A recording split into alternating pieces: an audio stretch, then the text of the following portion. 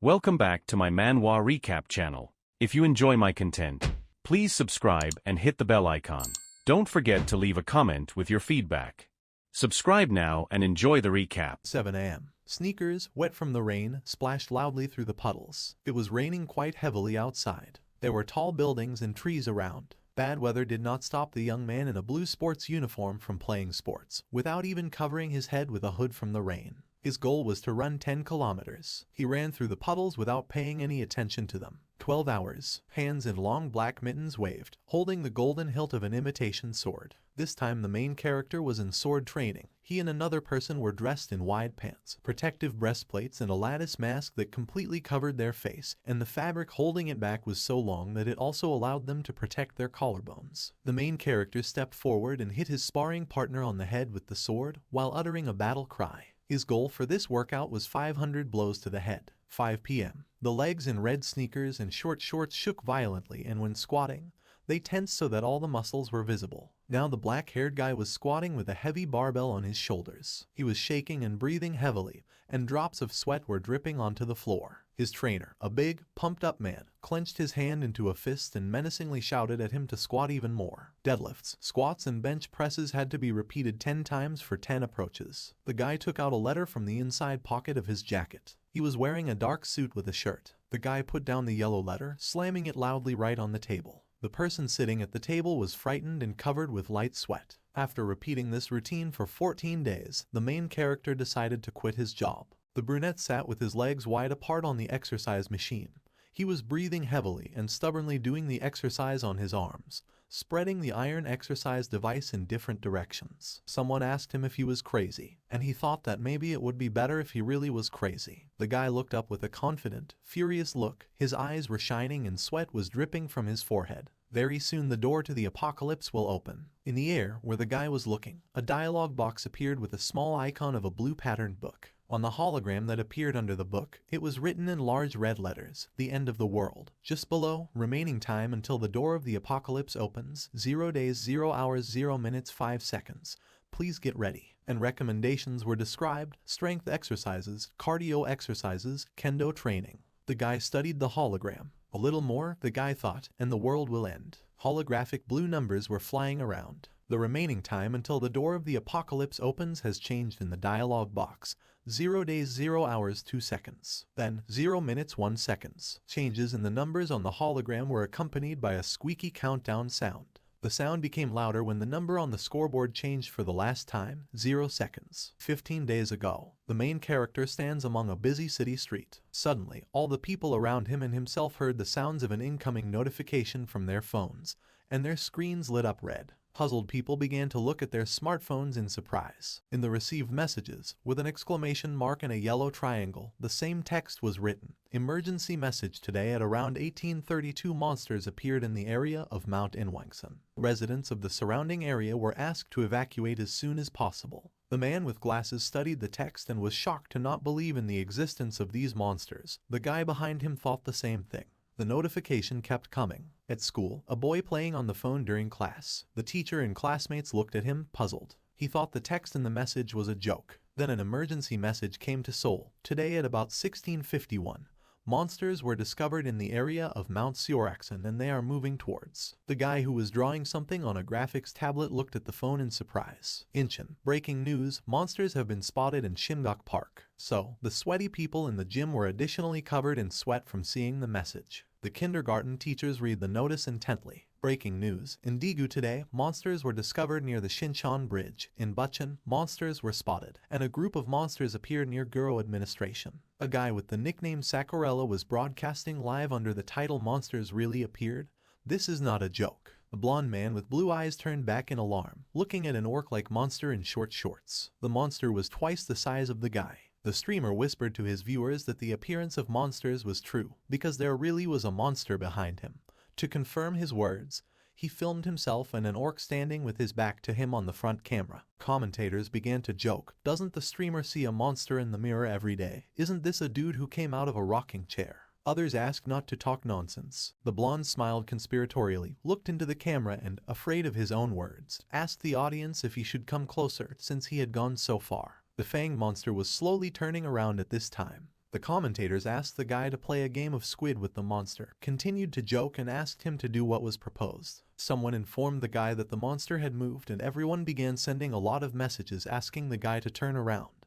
They warned him that there was danger behind. The guy stopped whispering and loudly told the audience that they were just kidding because he saw that the monster was not moving at all. But then a yellow-eyed orc with a large muzzle and long fangs growled furiously, an animal-like at the guy right in his ear, refuting his words. The streamer's smile involuntarily turned into a frightened grin, and his pupils shrank from a terrible realization. The main character jerked from the noise and abruptly took the wireless earphone out of his ear. The streamer's voice screamed loudly in it. A guy in a coat walked down the street among people, looking at his phone. The live broadcast of Sakurella scared him, but not too much. He did not believe what was happening, thinking about why the video looked so realistic. But then I thought about it more seriously. He pulled the phone closer to his face and with a puzzled face began to think. If you think about it, they received emergency messages today, so what is really happening on Earth? The guy, who was 29 years old, was named Lee Ho-young. Turning to a low sign with a black trap and a yellow triangle, he thought that their life was not so easy.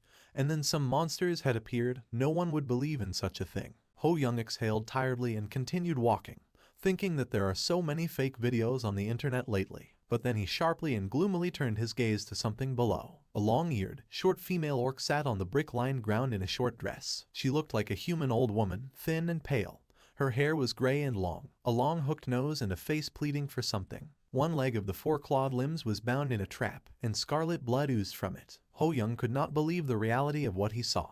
He stood blankly looking at the creature. The long-eared, effeminate orc was covered in bruises and was holding his sore leg, breathing heavily. All sweaty from pain, he looked pitifully at the guy, and Ho-young was still wondering if this was a real monster. He thought that now he was scared and that it was time to leave here. Ho-young raised his finger up as if remembering something. He said out loud that supposedly a math tutor would come to see him today. The guy began to leave, and the orc growled pitifully and stretched his hand towards the guy, afraid of losing his only hope of salvation from the trap. The monster put a finger to his lips and made a pitiful, pretty face. His large lilac eyes sparkled with tears, and drops appeared at their corners. The monster growled desperately and looked at the guy from under his brows. Ho-young shook irritably and looked at the creature as if with disgust. The guy realized that it was asking him for help. He thought that even though it was helpless and trying to put on a cute expression, just the sight of it made his skin crawl. In conclusion of his thoughts, the guy added that he is a man, and this is a monster. But the orc's eyes sparkled even more pitifully. Ho-young looked away and thought that he was not such a kind person to show compassion for the monster. The guy closed his eyes tightly. Opening his eyes, he looked at the monster again. He can't help this creature even if it continues to look at him like that, Ho-young thought. Orc took out his family photo from somewhere and showed it to the guy. In it he was hugged on both sides by mom and dad with the same big ears and the same big hooked noses. Thus, the monster spoke of his desire to return to his family. The orc lowered his ears, took out a handkerchief and began to wipe his eyes from tears, still showing the photo. The guy became completely tense and quickly began to fall down. Some time has passed and now he is already holding in his hand a red bag in which an orange small ball, similar to the sun, is floating. A round hologram appeared around the ball and an arrow pointing to the board with the inscription. The system explained that this is a silver goblin pill. After consuming it, you can get an unknown effect. As a result, Ho-young helped the monster, and for this he handed the guy a red bag. He received such gratitude for his help. Holding the bag in his hand, he still could not believe that the rescued person turned out to be a monster. Thinking again about what the silver goblin pill meant, a blue dialogue box appeared. The guy extended his hand to him and his fingers went right through him. He realized that it was a hologram. Ho-young was already standing at home in front of the TV, which was showing the news. He picked up the tablet and pulled it closer to his face, studying it. He decided that the pill looked too suspicious and he couldn't eat it so quickly. An announcer's voice came from the TV. Breaking news, unidentified buildings are appearing all over the world right now. The guy looked carefully at the TV. Holding the tablet in his hands, he studied the video on the news. Helicopters were flying around the smoking high tower, and the breaking news headline was written on the screen. Huge towers had sprouted from the ground. The whole world was in a state of shock. The announcer said that the soldiers who went on reconnaissance did not get in touch. The guy's heart began to beat loudly. The appearance of unidentified towers and monsters. The presenter continued. Ho-young listened to him intently. Has the end of the world really come? After hearing this, the guy stood frozen with a pill in his hands and looked puzzled at the TV. To his left, the glass of the door to the balcony cracked. Suddenly there was an explosion and a fiery wave from the explosion began to rise from the ground, causing the glass to completely crack and fly apart. Ho Young automatically ducked down, clutching the pill in his hands. The glass cut his left cheek slightly, and he looked through the broken door in shock. Surviving people scattered on the street, screaming loudly in horror. Everything around was covered in black smoke. Having run some distance, one guy called someone and involuntarily pointed his finger at the place of the explosion. People stood around and watched what was happening. Houses near the explosion were cracked, cars overturned, wooden fences were broken into splinters. At the site of the explosion, a huge round tower, similar to the Piston Tower, but several times larger, with several hundred windows, rose from the ground. Around it lay the ruins of destroyed houses. Ashes flew over the city surrounded by mountains. At the top of the tower there was a round, seemingly closed, hatch door with 5 spikes on the sides on the edge. The tower seemed to be made with elements of steel. It continued to smoke. From the guys surviving TV they said, "Breaking news, an unknown tower has also appeared in Korea." Ho Young went out onto the balcony examining the tower, several times taller than the city's tall buildings. It almost touched the clouds. The guy tightly squeezed the hand in which he held the pill. After consuming it, it is unknown what the consumer will receive. Ho Young didn't know if he was doing the right thing.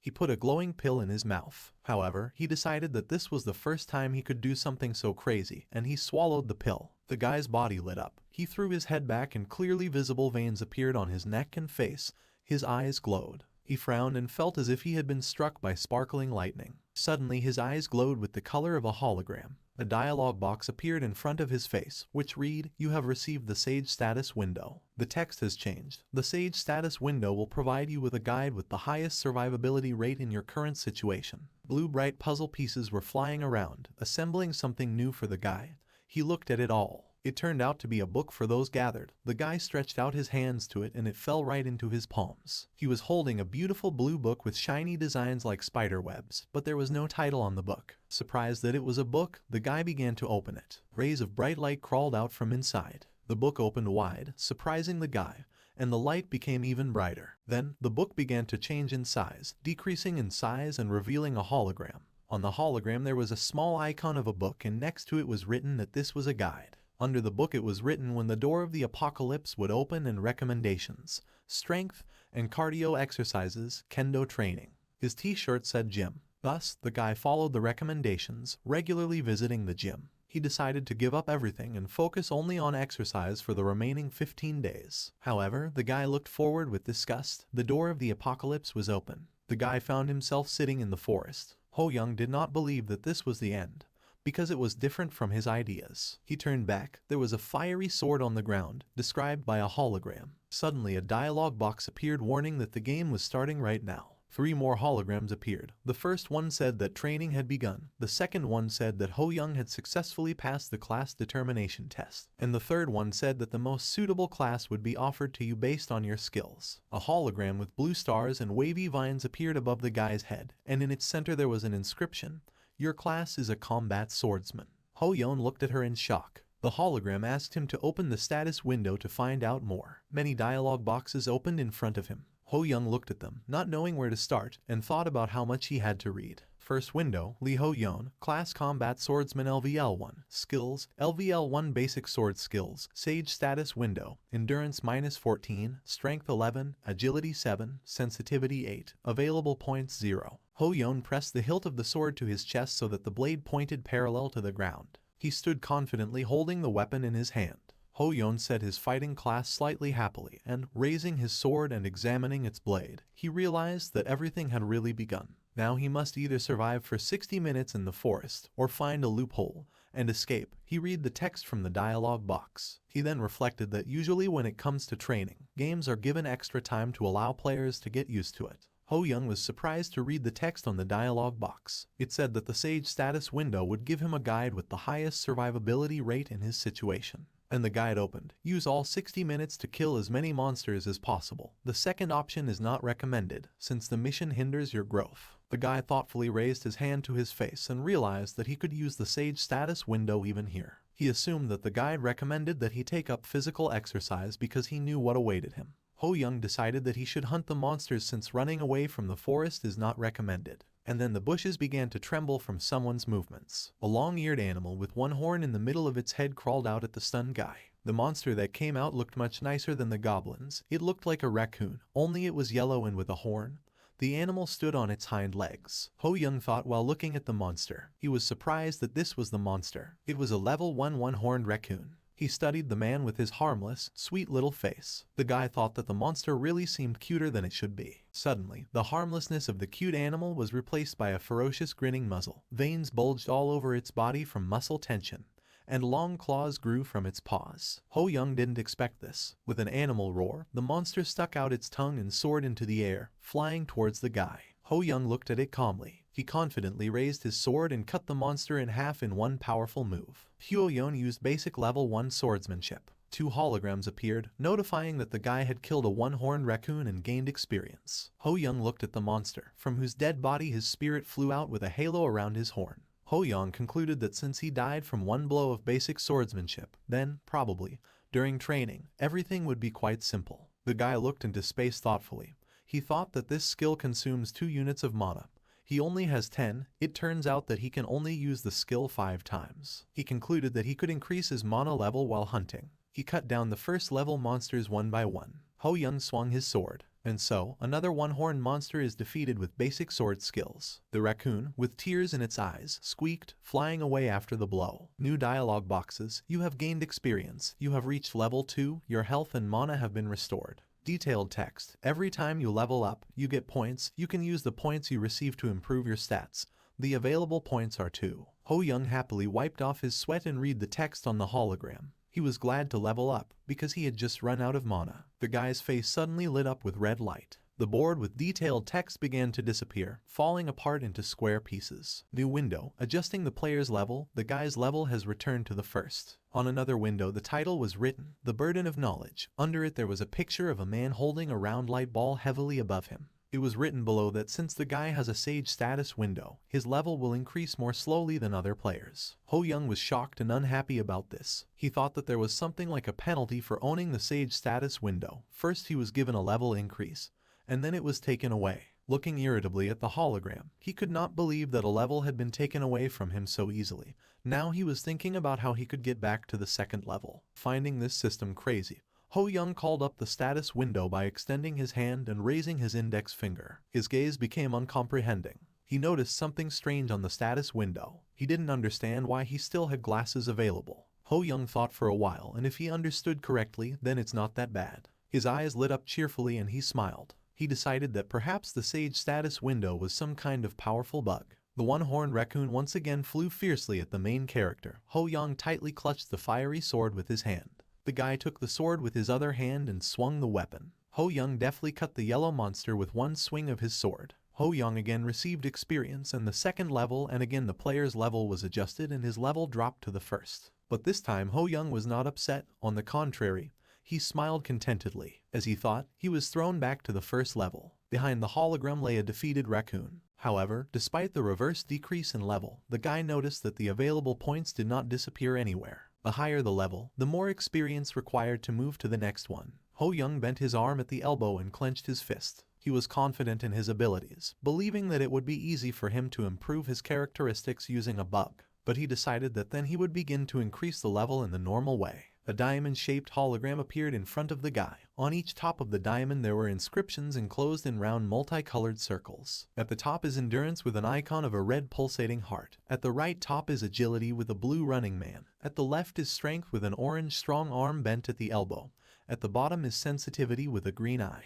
Ho Young looked at the diamond carefully, thinking of trying to improve his stats. He has 4 points. He thought that the best option for a combat swordsman is to increase strength and agility. He imagined how powerful it would be to cut a monster of any level, because with the help of strength his attacks would become stronger. Then, he imagined how deftly he would dodge the enemy's blows, thinking that agility would help him move and react faster. But he pointed his finger on the hologram towards sensitivity. He decided that this was what he needed right now. Sensitivity points have been increased by 4 units. The loud cry of a raccoon was heard throughout the forest. Then he himself fell to the ground. A hologram appeared. Ho Young again killed the one-horned raccoon of the first level. The guy looked at his hand holding the hilt of the sword. He decided that the one-horned raccoon was not a strong enough monster even for training, since it easily killed it even with the initial statistics. He remembered the hologram with the guide's recommendation. Around the guy lay a dozen defeated one-horned raccoons. He stood holding his sword high. Ho Young decided that it was just a matter of how many one-horned raccoons he could find in a given time.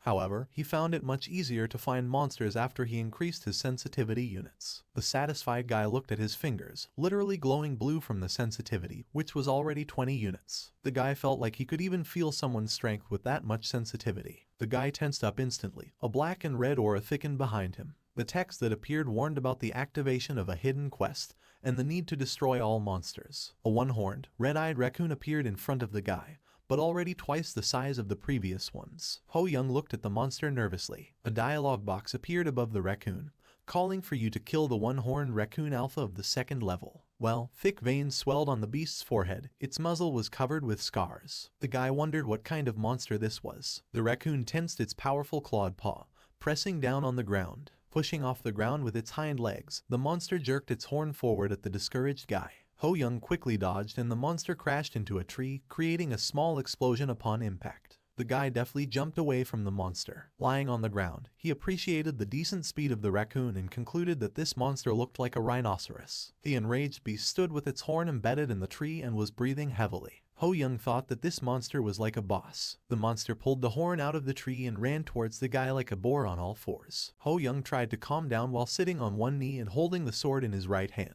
He noticed that the raccoon was different from its smaller comrades. The big, fast raccoon jumped and flew forward like a bomb. Concentrating as much as possible, Ho Young carefully looked at the flying beast. He waited for the right moment and cut the monster, quickly jumping forward. But for the guy, the size of the monster was not important. A dialogue box appeared notifying that Ho Young had killed the one-horned raccoon alpha boss. Ho Young has completed the hidden quest and will now receive his reward, gold. The guy was wiping off sweat, looking at the killed boss, and said that after this he should be given level 7. The hologram that appeared said that Ho Young had completed training. Ho Young exhaled tiredly and closed his eyes. He did not think that the training would last so long. An air whirlpool began to appear behind him. Ho Young began to open his eyes, saying that everything was already over anyway, and when he opened it, he was very surprised. He found himself among people in some place illuminated by red light. He realized that he had moved to another place. A knocking sound came from the 4-speaker horn. Then a voice from there began to say, "Welcome, you have completed the training."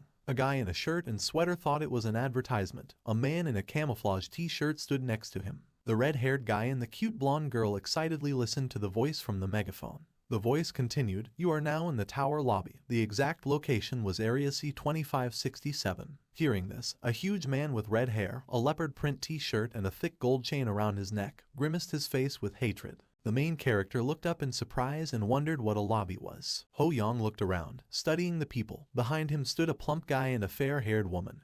With hysterical glances they were thinking about returning back home. Ho Young counted the people, 14 men and 11 women.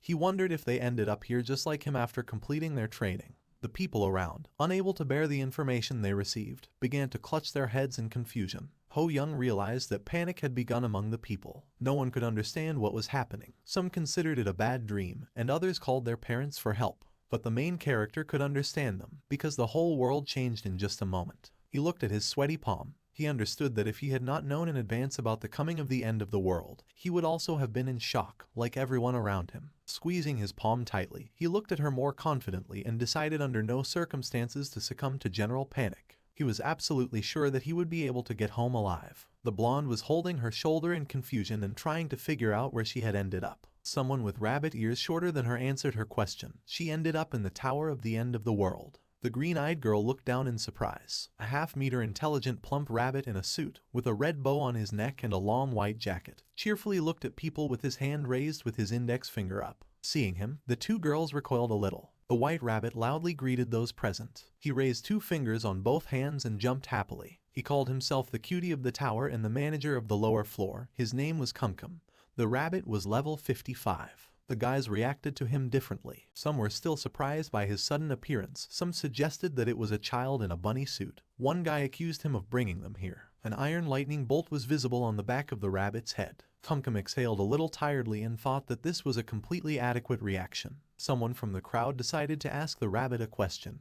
and the big-eared one turned to look at the speaker. It was Ho Young. He raised his hand a little puzzled and asked what they should do if this really is the end of the world. Kumkum made a surprised sound. Then he pointed his hand at the guy and cheerfully noted that this was an excellent question. The rabbit's carefree face began to explain that everyone present here. His muzzle suddenly changed into a gloating grimace, more like a clown mask. Everyone here will participate in a game where their lives will be at stake. People were horrified and did not understand what the rabbit's words meant. Ho Young was surprised when he heard this, but less so than those around him. A hologram of a smaller Earth appeared in front of the rabbit, on which stood a colossal tower. Kumkum smiled ominously and moved his hands around the small planet.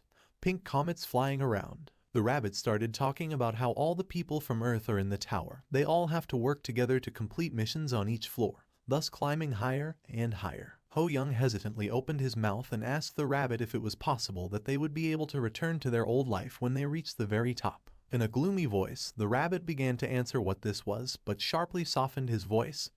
He didn't know. Kumkum became a cute little creature again.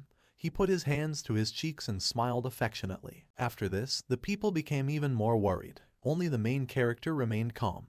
But the rabbit's answer also confused him. The guy asked the rabbit what was the point of climbing up. Kumkum carefreely turned his back to the guy, throwing his hands behind his neck, and asked what is the need to try to find meaning in everything. The rabbit walked past the stunned people. He said that people should only know that death awaits those who remain below. Ha Young didn't know how to respond to this. Kumkum stopped abruptly, turned to the main character, and with a cheerful, cruel expression on his muzzle and reddened eyes added to his words the fact that a lot of people died during the training stage. Then the guy's calmness disappeared and, from a terrible realization, he began to sweat, not understanding why he didn't think about it earlier. He mentally agreed that it was just a tutorial, but a large number of people could not cope with it. Some shocking thought stopped his thoughts. He mentally pictured a softly smiling woman and a cheerful group of children next to her. Ho Young furrowed his eyebrows, his face became tenser, and even more natural moisture appeared on his face. A thought appeared in the guy's head. No, this can't be. The rabbit grinned as always, showing off his upper incisors to everyone. He attracted the attention of the crowd and asked if anyone would now try to kill him. And he spread his arms wide, as if inviting them to come to him. Everyone around continued to be amazed at the rabbit's words. Ho Young looked at the rabbit skeptically. Kumkum said that he needs to die to get home and whoever helps him will have a special reward.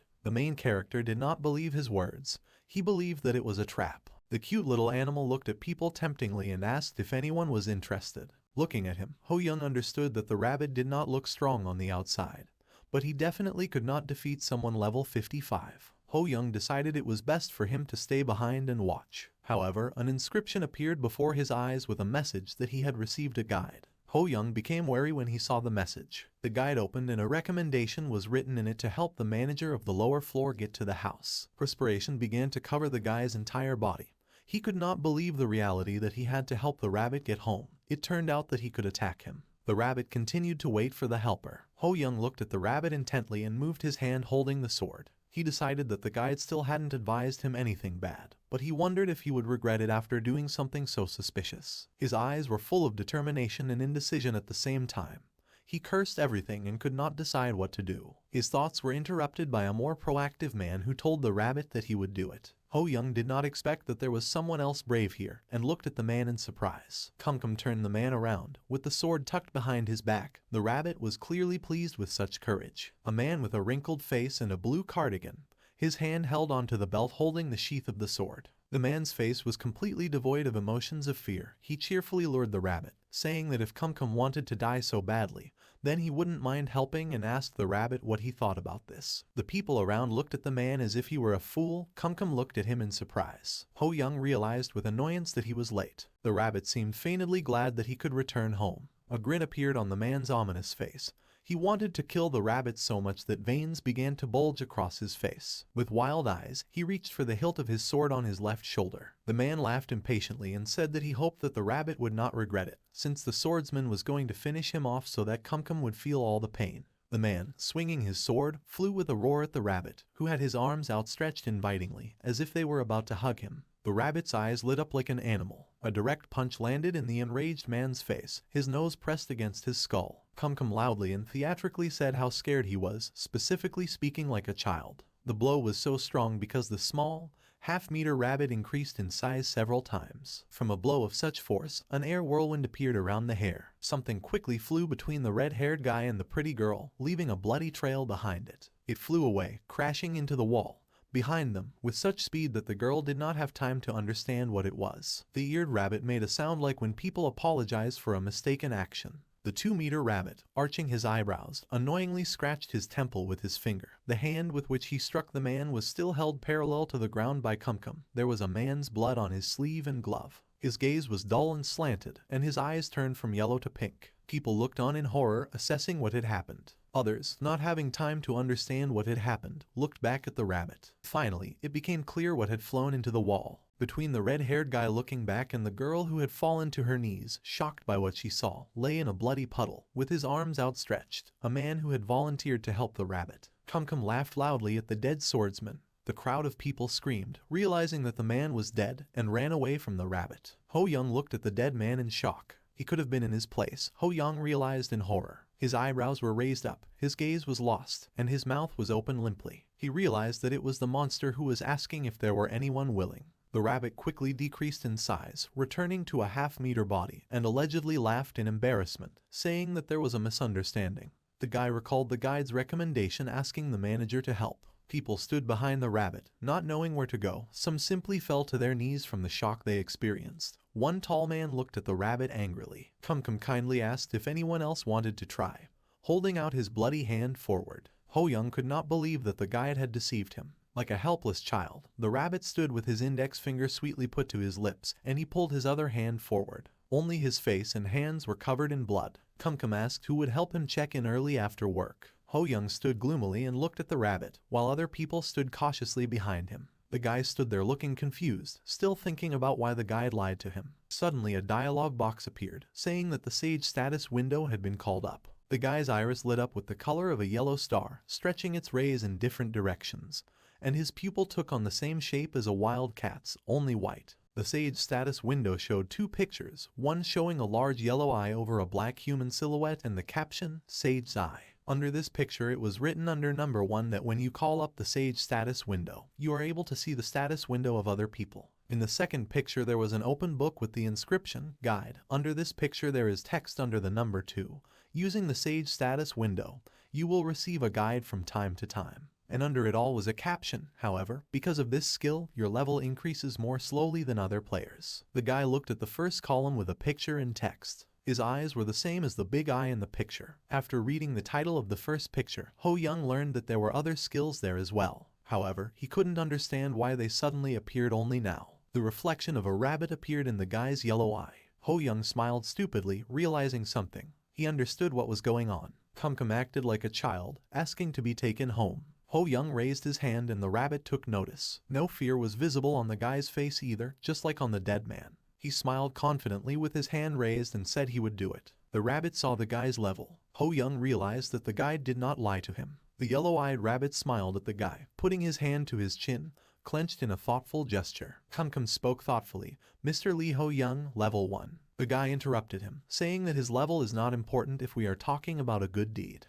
The rabbit's pupil is distorted as it is when he is in his enlarged form. The rabbit agreed with the guy. Ho Young took the hilt of the sword hanging on his belt on the left. Opposite the guy stood a rabbit, again defiantly spreading his arms to his sides. Kumkum happily asked to be sent home as soon as possible. Already calmed down after the shock she had experienced, the blonde ran up to the guy, extending her hand to him. She asked to wait a minute, saying it was too dangerous. She pointed out to the guy that he saw the man die. And then the whole crowd became bolder, but still uncertain. They stood and loudly confirmed the girl's words, asking the guy not to do anything reckless. But Ho Young calmly looked at the girl and said that it was okay because he had a plan. The girl, surprised, opened her beautiful green eyes wide. Ho Young turned back to his opponent and gripped his sword with both hands. Smiling a little, he promised the girl that she would see something exciting. The rabbit was feignedly moved by this scene, and then he grew sharply, taking on his demonic form. Raising his huge fist, he loudly shouted, "Destroy!" And he jumped towards the main character. The monster's bloody fist was approaching the guy's concentrated face. Ho Young thought that there was something strange in the rabbit's words. The young man was sure that there were 25 people in this space. He recalled how, as everyone stood cowering, the rabbit said that from now on, all 24 players would participate in a game where their lives would be on the line. Ho Young didn't pay attention to it then. He was more worried about the fact that their lives were at stake. But now he remembered. Kumkum said 24. Was it a simple mistake? The guy clearly understood that this was not a mistake. The rabbit with glowing eyes bulged the veins on its face. Ho Young thought. The horror of meeting a level 55 monster and the fear that it might kill them, it was all intentional. The 2-meter rabbit literally erased the head of the ducking guy with a powerful blow. The blonde screamed, covering her eyes with her hand as the others watched in horror. The rabbit's hand still continued to move forward by inertia.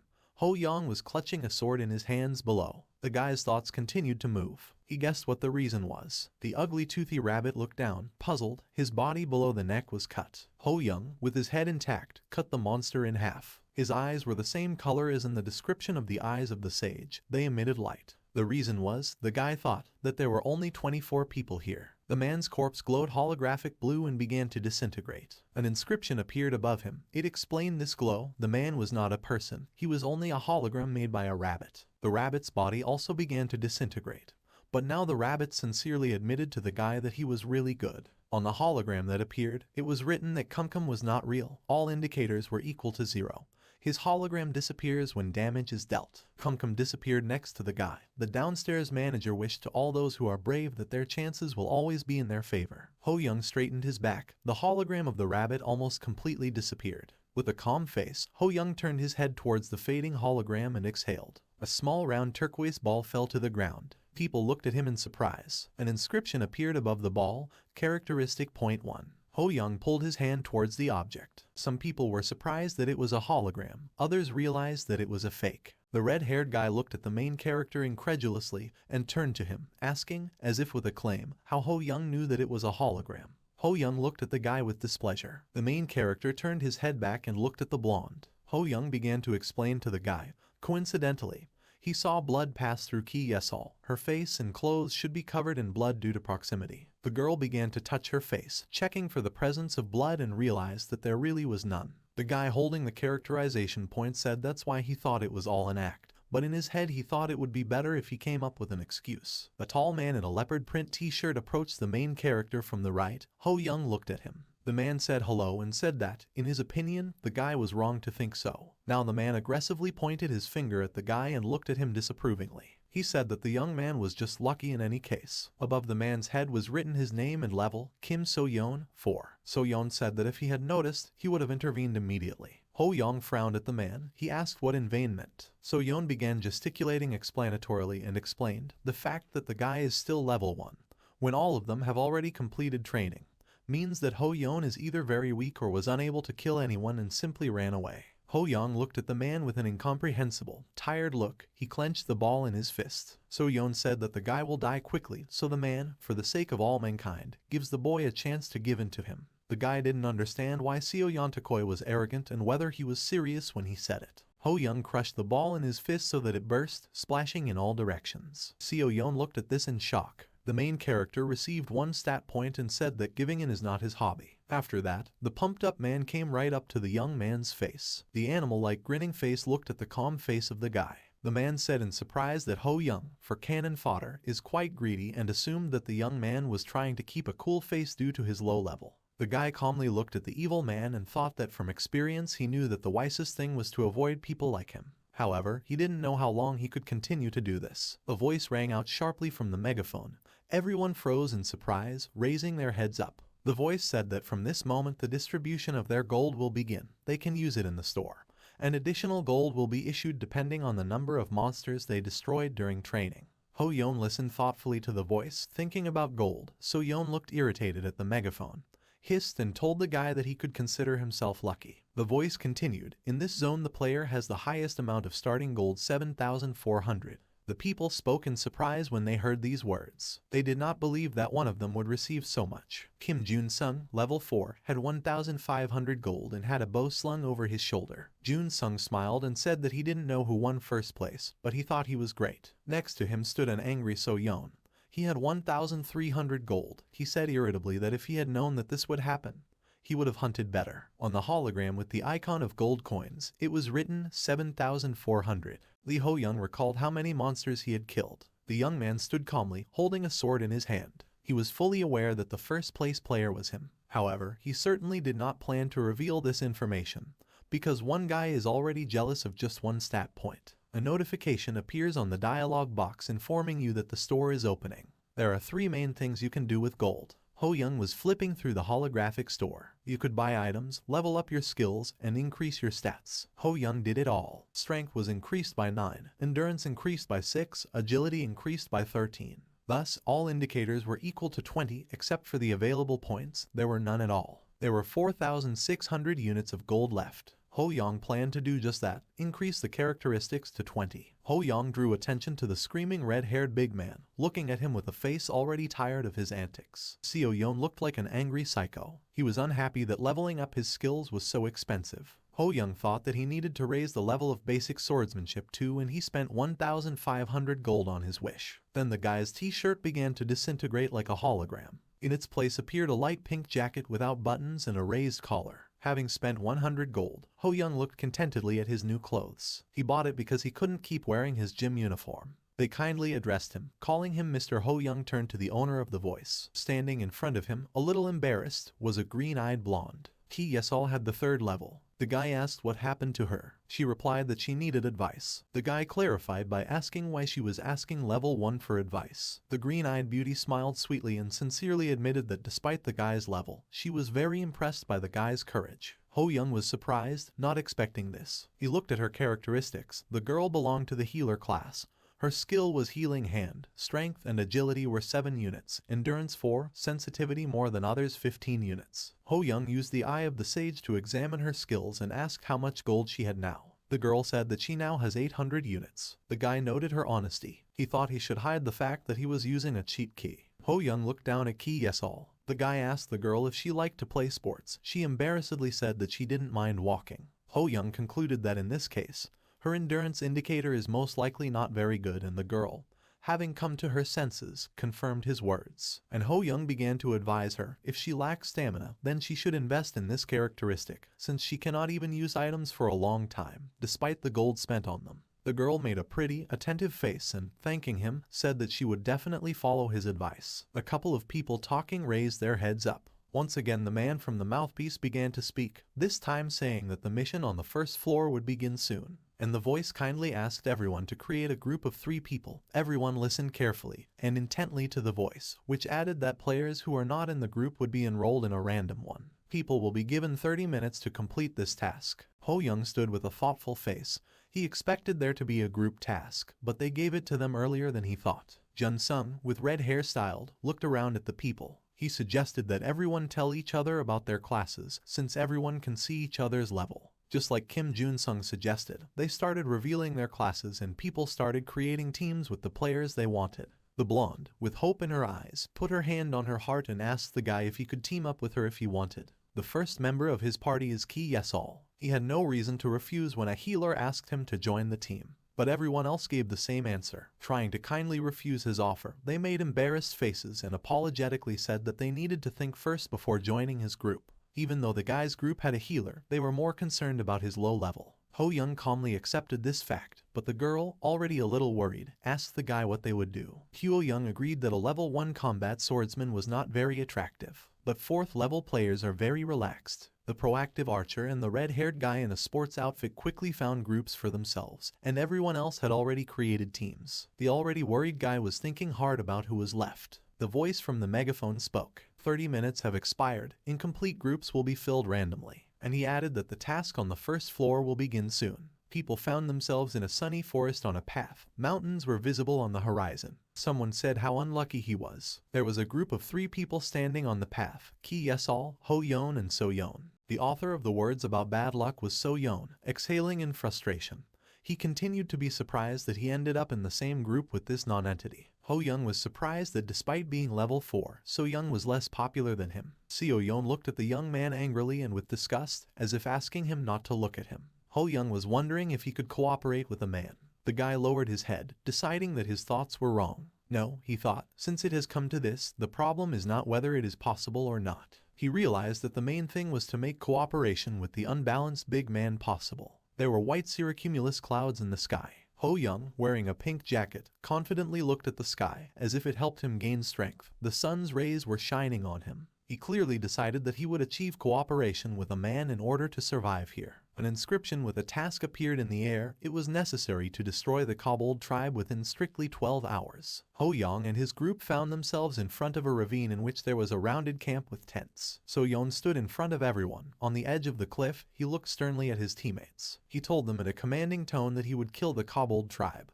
and told them not to get in his way. Hearing this, Ho Young frowned and gently reminded him not to forget that this was a team assignment. The bull-like man looked at the guy again.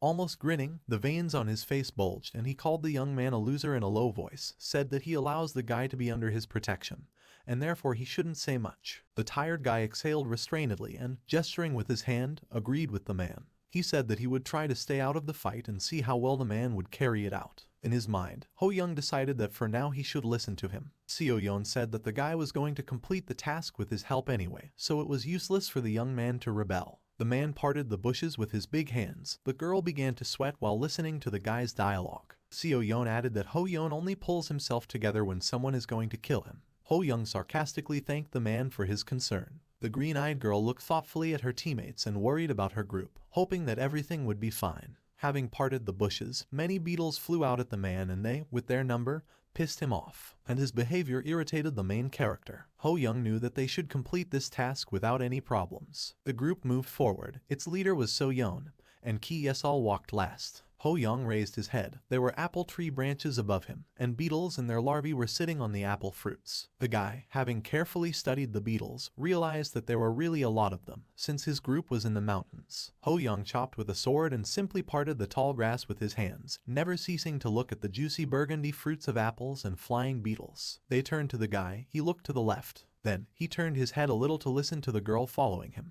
Ki Yesol asked the guy if the kobold monster should be strong. Ho Young said, there is a chance that he is stronger than the one-horned raccoon, but since we are still at the first level, he can be dealt with. The girl looked at the blue-eyed guy. He warned her that their group should be on alert in any case, because, after all, this is the tower of the end of the world. The girl's expression became like that of a purposeful student actively trying to acquire new knowledge, and she answered the guy that she would follow his advice. The group noticed a muscular, bare hand with long black claws gripping a wooden handle. The torso of the owner of the hand was greatly pumped up. Massive legs with protruding veins were covered with a short brown skirt, and a tail was visible at the back. Ho Young looked at the monster in shock. The humanoid wolf held in his hand, thrown behind his neck, a wooden club. It was a level 5 kobold. It was then that the protagonist's composure disappeared. Out of fear, he raised his eyebrows high and opened his mouth wide, his face covered with perspiration. The reason for this fear was that he was not ready to see such a thing. He compared the terrible kobold with a cute one-horned raccoon and realized that he was too different from the pretty monster. Ho Young sat crouched behind the bushes. In front of the bushes, the kobold turned his head. The girl stood hidden behind a tree next to the bushes. She said that the monster was clearly stronger and asked the guy what they should do. Ho Young replied that he knew. First, he suggested checking the surrounding area since there might be more kobolds. Someone from the group stepped over the bushes. The hiding girl and guy drew attention to him. So Yeon said that because Ho Young was hiding like a coward, So Yeon jumped high, ending up right above the rather large monster. The kobold raised his head looking questioningly at the man. The man in the leopard print t-shirt landed with a swing and punched the kobold, and at the same time shouted that that was why Ho Young was still at the first level. The girl looked out from behind the tree in surprise. The guy shuddered in shock and opened his mouth. The man, who hit the monster with superhuman strength, smiled terribly and bloodthirstily, apparently rejoicing at this chance to hit someone. The fist remained pressed to the monster's face after the blow. The kobold looked at the man with glowing eyes and growled. So Yeon told the monster to look at himself and that he was still holding on. And then, an angry man with the same animal eyes and a grin like a wolf's again waved his hand behind his back, telling the monster to try to hold on with the tie. The kobold growled, opening his mouth. Ho Young looked at the man disapprovingly and irritably. He couldn't believe that So Young went there alone so brazenly. The guy didn't expect him to be so stubborn. So Yeon beat the monster, almost the same height as him, with his fists. The kobold swung his club. Ki Yesol ran out from behind the tree towards the man, her arms outstretched and glowing with a green aura. She shouted to the man that she would help him too. The guy sitting in the bushes looked back. Fortunately, he had not yet felt other kobolds nearby. Ho Young silently looked at the battlefield. The girl treated the man, and he beat the monster. A health indicator appeared next to the monster. Just like in a computer game, it had 92%. So Yeon had a strength of 24 units. The man also thought about where the rest of the monsters were now. Ho Young agreed that So Young definitely lives up to his level 4. Looking at the powerful, violently fighting man, the guy decided that perhaps with the help of Yesol, he could even defeat the monster alone. But the guy couldn't understand why So Young had such little damage. Ho Young used the Eye of the Sage to identify a possible other weakness of the man. A dialogue box appears informing you that the guide has opened. Hyde opened up and told the guy that since kobolds are passive monsters, they will not attack unless provoked. The guy was already looking at the hologram with ordinary eyes. He realized that in this case, Kim So-yeon had stirred up a hornet's nest for no reason. The guy decided that he needed to be positive and began to scroll down the text, because they still needed to catch a couple for research.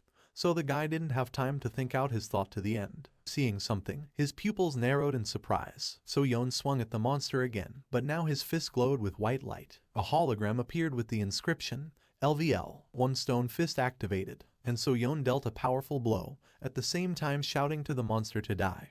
But the monster jumped to the side, and the blow hit a tree. The girl covered her face, hiding from the shock wave. From such a blow, the tree tilted and then fell right on the head of another similar monster. So-yeon and Ki Yesol were surprised. The monster stood with its back to the people, holding a heavy tree trunk on its smoking top. The kobold turned sharply on the man, panting like a bull. This kobold had a level higher than his comrade 6. Now So-yeon also felt horror. The first kobold swung his club at the man, and Ki Yesol was healing her classmate. The second kobold threw a tree off his head and began to growl loudly at the people. So-yeon, covered in bruises, held back the captured club of the monster. Now the man began to realize that he seemed to be in big trouble and turned his head back. He remembered the guy, trying to understand what he was doing now if he wasn't helping the man. Looking at the bushes where Ho Young was hiding, he didn't see the guy there and thought that the loser had run away. Already the second kobold approached the man and swung his club at him. But then someone shouted to the man that it was dangerous. It was Ki Yesol. She took a sword from somewhere and, with a brave expression on her face, injured the second monster with the weapon. The girl's foot tripped over a stone sticking out of the ground. The girl fell face down on the ground. Raising her head, she was already aware of the horror of her inattention. Her eyes opened wide and her pupils narrowed. She began to push herself with her right hand with the sword in order to turn over onto her back, immediately shielding herself with her left hand from the shadow hanging over her. Right now an angry kobold was running towards her with a club. An apple immediately appeared in the air behind the kobold. Then, the guy's sword cut the apple in half, and it sprayed purple liquid. A hologram appeared indicating the activation of basic swordsmanship of the first level, and the sword covered with this liquid cut the monster twice. Ho Young, with a sword in both hands, landed on the ground to the girl's right. The kobold looked at the wounds he received. In their place, purple, large blistering pimples began to grow. In an instant, the monster's entire head turned purple and inflated like a balloon. With a wild scream, the purple ball burst, scattering blood and purple liquid everywhere. Ho Young landed on the ground. The hologram that appeared said that the guy had destroyed a level 6 kobold. The corpse of a kobold, wounded in the neck, collapsed to the ground. A girl was sitting near his black head, and a guy was standing behind her with his back to the group. So-yeon looked back discouraged. He looked at the guy in surprise, not expecting his return. He called the young man a loser. The joyful, slightly beaten girl looked at the guy with tears in her eyes, but unlike the man, she called the guy by name. Ho Young stood smugly, lost in thought. He was not surprised by what happened. Remembering how he walked, looking at the apple tree, Ho Young thought that while the beetles ate all the fruits, they did not touch any of the delicious apples, completely shining from the inside with purple juice, and then Ho Young thought that something was wrong with them. A holographic apple formed in his palm. The guy summoned a poisonous apple from his inventory. He realized what it was. A guide opened with the text, "Kobolds are vulnerable to poison. Collect poison in the mountains and use it." The guy smilingly looked at the apple, already fully formed and becoming the same as on the branches, in his hand. Ho Young realized that this apple was the key to the first level task. So-yeon clenched his jaw tightly and grimaced his face. He stood with his back to the guy helping the girl get up. Ho Young asked the girl if she was okay. Ki Yesol replied that she was fine thanks to him. So-yeon clenched his teeth gloomily. Ho Young, as if apologizing, told the girl that he did not expect that another monster would come here because of the noise. If you were a little late, it would be dangerous. The smiling girl raised her finger up and said that nothing bad happened, because the guy came on time, so thanks to him they survived. Ho Young replied that this makes him happy. So-yeon continued to stand with his back to the guys chatting pleasantly. Ki Yesol asked where the guy went after all. Ho Young started to speak, but So Young interrupted him, again calling him a loser. The man's eyebrows were raised up above the bridge of his nose, the corners of his lips, his wide-open mouth, were lowered down, the man's entire face was again covered with swollen veins. The man aggressively pointed his finger at the guy and shouted at him with complaint, asking why he was hiding somewhere in the corner when it was really dangerous. Also, the man didn't like that the guy, after So Yoon dealt several blows to the monster, Ho Yoon just flew in and stole the last blow. Ho Young calmly listened to the man, but then the guy's face became completely unaware of what was happening. So Yoon sent the guy away, calling him a slacker, and began to say to himself that he knew everything in advance when he saw how the guy was gaining stat points. So Yoon, walking widely and waving his arms, walked away from the young people, continuing to talk to himself. He said that he must be better since his level is higher. Ho Young was covered in sweat. He was already beginning to think that the man was crazy. Ho Young relaxed and exhaled, thinking that given the man's inability to control his emotions, it would be even more difficult for him. It was already evening in the kobold village. The sun was gradually sinking below the horizon. Among the tents were several tall pillars that looked like crosses. On their tops hung skulls that belonged to dead kobolds. Once again, an enraged So Yoon fought with the kobold, swinging his fists, and at the same time he remembered how Ho Yoon easily killed the kobold behind his back. The man was sure that his name was very significant in the ring. Ki Yesal also easily and cheerfully killed the kobold. So Yoon hit the kobold. The kobold hit the man right in the face with a club so that his head fell back, and behind him his classmates did not stop destroying the kobolds with ease. So Young was clearly confident that these insignificant monsters would never be able to stop him. The man raised his head back with an embittered face and broken lips. With a roar and eyes already burning with rage, the man struck. The hologram that appeared said that he had destroyed the kobold. Then, again with ease, his teammates were able to kill the kobolds as if they were the invincible protagonists from a children's cartoon. Seo Yoon screamed desperately, tired of not understanding how they killed monsters. The man was attacked from both sides by kobolds, but he looked behind himself. Ki Yesal and Ho Young waved their swords with smiles on their faces. So Yoon, frozen, tried to understand why they succeeded so easily. The kobold hit the man on the top of the head with all his might. The blow caused his face to shrink even more and become covered with wrinkles, and tears flowed from his eyes. So Yoon fell to the ground chest first. The monsters began to kick the lying man. Another blow from the clawed foot and the man screamed that it hurt too much. And another blow to the man. Now the man was no longer as angry as a child. He asked for help from anyone. Covering his head with his hands, he lay on the ground and cried, receiving blow after blow. The blows stopped, and the tearful So Yoon opened his eyes. He looked questioningly at the monsters. There were purple cut wounds on their bodies. The kobolds stood motionless over the man. The monsters' heads suddenly exploded. Pieces of their heads fell to the ground opposite the man's face. Then, instead of monsters, Ho Young stood above the man holding his head, extending his hand to him. Ho Young smiled at the man in a friendly manner and told him that he had replaced him a little, and was moving the group forward in his place, and asked which man should be in a weak position. For some time, the beaten man silently looked at the guy. Then So Yoon looked at him, eyes shining with tears, like those of a girl in love, and smiled. So Yoon shouted cutely throughout the forest area, now calling the guy by name, and called him brother. Ho Young and Ki Yesal looked at the man in shock. The dialogue box that appeared said that the group had completed the task. The hologram notified the group that they were returning to the lobby. Ki Yesal, Ho Young and So Young came out of the blue portal. Seo Yoon walked hunched over and was worried about something. He regretted what he had done. He remembered how he swore on his knees to serve the guy, calling him sir. Now he was unhappy with being called that. Everyone's levels increased. Ki Yol was now level 7. The main character was promoted to level 2. Kim So was now level 8. The girl congratulated the guy on raising the level. He embarrassedly thanked her. So Yoon looked at the guy again, shaking with anger. The only one So Yoon wanted to serve was his boss. Nervously clenching his teeth and sweating, the man thought that the end would come for him if this became known.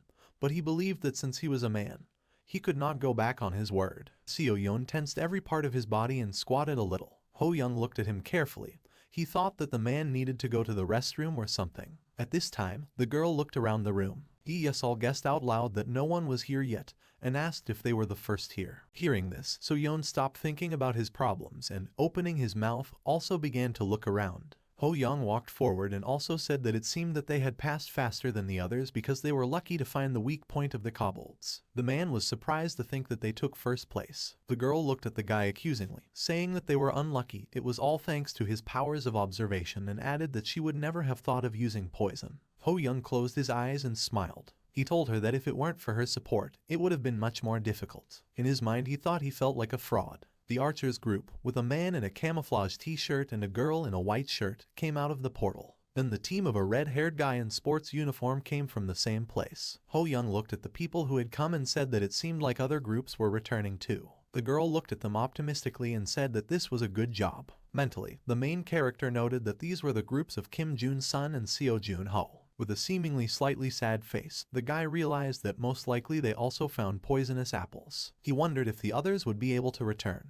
A sound came from the portal. The fat guy ran up to the portal and shouted to the others that another group had returned. A guy with his hair tied up in a ponytail came out of the portal, leaning on a girl in a cap. There was no third person. A couple of people fell exhausted to the floor. The guy with the ponytail said a little joyfully that he did it. Ki Yesol shouted to them that they were great. She knelt down and touched the girl. Ki Yesol asked why there was no third one. The girl cried. Tears began to flow from her eyes as she remembered how the kobold killed the third member of their group. The girl blushed, trying to hold back the tears. She said that it was just the two of them. The sound from the megaphone did not allow her to finish. The voice said that the first level task was completed by all groups. The girl's eyes widened and her brow furrowed, the words from the megaphone continuing to repeat in her head. Ki Yesol, holding the girl by the shoulder, raised her head and shouted to the voice to wait, because someone had not returned yet. The voice said that a total of 6 groups returned alive, and of those, 8 players did not return. Hearing these words, the main character tensed, pursing his lips. He lowered his eyes in resentment. Hyo Young expected that it would be difficult for everyone to return alive, but he didn't think that there would be 8 dead. He imagined himself standing under a dark starry sky on a mountain of human skulls, near a giant tower. He wondered how many more would die before they reached the top. The voice said that the calculation of rewards for completing the first level task was beginning. In addition to Ho Young's group, Jun-sung and Jun-ho's groups were also complete. The voice said that the groups that did not lose a single player, and the group that completed the task first, So-yeon, hiding a happy smile with his hands, could not believe that they really came first.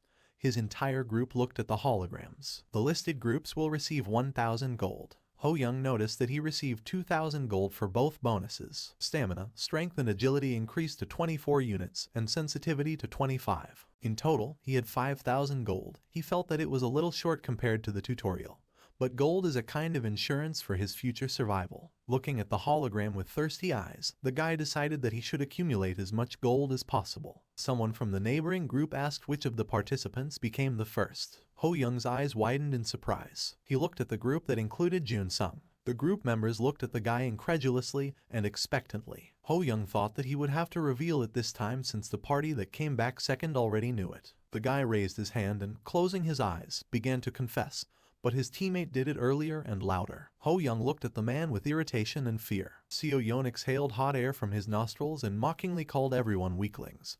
He crossed his arms over his chest and confidently added that this was an obvious result, and in that case he asked people not to be upset. 2 girls with glasses looked in surprise at the group that arrived first. The guy in a blue hoodie asked, dumbfounded, whether their group was really the first. The tall man crouched down and in a threatening voice asked the guy why he had such a reaction. Was he really angry because So-yeon took first place? The guy raised his hands in front of him, palms forward, and retreating, replied that he didn't mean that. Ho Young grinned and looked at his classmate. The guy thought that, apparently, the man forgot that he was beaten by those kobolds. But, having relaxed, the guy thought that such a man's behavior reduced attention to his person. However, looking at the crowd, he saw attentive, condemning glances. The girl in the sweatshirt said to pay attention to the guy, because he took first place, although he is only the second level. The black-haired guy with a ponytail said that it turns out that Ho Young, without doing anything, received 2,000 gold. The girl with her hair in a bun said that the guy didn't do anything, and others did all the work for him. The plump guy standing next to her suggested that he was not at all ashamed. Lee Ho Young smiled gloomily, listening to condemnation from all sides and realized that the activity of his classmate did not save him from unnecessary attention. An excited Ki Yesol ran out from behind the guy and wanted to tell people what Ho Young really is, but he grabbed her by the shoulder and stopped her. He held her. She looked at him expecting an explanation. He said that there is nothing wrong with judging people, and there is no point in explaining something to them, since they will not listen anyway. The girl still wanted to argue with him, but the guy looked forward confidently and told her that he had to tell them something. Someone clapping their hands attracted people's attention. It was level 8 archer Kim Jun-sung, who was one of the highest level players in the region. He smiled pleasantly and asked people to calm down as they should focus on survival. Seo Jun-ho clenched his fist and, smiling provocatively, said that Jun-sung was right, they should cheer up. He was a level 8 combat swordsman, and was also one of the highest level players. Junho said that they must continue to move forward for the sake of those who died. Morale was raised. People became more cheerful. They believed that this was right. They should not be discouraged. They needed to get together. The people cheerfully turned themselves on. Everyone was sure that they would do it. Above the people stood a blindfolded statue of Themis, with a blue fire blazing above it and a large iron torch sticking out of the wall. Suddenly the fire began to shake and weaken greatly, and instead of it, a purple-pink flame cheerfully lit up. All the torches present also changed the color of the flame, and the room was illuminated with an alarming pink light instead of a calm blue one. Icons with a warning word appeared. The main character looked at this with frightened eyes and pursed his lips. People screamed, not understanding what was happening. They noticed changes in the color of the torch flame. A black dialogue box appeared. It was written that the survival rate at the first level of Regency 2567 is below average, and therefore a penalty task is being introduced. People looked up puzzled, not understanding what else they were given for a penal task. A new black hologram has appeared, warning people that a deadly mission is about to begin. The protagonist's group looked intently at the inscription. The inscription asked to choose one candidate. The guy in the hoodie and his neighbor with a ponytail were thinking about the name of the task. A dialogue box stated that the player with the most votes would complete a deadly mission. A timer appeared, 5. People understood, time remaining, 5 minutes. 2 timers appeared near the couple who had lost their third person, with 20 seconds written on them. A dialogue box warned that if people didn't choose anyone, they would automatically vote for themselves. The timer began counting down, and people, as if fascinated by it, froze in horror. Voting here means death. By dying here you simply become food for the black-winged hungry crows. The girl looked in fear at her partner brought out through the portal. 23 seconds passed. The overweight guy looked at the girl with the bun. He had to choose someone. Another 25 seconds passed. Crazy glances were looking at each other. Some were biting their nails out of stress. Someone shouted to everyone to wait. T.S.L. ran to the center between the people, spreading her arms wide. She shouted to everyone that if everyone voted for themselves, then no one would have to carry out the deadly task. Someone in the crowd said it made sense. The overweight guy screamed hysterically, suggesting that then perhaps everyone would have to do the task. T.S.L. looked at the guy worriedly. There were 2 minutes and 15 seconds left until the end of the countdown. Someone shouted that now was not the time to argue. The girl in a black sweatshirt shouted that time was still ticking. There is 1 minute and 31 seconds left until the end of the voting. The red-haired girl with her hair tied up pointed somewhere in surprise. There is 1 minute and 2 seconds left, she shouted, pointing at the guy. The guy turned out to be Lee Ho-young, and the name of the person who voted for his candidacy, Seo Jun-ho, already appeared above his head. The guy stood gloomily with his head down. The blonde, worried about the guy's fate, approached him. Ki-Yesol stuttered out his name. Battle swordsman Jun-ho sweated and frowned, asking if this was too cruel, because no one said it was not anonymous. The red-haired guy lowered his head guiltily and apologized to the main character, explaining his choice by saying that they had to choose. Ho-young looked at the guy silently. He then smiled grimly and said that he expected this given the atmosphere, but he was a little taken aback. After all, Ho-young didn't want to die. After Jun-ho heard the last words, his face became even more wet and guilty. The optimistic blonde put her hand on her heart and said loudly that it's not too late if everyone votes for themselves and Ho-young for Seo Jun-ho, and the guy interrupts her again. Gloomily looking somewhere on the floor, he said that this would not work. He continued speaking. That Lee Chol is right. He looked at the fat guy. It is unknown whether this will work. Ho-young narrowed his eyes. The girl looked at the guy with pity. The guy added that trust has already been undermined. Ki-Yesol spoke to him quietly. Time passed. 42 seconds remained until the end of voting. More and more names that voted for him appeared above his head. With 23 seconds left there were 6 names. With 12 seconds left there were already 8. The gloomy guy was sure that there were several reasons. He imagined the low level himself surrounded by people with higher levels. He believed that the main reason was that his level was low. Ho-young concluded, as if pronouncing a verdict on humanity. They have lost the idea of society that the strong should protect the weak. The girl did not stop looking at people indignantly. She shouted at them that they were all too cruel. How could they do this to people? The guy in the hoodie irritably asked the girl what they should do then. He would die if he didn't vote, but, as he believed, he had done nothing wrong. The completely dejected guy realized that the masks had been removed. The girl in the white shirt said that she was sure that the guy would die even if they didn't choose him, given his level. Ho-young decided that people had revealed their true selves. There was a second left before the end of the voting. So-yeon made the most gloating face possible and showed the guy a thumbs-down gesture. The man pretended to apologize to him, calling him sir. And there was one more name on the list of those who voted for the guy. It was a brutal reminder that the end of the world had indeed come. All votes have been cast. The portal to a deadly mission was open. Pink lightning appeared in the air. It turned into an ominous red-eyed portal. Ho Young stood in front of it. People, finally feeling shame, began to cover their faces with their hands. They didn't believe it was true. Ki Yesol covered her mouth with her hand and tears appeared in her eyes. She said his name excitedly. The red-haired guy, the first to vote for the guy, bashfully covered his face with his hand. The archer quite calmly accepted the fact that Ho Young might die. The arrogant So-yeon busily crossed his arms and laughed loudly, and said that now that he thinks about it, his problem is solved. If the guy is not there, he called himself a genius. The gloomy guy was illuminated with red light. The gray hologram that appeared said, "The sacrificial lamb has been chosen, the altar has been installed." People began to turn their backs on the guy. They didn't want to watch how, through their fault, a person might die. The guy slowly walked towards the glowing portal. He thought. Behind him there were faces with expressions of guilt and relief, and he had no choice but to ascend to Calvary. Like a scapegoat, he took upon himself all the sins of people and walked towards a painful death. But the guy stopped right in front of the entrance to the portal. There is no death at the top of the Calvary,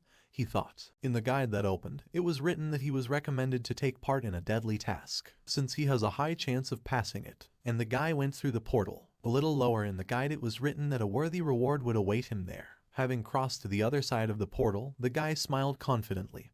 He knew a delicious treat awaited him at the top of the Calvary. The torch on the wall glowed blue again. The people in the room still felt ashamed of their actions. Ki Yesol sadly sat next to her classmate. Seo-yeon felt no shame at all. He sat with his arms crossed over his chest with a serious face. An archer approached the couple. The girl and So-yeon looked at him. The archer asked if they were all right. Jun Sung stood in front of them with a sympathetic face and spoke. Although it was not for long, they still remained comrades who covered each other and were somehow sad to leave. Seo-yeon made an indifferent, twisted face.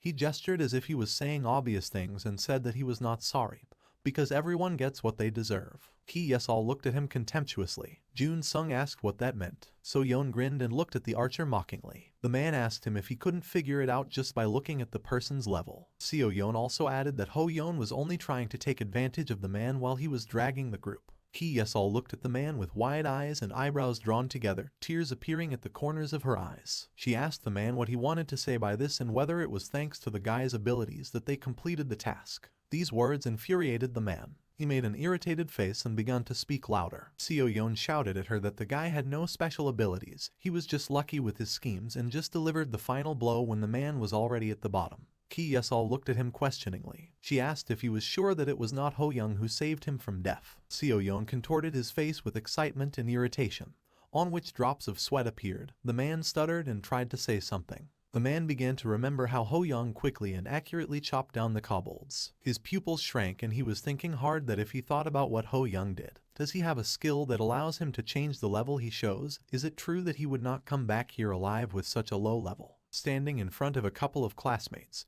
Jun Sung told them that he personally hopes that Lee Ho Young is as good as Ki Yesol. The archer timidly looked to the left at the podium that opens the portal and added that then the guy would have at least a small chance to return. Ki Yesol shed tears and remembered how Ho Young calmly said, "Let them see it with their own eyes." The girl wiped tears from the corners of her eyes. She clenched her hand into a fist in front of her and looked confident. Ki Yesol said that she definitely believes in him.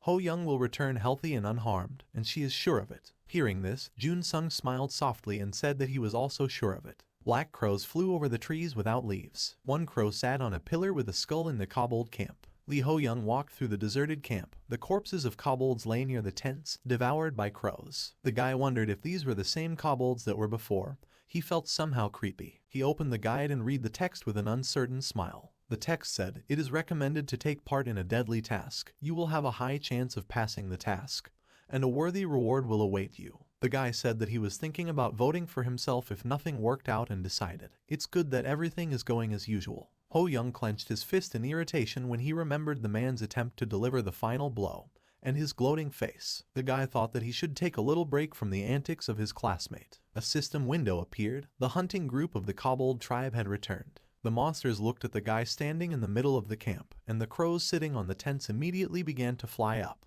The kobolds looked at the man so bloodthirsty that drool dripped from their mouths. Ho Young sharply concentrated, realizing that the monsters were here. Behind the regular kobolds stood another one, but much larger. One of its eyes glowed furiously red. On the system window that appeared, it was written, "The deadly mission begins." And the task, kill the leader in the hunting group, angry at the death of their fellow tribesmen. The huge kobold with sharp shoulder pads lit up. He growled loudly and furiously, as if giving a command to his fellow tribesmen, who immediately ran towards the guy. The leader's level was 12. Ho Young realized that a boss monster awaited him in a deadly task. A system guide window appeared. The kobold leader is the boss of this dungeon, a level 12 monster. The kobold commander-in-chief is vulnerable to poison, like other kobolds. Ho Young took out an apple and squeezed it a little so that it released poison. He looked intently at the approaching monsters and doused his sword with poison. Ho Young thought that a level 12 boss monster, and even with other kobolds, it was an almost impossible opponent. The guy extended his right hand, holding a poisoned sword, and in his left hand he held an apple. The kobolds were approaching the guy. Ho Young thought that if someone else had been in their place, they would have accepted their fate. The kobold swung a sharp spear at the guy. Ho Young dodged, jumping forward. The kobold hit the ground with his spear. The guy stabbed the kobold in the neck with his sword. The system window appears, level 2. Basic swordsmanship is activated. The guy quickly chopped down kobolds wielding different weapons, smiling provocatively. Ho Young decided that everything would be different, because it was him. He stood with his back to the defeated kobolds and exhaled. The guy decided that now that all the side characters were dealt with, he was left alone. Ho Young started to move. Now he wanted to see what the boss monster of the death task was like. The kobold leader held a red weapon in front of him in 2 hands, a dagger in his right, and a sword in his left. Ho Young ran towards him with his sword hand behind his back. The guy took a wide step forward and hit the boss, who blocked the blow by crossing his arms. The kobold pulled the crossed weapon towards himself. Ho Young pressed it with a poisoned sword, watching carefully. The guy looked a little surprised at his opponent. He noticed that the leader minimized the blow, retreating back during the blow. The boss monster jumped away from the guy, pushing off the ground with its powerful hind legs. Ho Young was in no hurry to catch up with him, he thought, amazed at what skills the monster had. However, he expected this from the boss monster of a deadly task. Suddenly the monster began to turn around. The frozen guy looked at him in surprise. The boss monster turned its back to him and quickly ran. Ho Young asked himself in surprise if the monster was just running away. The guy ran after him, and in response to this, the monster began to screech. With an annoyed face, the guy stabbed the monster in the back with his sword. The leader shed tears of pain, opening his mouth. Ho Young thought how he could call himself a boss monster. The monster's health level rapidly dropped to 32%. The guy decided that it seemed like everything would end soon. He wondered if this was a bonus stage that anyone who got here could go through. Ho Young, with the same wide open eyes, swung again and decided that it was even good for him. Using all his strength, he hit the monster in the shoulder from behind. This time the sword did not cut him, but stopped on his shoulder, trembling. The leader of the kobolds stood straight, raising his head up, and the guy stood questioningly looking at the stopped sword. Ho Young raised his head and looked at the back of the boss monster's head, whose veins began to bulge. Then the guy drew attention to the sky. There, from behind the black clouds, the bloody moon was floating. The monster's entire eyeball became bloodshot, and the pupil turned yellow. Suddenly someone's blood sprayed. The boss monster quickly hit the surprised guy with a red sword, cutting his right shoulder. So-yeon smiled brightly. He said that since they couldn't do anything with someone who had already died, he, Kim So-yeon, would lead everyone to the end of the floor. And he crossed his arms over his chest, closing his eyes complacently. The man imagined that he was shining like a star. But no one paid attention to his speech. Ki Yesol sat with her palms clasped in front of her, as if praying for the return of her friend.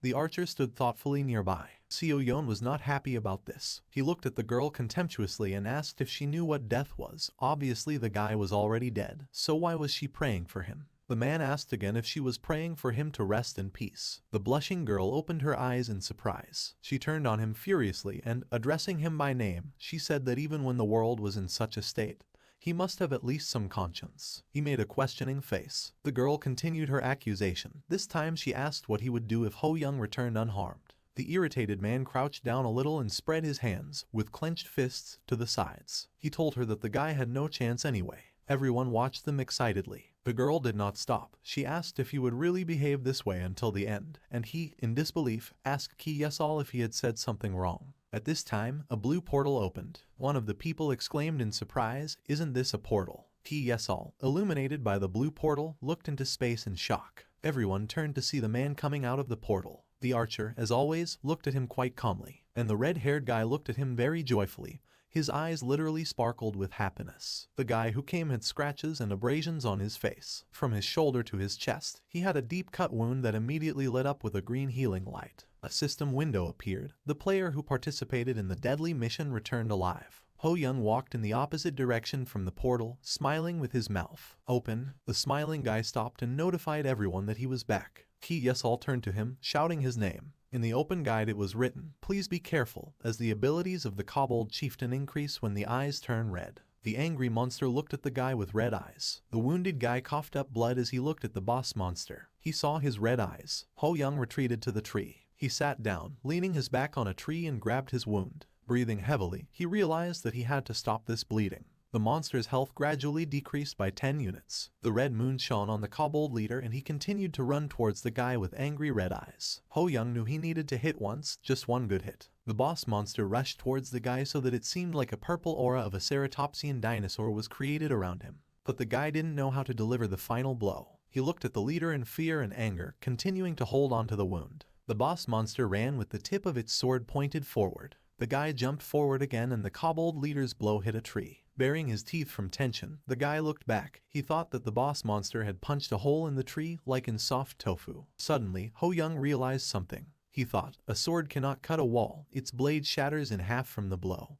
But a nail can pierce it, causing the wall to crack. He recalled the moment he swung the sword. Ho Young thought that a sword was a weapon that could only cut. Indeed, he only cut his opponents. The guy's gaze again became more confident and focused. He stood up with the sword in his hands, deciding that it was worth trying to implement his theory. The boss monster was rushing towards the guy. Ho Young thought of using the leader's momentum as he rushes towards him. The guy grabbed the sword with both hands, took a step forward and tilted his body parallel to the ground. He swung the tip of the sword forward. Ho Young decided to add his own weight to this. The boss monster stopped, scratching the ground with its claws on its hind legs. The kobold leader jumped upward, literally exploding the ground beneath him from such a powerful push. The boss monster, while in the air, swung both hands with melee weapons and flew down at the guy. Ho Young continued to take the same position. Suddenly, something created a glowing blue sphere, creating a vortex with glare around it. This whirlwind tore apart the boss monster's right shoulder. This sphere appeared because Ho Young focused it all into one point. The guy stood with his poisoned sword pointed forward. Realizing what he had done, the guy smiled all over his face. He realized that his idea had worked. A system window has appeared. Stab has been added to your level. 2 basic sword skills. And to the cutting blow a new one was added. A piercing blow with a corresponding picture demonstrating the blow. A new system window has appeared. You have completed a deadly task. The girl ran to the returning guy. He looked forward in surprise. Ki Yes-all ran towards him, smiling joyfully with her eyes closed, her hands outstretched. She shouted to him that she knew that he would return alive. But her words were interrupted. So Yon pushed her back. The girl flew backwards, turning over several times. She found herself against the wall. Ki Yes-all looked ahead questioningly. So Yon held the guy tightly to himself. Ho Young looked at the man in shock. Sweat appeared on his face. The man's forehead turned blue from the guy's unexpected return. But he told him that he believed in his return and called him bro. Continuing to hug the guy, So Yon turned his head to the crowd and joyfully declared, as if an insignificant death mission could stop his bro, the most powerful in the universe. Ho Young clenched his fist in irritation and thought about how he would like to just beat the crap out of the man. Someone turned to the guy and he stopped thinking about his own things. Lee Byung-chul asked if he really completed the deadly task. The hugging couple looked at him questioningly. Byung-chul continued to say he is very glad that the guy is okay, but if he completed the task, he should have gained a lot of experience. But the level has not changed. Ho Young still had the second level. He looked seriously at the guy who turned to him, so Yon held him by the shoulder. Conversations began again among the people. The girl said that he was still on the second level, and the guy suggested that maybe everything was like last time with the rabbit, and it was all just nonsense. The protagonist's face tensed and veins stood out on it, but he thought that he was already accustomed to such an attitude. But he remembered that the world wants the weak to remain weak. When he was little, he held the results of his first semester assessment in his hands. Each subject had 100 points. His peers whispered, but he heard everything. The girl said that Lee Ho Young won this exam. The boy, hearing this, told her that Ho Young was probably cheating. Ho Young resentfully squeezed the paper with the results with shaking hands. The peers laughed at him, pointed their fingers in his direction and continued to say that he was clearly cheating. The pathetic orphan could not get top marks if he did not even study at the academy. Ho Young compared it to how they couldn't let a worm squirm. The guy stood gloomily, completely immersed in his thoughts. He thought, what if the worm hid somewhere and waited for time before coming out, like in training? Logical.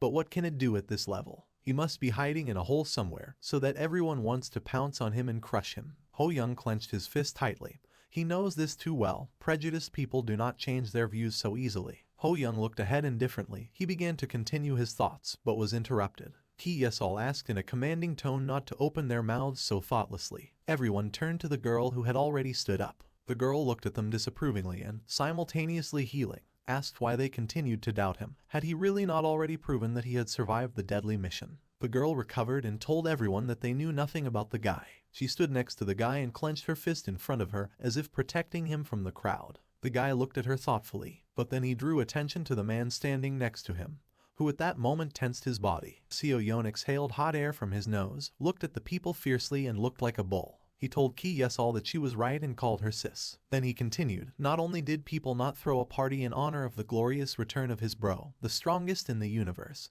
but they also dared to ruin the guy's mood. So Yeon began to contort not only his face, but also his body, waving his fists like a gorilla and asked if everyone had gone completely crazy. The people around him fearfully looked at the man, and Ho Yeon thought that in his opinion, the craziest person here is only So Yeon himself. Ki Yesol and So Yeon stood with their backs covering the guy.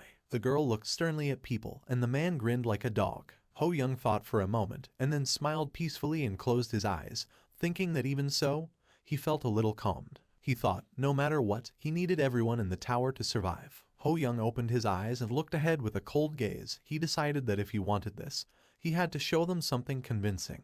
The guy turned to the guys. Everyone looked at him and his classmates turned their heads in his direction. Ho Young said that he had something to show everyone, and the red sword of the kobold leader appeared in the guy's hands.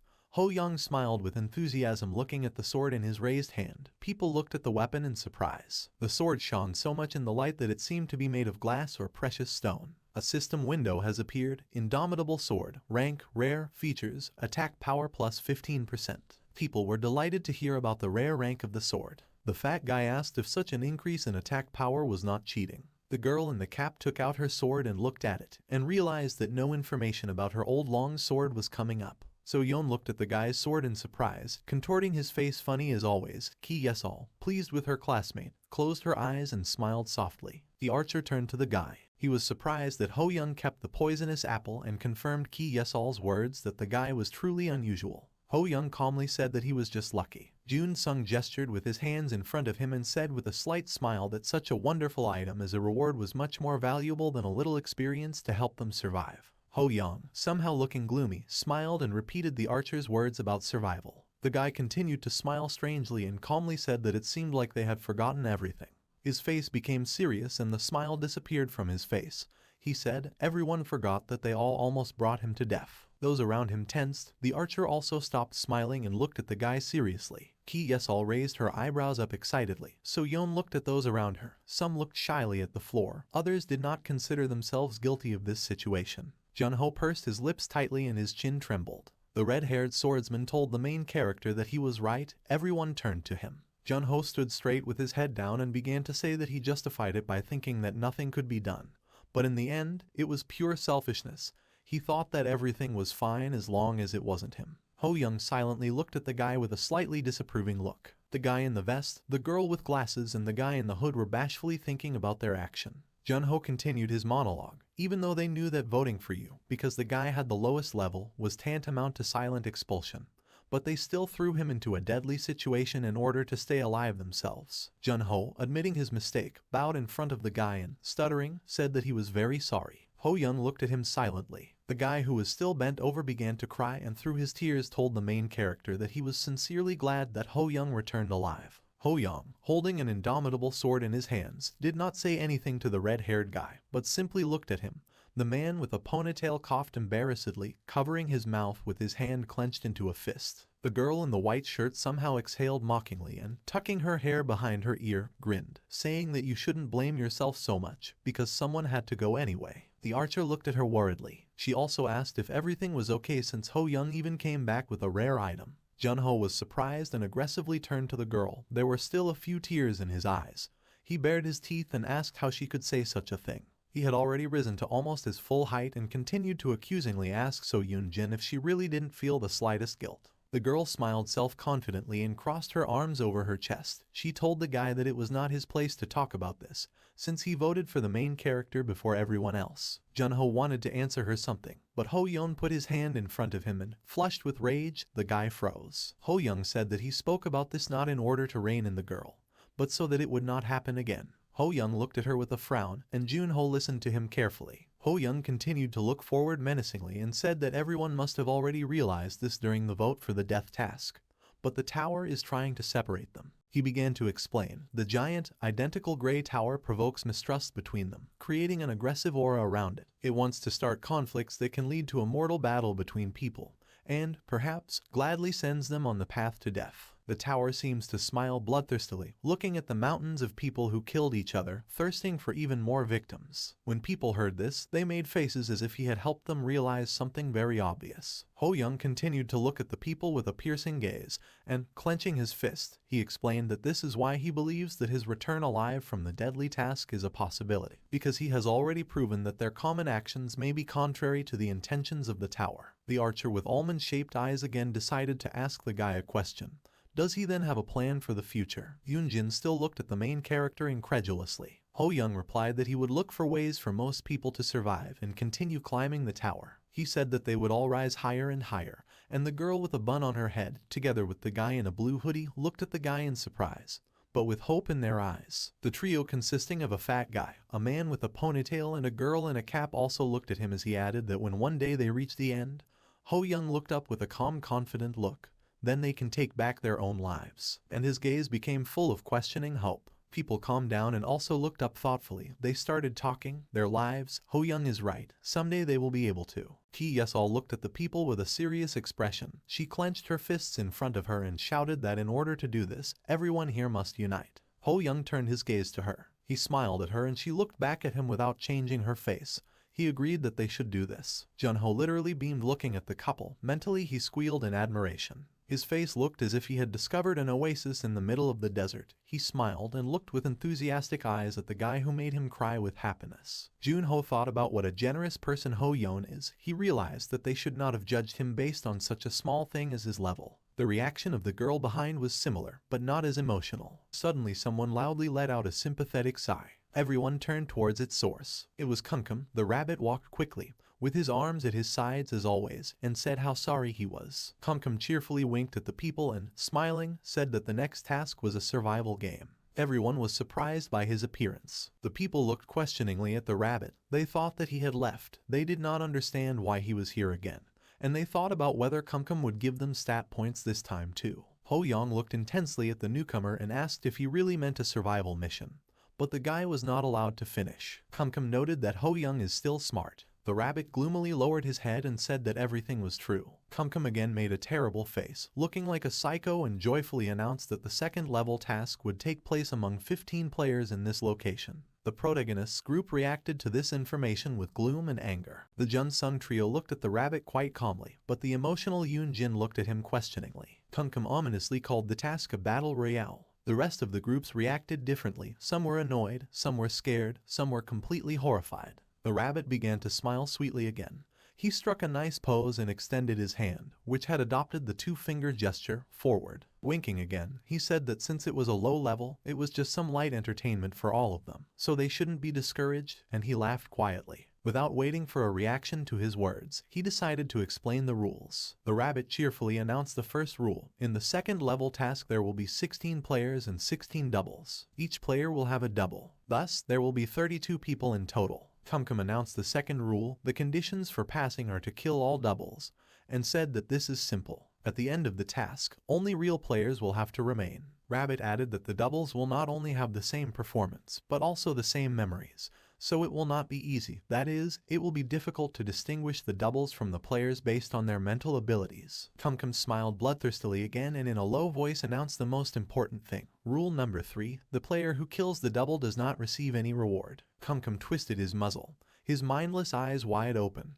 He said that if the player kills the player, then he can get stat points and gold. And the rabbit folded his palms, pressing them to his cheek. He made an innocent look and let out a rabbit squeak. Kunku explained that in other words, this mission could be an opportunity for them. The crowd shouted angrily that this opportunity did not suit them, since the rabbit was simply telling them to kill each other. The cute bunny raised his hand up and snapped his fingers, saying the last instruction. For every 30 minutes during which there are absolutely no kills, something clicked again and purple lightning struck the podium. Everyone will be immediately called to the lobby and face each other with a huge catastrophe. People stepped back from the lightning, covering their faces with their hands. They didn't understand what the rabbit was going to do. The lightning turned into a portal, from which a huge, clawed green hand emerged. One of the people exclaimed loudly that someone was coming out of the portal. The colossal hand continued to come out and people ran away from it in panic, begging for help. Ho Young mentally hoped that this was not what he was thinking. A system window appears, level unknown. The face of a huge red-eyed troll appeared from the portal, long lower fangs protruded from its mouth, and small horns on the sides of its forehead. The monster extended its hand towards the people. Ho Young stood still, Ki Yesol stood behind him, and So Yoon began to run away in horror. The girl called the guy by name, but he continued to stand and look warily at the monster. Junho appeared in front of the guy. He shouted to the main character to get out of the way. Ho Young clenched his teeth tightly and tensed his face, looking at the monster with a wary, tense gaze. The guy wondered questioningly that the monster expected people to fight him. Something quickly fell down, scattering stone fragments around. The impact caused a thick dusty fog to rise in the room. The shockwave caused people to fall to the floor. At the sight of the impact, a mark appeared, as if from a giant fist. The place was smoking. Ho Young was lying on his stomach down, with his hands pressed to the floor, with Ki Yesol and Junho lying on either side. The guy raised his head and turned back. A fanged, grinning troll loomed over him from the portal, bringing his fist no less gigantic than himself closer. Ho Young also clenched his teeth tightly and grinned. The whole guy was sweating, and red blood vessels were visible in his angry eyes. Wrinkling his nose, Ho Young thought that this was literally a disaster. The lying guy with a ponytail raised himself on his elbows and, trembling with horror, asked the question whether this monster was real. He easily passed the first floor, but he did not believe that this monster could be dealt with. The long-haired, trembling girl crawled and begged for salvation. She screamed that she did not want to die. Ho Young looked at people with a searching gaze, continuing to wrinkle his face from tension. He noticed a problem. People were panicking. The red-eyed titan monster swung again and his fist flew down like a bomb. The monster was aiming straight at a guy in a vest sitting on the floor, who was screaming, realizing the position he was in. Ho Young was at the guy's side with lightning speed, picked him up and jumped forward with him. The crying guy in the vest looked lost at his savior. Ho Young looked somewhere with hostility. He said that the second floor mission had not even begun yet, calling what was happening devilry. The main character put the guy on the ground and noticed a rabbit lying on the floor, who was pressing his ears with his hands, shaking faintly. Ho Young opened his eyes wide, thinking about something. His pupils narrowed in surprise. He remembered the rabbit's words that every 30 minutes without killings, everyone would move to the lobby, to the scene of the disaster. Ho Young thought that Kumkum was convincing them of the seriousness of the mission. Confident in his thoughts, Ho Young began to smile faintly, and his eyes gradually became calm. He decided that this was a kind of demonstration, and that no one would actually hurt them. But then a blow thundered behind him again, and people literally flew into the air. The guy's smile disappeared and his face became surprised. 3 people, along with pieces of the stone floor, fell limply down. Jun Sung released the bowstring and the arrow flew forward. So Yeon threw large stones at the monster. All of their projectiles hit the monster's palm, looking too small against its background. The man's entire body was covered in sweat. The archer looked dumbfounded at the monster's hand approaching them. Jun Sung said that no matter how much you shoot, nothing comes out. Ho Young was so dissatisfied that all this was not a show that a bulging vein appeared on his neck. He thought that they were really going to kill them. Ki Yesol was treating a man with a ponytail and a woman in office clothes. She shouted to the guy that her mana had run out. Ho Young looked at them using the eye of the sage. He thought intensely that there were no dead yet, but it was only a matter of time. The troll's fist rushed down again and the swordsman Jun Ho warned everyone that this was happening again. Ho Young was already holding his new sword in his hand. The guy turned back, looking at people in warning. He shouted to everyone to retreat, and he decided that there was no time to slow down. Ho Young grabbed the sword with both hands and pointed it forward, looking up in concentration. Jun Ho shouted to him that he needed to run. Ho Young thought that if he didn't stop the monster, they would all die. Huo Yeon activated the second-level basic swordsmanship. He tensed up as much as possible and raised the sword higher. He thought that if you combine the indomitable sword and a stabbing blow then, the monster's fist was approaching the guy with the red sword. The guy's eyes sparkled. He opened his mouth wide and raised the sword up with all his might. He didn't know what would happen then. Ho Yun raised his sword hand high and used a stabbing blow that created a windy, powerful whirlwind. The guy still doubted that this would work, but the whirlwind above him turned red and began to dissipate. Yesol looked at him joyfully. Jun-ho and the archer froze in surprise. So Yun was simply in shock. The rest stood with their mouths wide open. Ho Young himself was no less annoyed. He still held the sword above himself. Gradually people began to realize what had happened.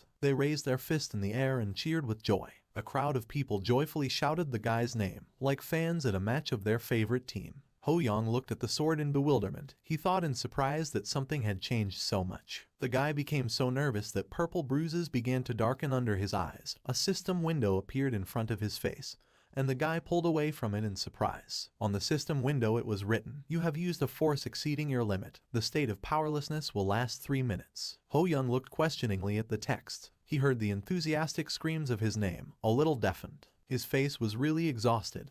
He squinted his eyes, trying to understand what was happening. Ho Young dropped his sword and, having completely lost all his strength, without resisting, fell backwards, covering his eyes. Before falling, it finally dawned on him that everything had worked out. Opening his eyes, he could still hear people shouting his name, although he saw that everyone was already silent and looking at the guy excitedly. A system window appears. The state of powerlessness has been removed. And the sweaty Ho Young suddenly woke up and opened his eyes, bringing his eyebrows to the bridge of his nose. Yesol, smiling, sank down to the lying guy. The archer also sat down next to him and asked if Ho Young had regained consciousness. So Yoon looked at the guy searchingly. Seo Jun-ho clenched his fist in front of him and told the guy that he was very touched by what he saw.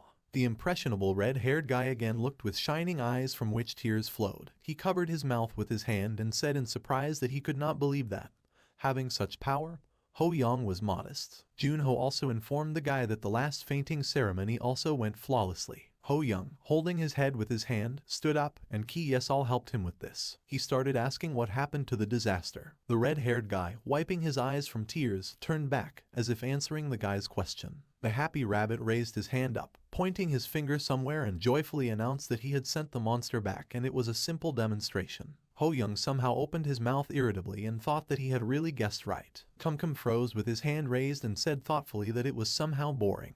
He asked the people if the rather warm atmosphere was still there, despite the fact that they almost died. The rabbit walked forward and reminded that every 30 minutes someone should die. Kum again made people tense, who had just recently rejoiced about victory, and he thoughtfully continued to walk. Ho Young and the people around him looked at the rabbit with irritation. Kum put his palms to his cheeks and smiled, contorting his face just a little, and in an angry voice suggested that perhaps someone standing nearby would be the killer of one of the people. Ho Young and his close comrades looked at the rabbit contemptuously, and the rest of the people began to look at each other, as if trying to predict their killer in advance. A small blue portal opened behind the rabbit. Placing one foot in it, Kum gestured goodbye to the people and said that was all. His work for today was over. The portal closed, shrinking into a thin strip. For several seconds, everyone silently looked at the place where the portal had recently been closed. Ho Young bared his teeth in displeasure again until his veins bulged. He didn't think the rabbit would be straightforward. Ho Young thoughtfully looked forward with a confident gaze. He decided that nothing could be done. A blue flame fluttered in a torch above the winged statue. An excited girl with glasses grabbed her head and said that if they couldn't find the double, they would have to kill one of them. She didn't know what to do. The fat guy shouted that we needed to come up with something. The girl in the office suit shrank and trembled. Ho Young sat on the floor away from everyone. Someone suggested putting some kind of mark that only they would know about. Ho Young listened to them silently. Another said that doppelgangers have their memories. Ho Young turned to the guys. Everyone turned to him questioningly. The guy with a serious face said that he has a way. Yesol looked at the guy in bewilderment. Jun Sung looked at him thoughtfully. The plump guy looked at the main character in a panicked way. The girl asked what method this was, and the guy in the pink jacket stood up and said that in this mission, his gloomy face became more stern.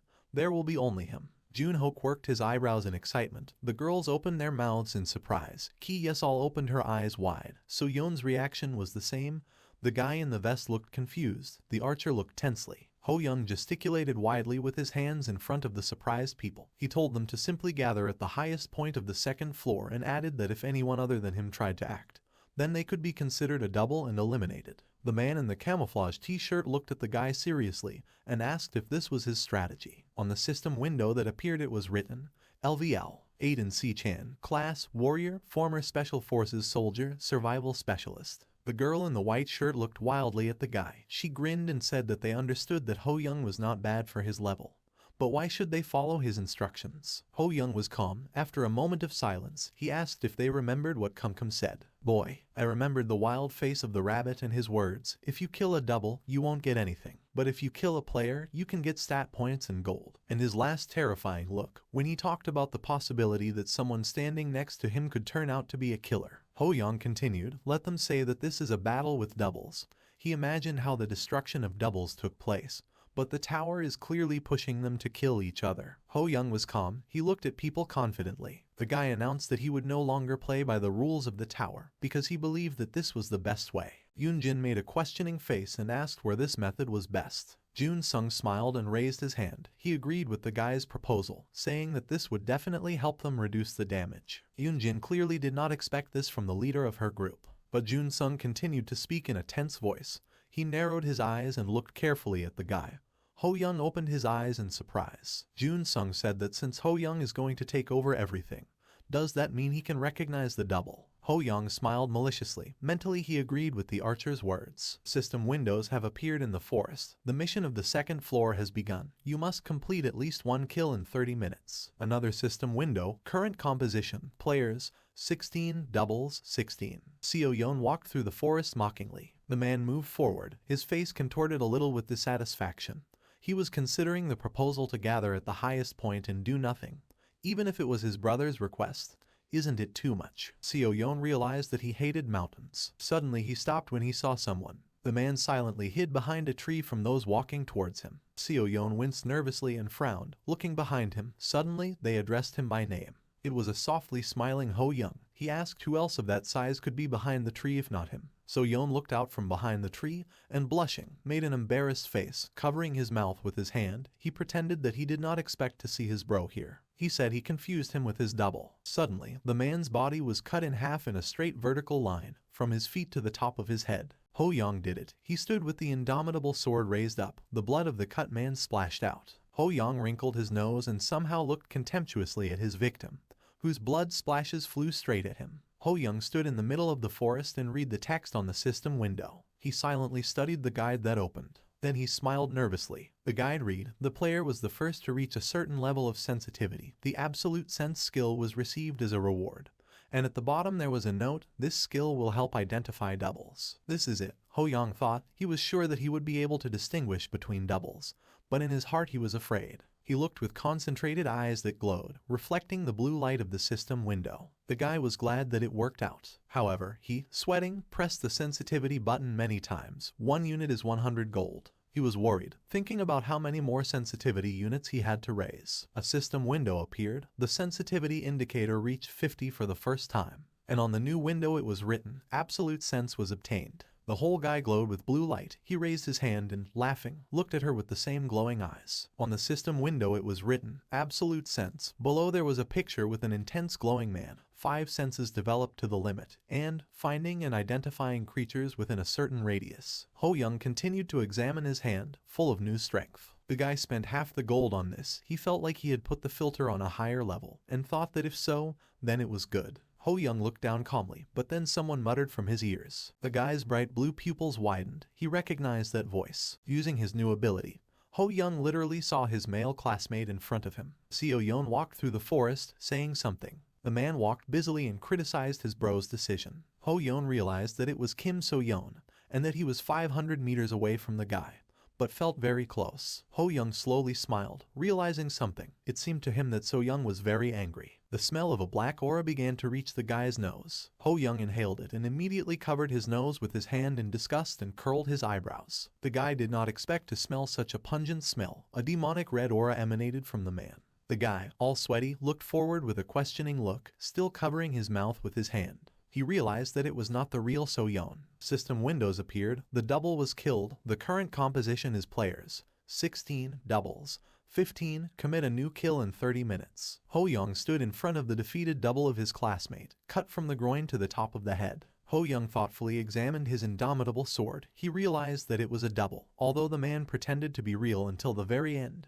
Ho Young found it disgusting. He turned towards a high hill overgrown with plants. He thought that in any case his method had worked, and the main thing was that everyone followed his instructions. The guy remembered the archer who supported his idea, and thought that thanks to his support, it seemed that it was possible to achieve mutual understanding with people.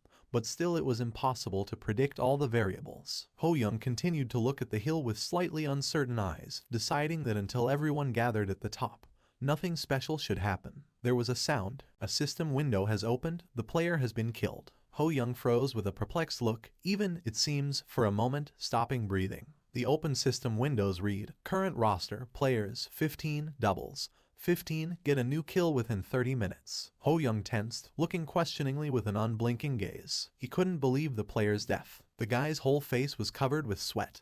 His eyes were full of horror. He wondered in bewilderment whether it was his double or one of the players who started acting.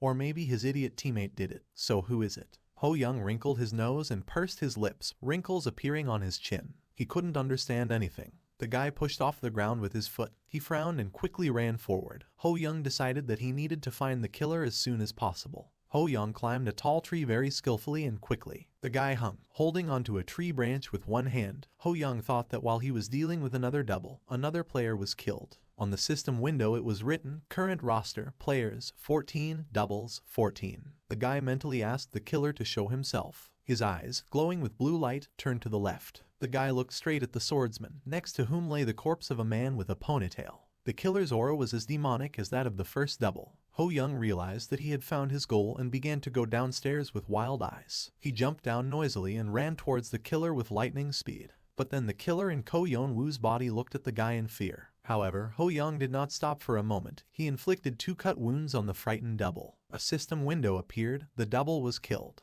And 2 more windows, current roster, players, 14, doubles, 13, make a new kill in 30 minutes. Ho Young exhaled tiredly and looked at the corpse of his double. The guy at first thought that it might be his double, but in the end it turned out to be someone completely unexpected. Ho Young was glad that he noticed it before more damage was done. Ho Young looked regretfully at the dead man with a ponytail and mentally wished Lee Byung-chul to rest in peace. But then Ho Young sat down next to him in surprise, noticing something strange. He examined the corpse and turned to look at his dead double. He noticed that Ko Yeon Woo's weapon was an old long sword. And Ho Young looked at the bleeding head of the man's corpse again, and thought that his mortal wound could not have been received by Yeon Woo's weapon. There was a sound somewhere nearby. Ho Young turned to the place that made this sound. There was an archer behind the bushes. A sweaty Jun Sung pulled back the string of a bow loaded with an arrow. Ho Young guessed that Byung-chul had a wound left by an arrow. The guy hid behind a tree, irritably thinking that this was another double. Ho Young sniffed, but the smell this time was pure. His aura was blue.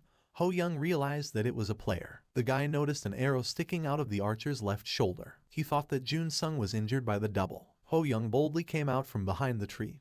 Jun Sung aimed his bow at the guy. Ho Young asked the archer if he was okay. Jun Sung turned to the guy, puzzled, calling him by name. The archer asked the guy not to move and Ho Young looked at him intensely. Jun Sung stood crouched down with an annoyed expression on his face, still holding the bowstring taut, the bow shaking in his hands. The archer said that he did not want to doubt the guy's reality, but he did not know how to distinguish between doubles, so he asked the swordsman to stay at a safe distance from him. Ho Young pointed his sword at the corpse of the fake Yeon Woo, and asked if the fact that he had just killed a double would be an answer. Jun Sung looked at the guy with gloomy, penetrating eyes. He exhaled in relief, smiled faintly and lowered his bow. It became clear to him that this was really Lee Ho Young. He wanted to warn the guy that he should be wary of the double archer, but Jun Sung painfully threw his head back, opening his mouth, and the archer fell backwards, arms outstretched. Ho Young immediately ran to the guy and loudly called out his name. Jun Sung was walking, leaning on the shoulder of the main character. Suddenly, Ki Yesol appeared to his left. She asked if the archer was wounded and, holding out her hand, glowing with a healing green color, said that she would heal him. But Ho Young abruptly stood between the archer and the girl and told him to step back, because these were doubles. Jun Sung stood on his own, holding his sore shoulder with his hand. Jun Ho and Ki Yesol looked at the boys in confusion. Jun Sung shouted questioningly, asking if it was true, and a pair of doubles answered his question by changing their eye color to red, and Jun Ho also smiled maliciously. The doubles took out their swords and ran towards the players. Ho Young prepared for battle. Jun Sung took out an arrow from behind his back. The red-haired guy said how annoying it is that Lee Ho Young is still thinking about the death mission. He stabbed the guy with his sword, but Ho Young stopped him with his indomitable weapon. They crossed swords and pressed each other. Junho's double said that he didn't think Ho Young was so petty. Ki Yesol ran towards the wounded archer, already holding a bow in front of him. He told the main character that he would take one on himself. Ho Young suddenly realized that something was wrong. His pupils shrank as a question suddenly arose in his head. Why did these doubles appear in front of him with such confidence, especially the Yesol double, who, if not she, knows better than anyone about his strength? Suddenly, Ki Yesol appeared behind him, about to pierce the guy with a sword. He felt it in his back and his eyebrows frowned. Ho Young turned sharply, dodging her blow at the same time. Now, behind him, raising his two sword-holding hands, stood the red-eyed Junho. Ho Young did not expect the girl to turn in his direction, and then he thought about the archer. The guy jumped backwards, and the red-haired guy's double powerfully struck the place where he was standing with his sword. Ho Young did a backflip and landed with the sword on his feet. As he landed, he constricted his pupils as he felt an arrow flying towards his head. There was a dull knock on something. A bloody arrow stuck out of the wood, shaking slightly. There was a horizontal cut on the guy's face. The arrow only grazed his cheek. Someone said how sorry he was, and Ho Young looked back with wild, surprised eyes. Behind him stood Jun Sung with a creepy expression on his face. He had a crooked grin and theatrically raised eyebrows.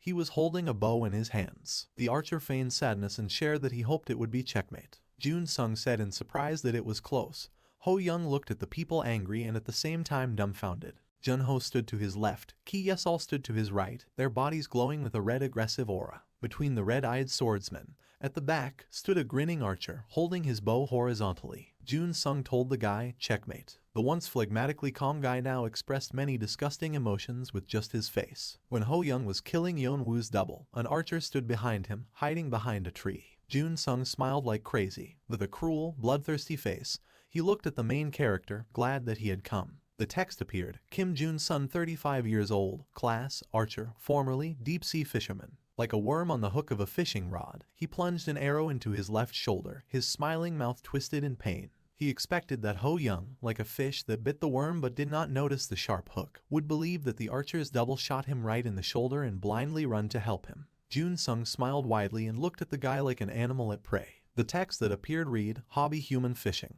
Jun Sung, protected on both sides by doubles, put his palm to his forehead in mock annoyance and said that the last words involuntarily escaped him because he was a little carried away. Removing his palm from his forehead, the archer twisted his eyebrows so that wrinkles appeared. Smiling, he asked the guy with interest what he was feeling now. Ho Young looked gloomily from under his brows, a drop of blood flowing from his wound on his cheek. Jun Sung began to guess what the guy was feeling now. Betrayal, disappointment, or maybe anger. And the shaking archer, laughing maniacally, covered his creepy face with his palm with outstretched fingers, as if enjoying the mockery of the guy, but holding back a little. Suddenly, Ho Young grinned and Jun Sung stopped laughing. The guy exhaled and smiled softly and said that he had been wondering when the archer would show his true nature, but admitted that he turned out to be even crazier than he thought. The master of the doubles looked questioningly at the guy standing in front of him. Jun Sung asked if he really knew that he would be stabbed in the back. Ho Young remembered how he helped the archer walk, looking at him along the way. Ho Young, smiling, looked at the man with the eyes of a sage and wiped the blood from his cheek. The guy admitted that he saw the statuses of other players, and, calling the archer a crazy killer, asked whether his indicators had increased significantly. The doubles looked at the guy with annoyance. Jun Sung stopped grimacing,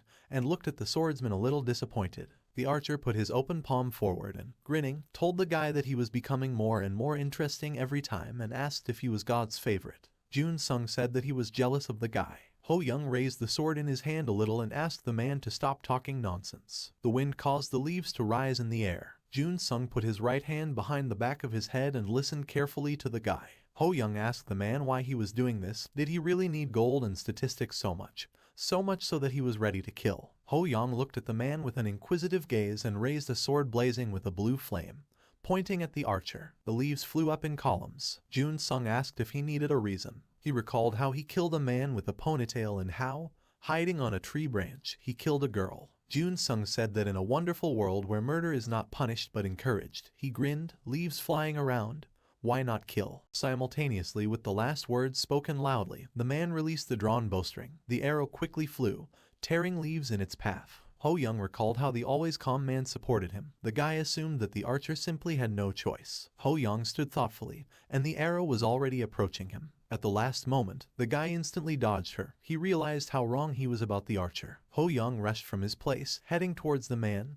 The doubles also ran, only towards the guy. Ho Young realized that the bloodthirsty shooter with mental problems was faking it all the time. He looked at the archer smiling like a monster and realized that this man was just a psychopathic killer. Junho's double was already close to the guy. Junho swung his sword upward. Ignoring the double, Ho Young quickly rushed forward. The guy quickly moved on, pushing off from tree trunks. The arrow flew at the guy again. He quickly cut it with his indomitable sword. But he did not see that the second arrow was right behind this arrow. The arrow was rapidly approaching his face. Ho Young narrowed his pupils in horror.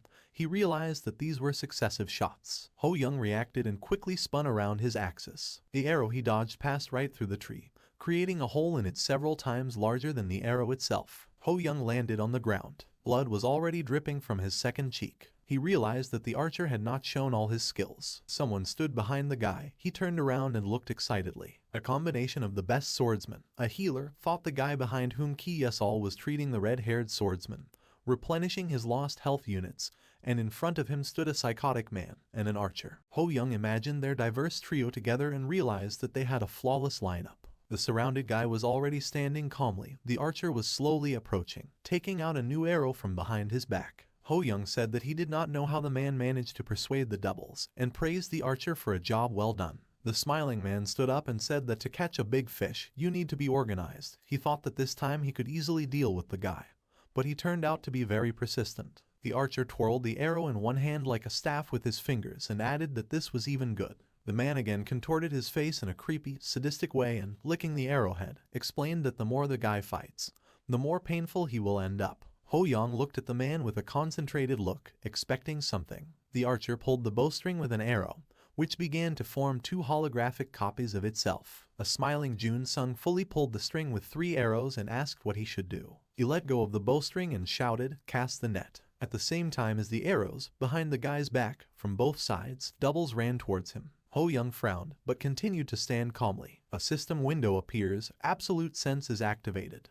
and under the guy's feet the ground began to turn blue. The guy was quickly surrounded by blue space. Ho Young agreed that they had undoubtedly put together an outstanding combination. The blue surroundings froze the attack of the archer and the swordsman running towards the guy. Text appeared around Ki Yesol, level 7, stamina 20, strength 10, sensitivity 15, agility 10. Text also appeared around the red-haired guy, level 8 Seo Junho, endurance 17, strength 18, agility 14, sensitivity 13. Ho Young touched the arrow with his indomitable sword. The guy's eyes lit up blue. A system window appeared, level 2 Li Ho Young, stamina 26, strength 26, agility 26, sensitivity 50. The arrows easily broke in half. Ho Young swung his sword down at the red-haired swordsman. The double opened his mouth in pain. The girl watched this in surprise. She began to raise her hand, using healing power. Ki Yesol extended her green glowing hand forward. But then, Ho Young cut this hand. The girl froze, looking at her wounded limb in shock. One more blow and scarlet blood sprayed in all directions. Ho Young was sure, in the face of true power, such combinations are meaningless. 2 system windows appeared with the same text. The double was killed. The next system window read, current roster, players, 14, doubles, 11, get a new kill within 30 minutes. The defeated doubles began to holographically disintegrate. Ho Young approached the archer. The veins on the man's face and neck were bulging, and he was smiling stupidly. The pupils in his eyes shrank and he looked ahead in horror. The archer fell to his knees. The approaching Ho Young looked at the man questioningly. Jun Sung, stuttering, began to beg, spitting saliva from his mouth, to spare him, and tears flowed from his eyes. He grimaced his face pitifully and looked at the guy with hysterical pleading. The man leaned down and leaned on his palms, his fingers scratching the ground and the tears from his eyes falling from his face onto the dark soil.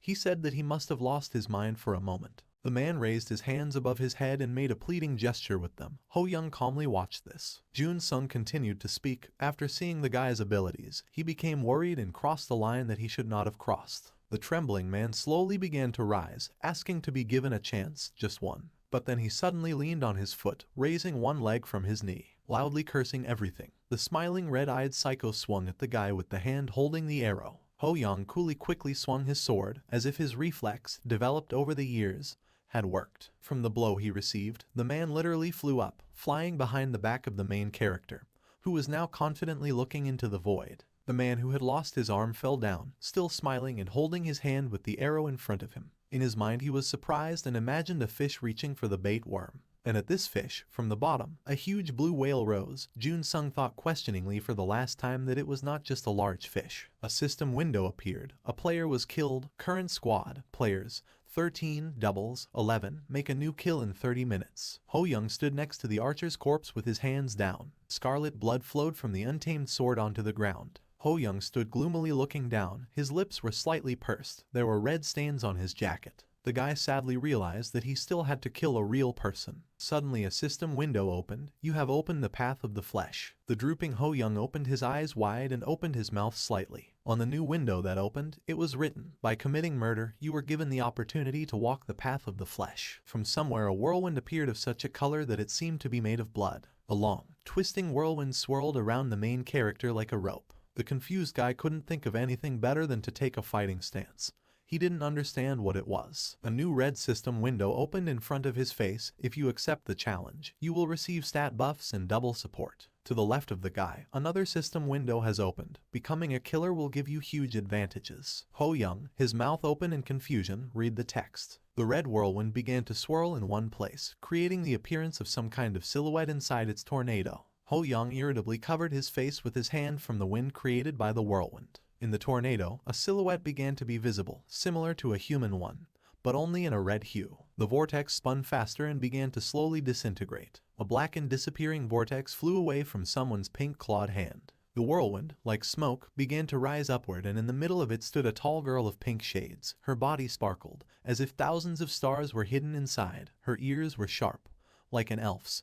Her eyes were illuminated blue. The Titanic girl extended her hand forward. A questioning system window appears. You are ready to accept the challenge. Ho-young looked at the giant in shock, his mouth wide open and still covering his eyes with his hand from the bright glow. The guy remembered the text on the system window, promising to receive stat buffs and support for opponents if he accepted the challenge. Ho-young now understood why Kim Jun-sung could control the doubles. A system window in a prestigious style, with golden patterns, appeared above the giant woman. What will you get by becoming an assassin? Legendary level armor, access to legendary skills, a significant increase in stats, exclusive talents. The woman looked down at the guy emotionlessly. Ho-young read the text and concluded that these are incredible benefits. He swallowed nervously, pursing his lips. Ho-young remembered how he killed doppelgangers that looked like his comrades. He thought that although he had to be nervous while killing doppelgangers, he knew that they were not people, so he did it without hesitation. Now he remembered the dead archer he had to kill. He realized that from now on he would have to deal with players more often, because among them there would be those who would follow the path of the killer. But when he came to his senses, he remembered that there were those who really killed. Ho-young once again pondered the benefits of taking the path of the flesh. The guy, nervous, hesitantly pulled his finger towards the questioning system window, which invited the guy to accept the challenge. Now the long-haired demonic woman smiled softly, extending her hand even more towards the guy. Ho-young thought about it and made the system window disappear, waving his hand as if he wanted the smoke to clear. Ho-young firmly decided that he refused the challenge. The woman began to disappear, disintegrating into black and red smoke, her face contorted. Ho-young turned his back to her, as if refusing to go down the same path as the crazy archer. Ho-young confidently walked forward, mentally deciding that he would not become a crazy psycho. The guy stopped in place. He was met by his comrades, who were waiting for the guy's return. They happily waved their hands at him. Ho-young fixed his attentive gaze on one of them. So-yeon made a face like that of a child asking his parents for something. He raised his eyebrows and put his little finger on his chin. The man timidly asked why his brother had been gone for so long. Ho-young looked at the man with displeasure and sheathed his sword. He thought maybe So-yeon was a crazy psycho. Ho-young made sure everyone was gathered. He stood in front of a crowd of people, of which there were clearly more than there were players left. Ho-young said that his offer may have been difficult to accept, but he thanked the people for trusting him and mentally finally relaxed. People stood together with their doubles. The girl communicated with herself, telling her that she was not real. The guy in the blue hoodie asked the main character what they should do now, and his double. Did Ho-young really learn to distinguish between doubles? Ho-young stood calmly in front of the people and said that everything was correct, first of all, but someone with the same voice as his interrupted the guy. He said everyone followed his instructions well. Everyone looked behind him. Someone was approaching people. Ho-young turned to the newcomer and realized, here he is. Another Ho-young, but only clean, without abrasions or cuts on his face, cheerfully straightened his jacket and came closer. The guy realized that it was his double, having previously died at the hands of an archer. The girl and the man reported that they did not know which of the guys to believe now. A girl in office clothes, worried, asked the guy if he had foreseen such a situation. The first and second Lee Ho-young looked at each other, the first with wounds on his cheeks, seriously, the second, cheerfully. Someone shouted his name. Guys in pink jackets stood next to people, thoughtfully examining each other. The first Ho-young looked irritably at the second one and thought that now they were all in trouble, and that is why he wanted to take care of his double in advance. He remembered the archer's creepy smiling face, realizing that it was because of him that the plan had failed. Ho-young compared this situation to a game of chess. One moves the black pieces. Now both guys looked at each other seriously. The second player moves with white. Now this is a game between him and his double, thought Ho-young. The fat guy looked at the doubles with a pleading, uncomprehending look and told one of them that no one knows which of the guys is real, and he kindly asked for help, saying that Ho-young said that he would take care of the doubles, and who are the dead doubles. Both guys looked at the speaker with the same piercing serious look. Ho-young remained silent and began to think. At the moment, there are 8 players left: Kim Jun-sun, Kim So-yeon, Seo Jun-ho, Ki Ye-sol, Young Ha-young, Oh Hong-kyung, Ko Yeon-woo, Lee Byung-chul. Ho-young thought that if he revealed the 5 doppelgangers he had already dealt with, the players' identities would naturally be revealed. He knew that out of these 8, Kim Jun-sun, Young Ha-young and Lee Byung-chul were definitely doubles. Ho-young looked at the people thoughtfully. He thought that in other words, proof of this fact proves that he is a player. But both guys simultaneously opened their mouths and began to say, Kim. The second Ho-young named, Kim Jun-sun, Young Ha-young, Lee Byung-chul. The first one, with wounds on his face, said, Kim So-yeon, Oh Hong-jen, Ko Yeon-woo. The guys only agreed with Ki Ye-sol and Seo Jun-ho. They said that all these people were caught. The named 8 people, shocked, opened their eyes and mouths wide in question. Ho-young narrowed his eyes in annoyance and raised one corner of his lips. He didn't understand why everything turned out like this. The first Ho-young opened his eyes in surprise. He was annoyed that his double began to say something to people. The double, gesturing with his hands, told the people to think carefully. The double continued. Kim So-yeon and Ki Ye-sol were in the same group with him during the mission on the first floor, so they developed a rather trusting relationship. So-yeon grimaced his face questioningly and looked at the speaker incomprehensibly. Ki Ye-sol watched the guys excitedly. So he, of all people, could not find and kill these particular doubles first. And the guy raised his finger up and looked at the people self-confidently, smiling contentedly. He asked those around him how likely this would be in this case. Ho-young looked disapprovingly at the speaking double. Sweat appeared on his face. He, in disbelief, realized that the double had taken the initiative. People began to discuss his words. The fat guy guessed that this Ho-young was trying to gain an advantage in this situation. The girl in the white shirt grinned and asked if the guy said 2 obvious things. Jun-ho, clearly worried, simply remained silent, thinking about something. Ki Ye-sol hesitantly asked if it was true that there was no guarantee, that it was impossible. Seo-yeon didn't say anything. He just froze with an uncomprehending face. Everyone looked up when the second Ho-young began to speak again. Moreover, if what his double says is true, then Kim Jun-sun is a double. And he pointed his hand at the calmly standing man. Doesn't that mean, then, that he himself killed the real archer? The guy asked people who Kim Jun-sun was, remembering how the man always remained calm, despite what sometimes happened around him. And he answered his own question. Jun-sung is a high-level member of their zone and a practical leader who encouraged them all during difficult times in the tower. Then the second Ho-young pointed his hand at his double in a jacket with blood stains. The girl in the shirt, hearing this, answered as if accusingly that, of course not, the archer could not die. The second Ho-young did not calm down. He said that even if the guy he was pointing at was really the real Lee Ho-young, he put his second hand to his heart and looked at people with a piercing gaze. Then how can you trust the killer? People looked tensely at each other. The real Ho-young had already seen the demonic aura of the double, who now thought that he did not know how Jun-sun really died, but it was too late. The double grinned cruelly and thought that all he had to do was checkmate in this game. He weakly raised his finger and pointed at the real player, and said that the guy's impatience to portray a reliable ally helped them reveal his true nature. And the double imagined how he puts checkmate to the guy, as if passing a verdict confirming that he is a murderer. Now, smiling evilly, the double pointed with his whole hand at the guy, calling him a double. The beaten real Ho-young looked at his double in shock. The girl in the white shirt asked if his words weren't obvious, and while forming a sword in her hand, she told the people to destroy this doppelganger and deal with the remaining ones. And people also began to call for weapons into their hands. Seo-yeon loudly asked people to wait. He said that in that case, he is a double. The gloomy man clenched his fist in front of him. Ki Ye-sol supported the man and said that one cannot judge by the words of only one side. The red-haired guy also intervened, saying that the girl was right and they should be careful. Someone shouted that they had no time to be careful, since disaster was only a few minutes away.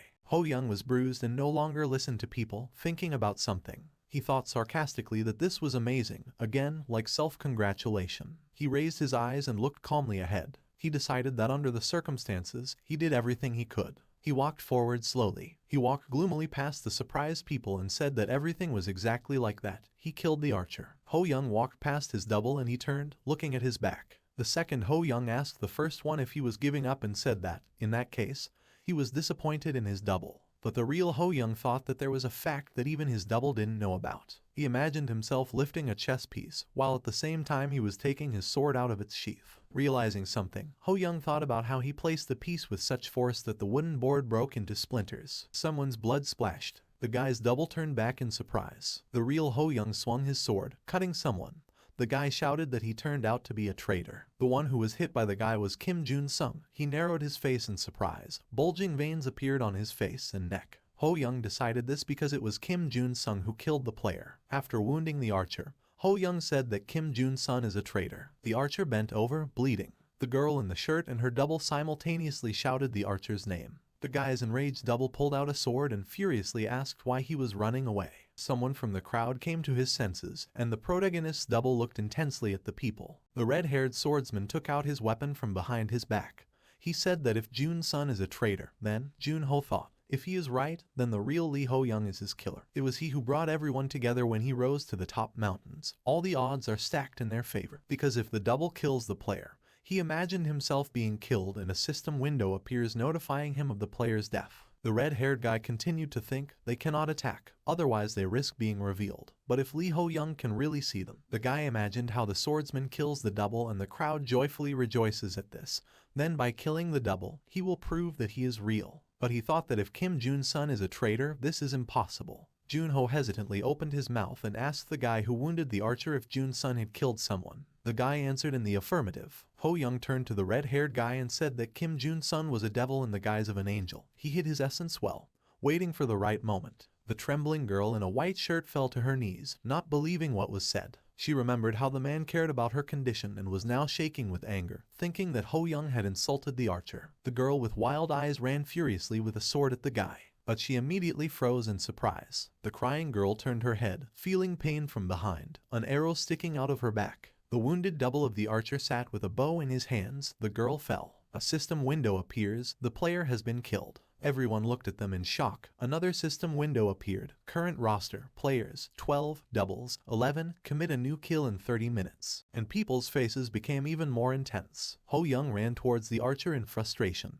cursing him for still having strength left in him. Jun-sun laughed gutturally. Then he raised his head with a disgusting smiling face. The archer shouted loudly how much he missed these faces. A system window immediately appeared. The double was killed. A man in a camouflage t-shirt, from behind the bushes, struck a psycho in the back and he began to dissolve like a hologram. A system window appears. Current squad, players, 12, doubles, 10, make a new kill in 30 minutes. All smeared with something black, apparently trying to mimic the environment. The man apologized to the main character for doubting him all this time. And Si-chan, with an attentive look, asked what he should do now. A system window appears. LVL. Aiden Si-chan, class, military, former special forces, survival specialist. Ho Young looked at the military man discouraged. A girl in an office uniform asked in surprise if he really was a double. The guy in a hoodie shouted that the real Ho Young was there. Then their eyes all turned red, and swords appeared in their hands. The armed men shouted that they were ready to follow the guy, asking what they should do now, but Ho Young was silent. He remembered how they looked at him incredulously and condemningly.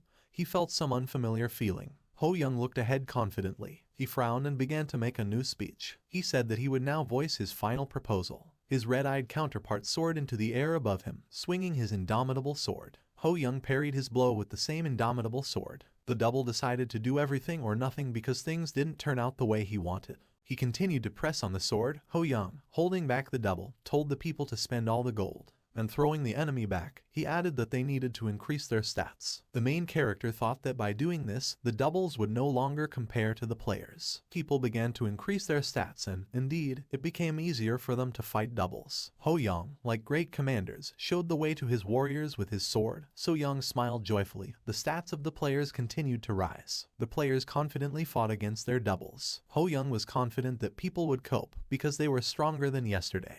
Ho Young reasoned. The doubles took over their stats from the second floor. The drooping people were sitting on the floor, which means that by increasing their characteristics, they will be able to complete the mission without unnecessary losses. The girls sat thoughtfully, nervously waiting for something. People who had lost their classmates sat clutching their heads. Others were discussing something. Ho Young sat separately from everyone and thought. Someone said that if it weren't for Kim Jun-sun, everyone would have survived, and Ho Young turned his attention to this person. It wasn't Si-chan. He gloomily covered his face with his hand, cursing everything. Ho Young was sure that the man was in pain, because they were on the same team. The guy sadly lowered his gaze and thought that he was also sorry, since he would like to do without victims. He thought that perhaps it was even worse in the other towers. Ho Young imagined bloody corpses of people and a killer moving away from them. Because not everyone will be able to pass the test like Ho Young, someone will prefer the path of the archer. Sitting on the low stairs, Ho Young thought that the upcoming battle would be even more brutal, and he raised his palm, looking at it grimly. He presented a blue book, a guide.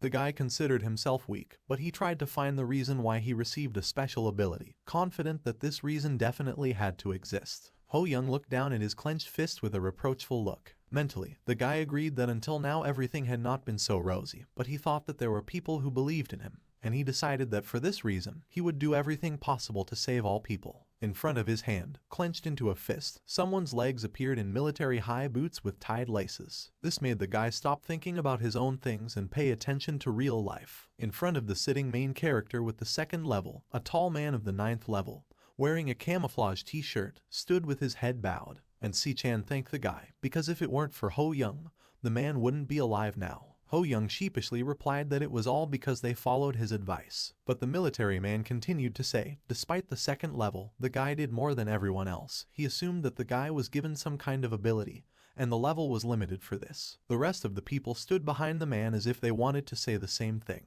Ho Young remembered how Si-chan killed the archer's double in cold blood. The guy appreciated his impressive caution and prudence and thought that in the future he could become a reliable support. The military man then bowed before the guy. He sincerely asked for forgiveness for doubting the guy and ignoring him. Ho Young motioned for the man to stand up. The people behind the military man also asked for forgiveness. Ho Young, a little worried, asked everyone not to worry so much about it. Seo Yeon stopped this touching scene by laughing loudly. He told the bowing people that they lacked insight and added that they should have immediately known to stay close to the guy, like he did. Yesol looked at the man contemptuously and said that, in fact, she was the first to notice the guy's extraordinary nature. Jun-ho bit his fist in shame and once again tearfully asked the protagonist for forgiveness. Ho Young didn't know what to tell them. The heavyset man opened his mouth again. He said that maybe it is not right to say such things now, but he hopes that in the future Ho Young will lead them. The man calmly told him this. Ho Young froze in surprise. Then, he smiled sweetly and looked at the man with kind eyes. Ho Young said that this would be the right decision. 5 minutes before the end of the mission, a system window appeared. Current roster, players, 12, doubles, 1. Players armed with swords stood on the forest edge. Defeated doubles lay around them, gradually disappearing like a hologram. The plump guy was perplexed for some reason. He doubted that they had managed to deal with all the doubles. Breathing heavily, he turned his head and asked people where the last enemy was. Ho Young froze and looked gloomily somewhere. The guy approached the bush. Ho Young, holding an indomitable sword in his hand, looked at the plant for a while, as if he felt that someone from the thickets was looking at him in response. The guy sharply struck the bush with his sword and the military man's double, turning blue, let out his last breath. Immediately after this, a system window appeared. The double was killed. And another new window, decorated with stars, with the inscription, "You completed the task." The players gathered around the podium that opens the portal. A system window appears. The calculation of gold begins based on the results of the work. Gold began to appear in people's accounts. A fat guy received 700 gold. He was surprised that he also received gold. A girl from his team received 500 gold. She was also surprised by this. Seo Yeon laughed quietly, gloating. Then, a quiet chuckle turned into a loud laugh. The man tensed all his muscles and began to smugly demonstrate his muscles. 2,000 gold units came into his account and he loudly boasted that he, Kim So-yeon, received so much gold. He continued to show everyone his pumped-up muscles. Some were dissatisfied with this, and others appreciated his achievement. Ho Young watched the man irritably. The main character concluded, everyone followed his recommendations and therefore received awards. This thought made the guy smile slightly. He was happy for the people. Smiling, Ho Yon with good-natured eyes looked at his open system window. His account was replenished with 12,500 gold units. Seeing this, the guy was surprised. A system window appears. You have reached 10,000 gold on your balance, and an improved store is now available to you. A system window with a store opened. The main character has exactly as much gold as he just received. On the left there were 3 tabs: items, stats, skill improvement. The first one was open. In the store, items were divided into common and rare. The former had a rifle, bow and others, while the latter were not yet available. Ho Young looked thoughtfully at the store and realized what the system was. In order to buy rare items, you need to increase the rank of the store. The guy moved his index finger in front of the system window. He was wondering what to buy. A system window appeared. You purchased an item, skill improvement level 3. It took 5,000 gold coins. A new system window has appeared. Your level, LVL. 2 basic swordsmanship, increased. Ho Young looked at the indomitable sword with excitement. Another system window opened above the guy. Level 3 novice swordsman, with an image of a moving sword. Ho Young smiled as he recalled how he stabbed his opponents with his sword. He thought that he unknowingly used a fighting technique above his level, even though he immediately fainted. But if he can freely use this skill for just 5,000 gold, Ho Young thought that this deal could be considered profitable. The guy decided that the purchase was over. He looked to the left with interest. Yesol was also studying the store's assortment, and unexpectedly for her, a system window appeared. Player Lee Ho Young was transferring 1,200 gold. The girl recoiled in surprise. The girl clenched her fists in embarrassment and confusedly asked the main character why he suddenly did this. The guy looked at her seriously and told her to just take these gold units. He remembered their first group task and the confrontation between the players and their doubles. Ho Young told the girl that when he fought with kobolds, when he fought with doubles, the girl helped him. He looked at her with some kind of convincing gaze. Their classmate continued to show off himself, but people already had the same reaction.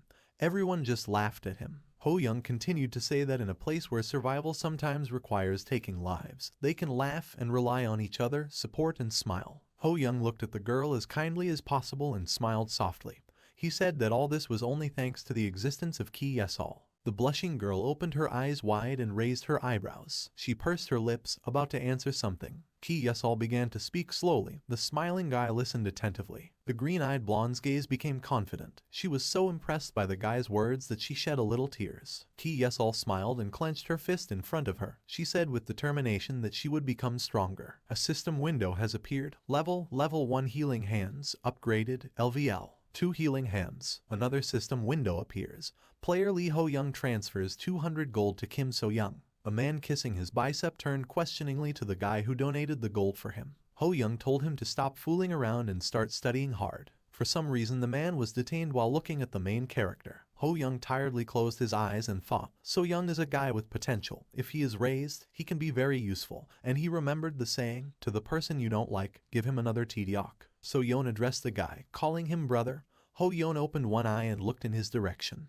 The man mentally decided, from today on, he will be his toady. So Young again made a blushing childish face. He puffed out his lips, tears appeared in his eyes, and he put his little finger to his lower lip. The man asked the guy to just tell him what to do. The trained hand of the protagonist with swollen veins grabbed the sparkling indomitable sword. The swordsman's face was concentrated and confident. Blue sparks from his sword flew in all directions. Ho Young decided it was time to test the 3rd level basic mastery. A system window appears. The mission begins on the 3rd floor. This time the task will take place in a valley. There were mountains around, high stone boulders, and at the top of a spiral rise stood a castle with towers. A new system window has opened. Task, Siege. The sky was covered with thin clouds, letting sunlight through. People stood at the very beginning of the climb to the castle. They looked at it. In comparison with this high mountain, they seemed like ants. Someone from the crowd questioningly repeated the name of the task. A system window has opened in front of each player.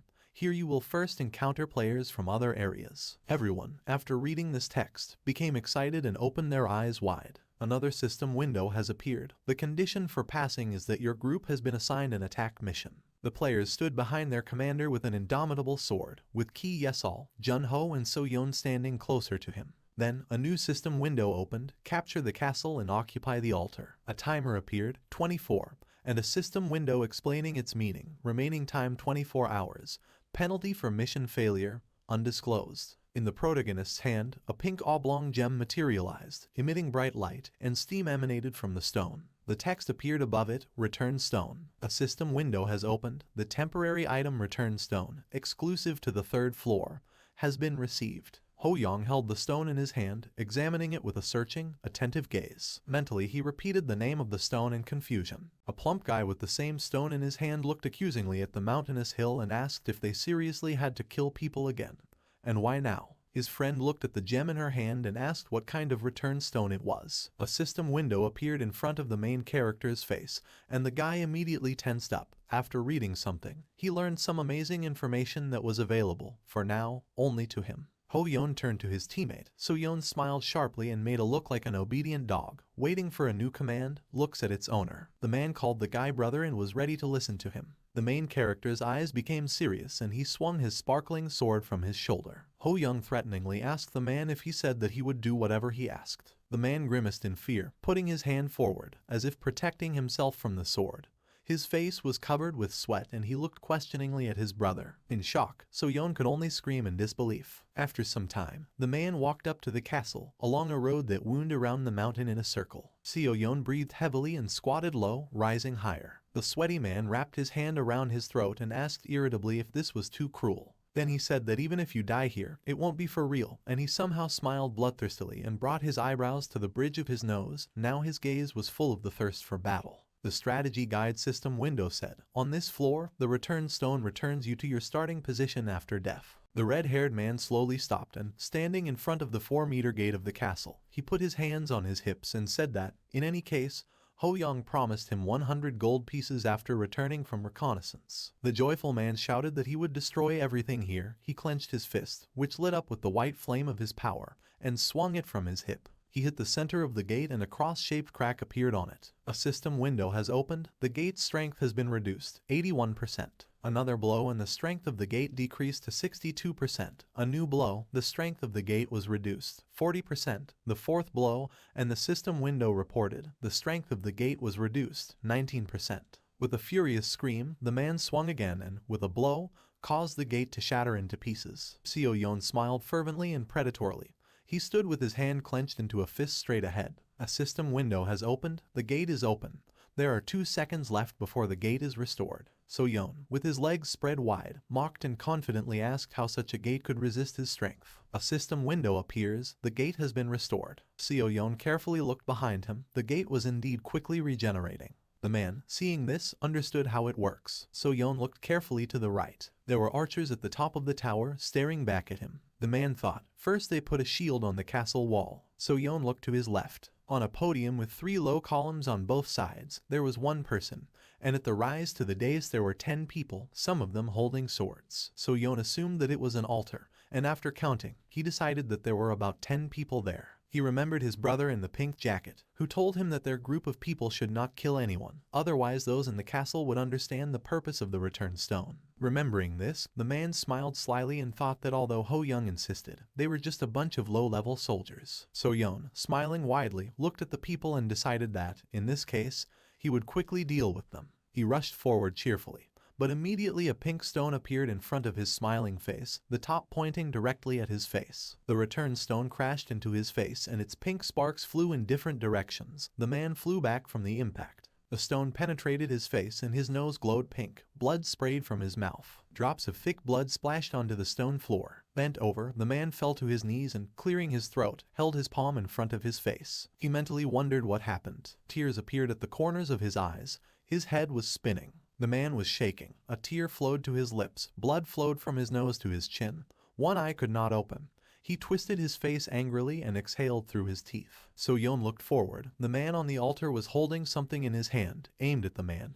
Everything swam before his eyes. He could not believe that this could happen. Looking closer, it became clear to him. A man in a long cloak was holding a pistol, the barrel of which suddenly shone with a pink light. Seo Yoon wanted to think about something, but a shot rang out. The protagonist's eyes were full of misunderstanding. He asked in surprise whether it was really a gun. Seo Yoon actively gestured with his hands and looked at the guy in shock. The man asked him if this was possible, because it was like a sick magic bullet or something like that.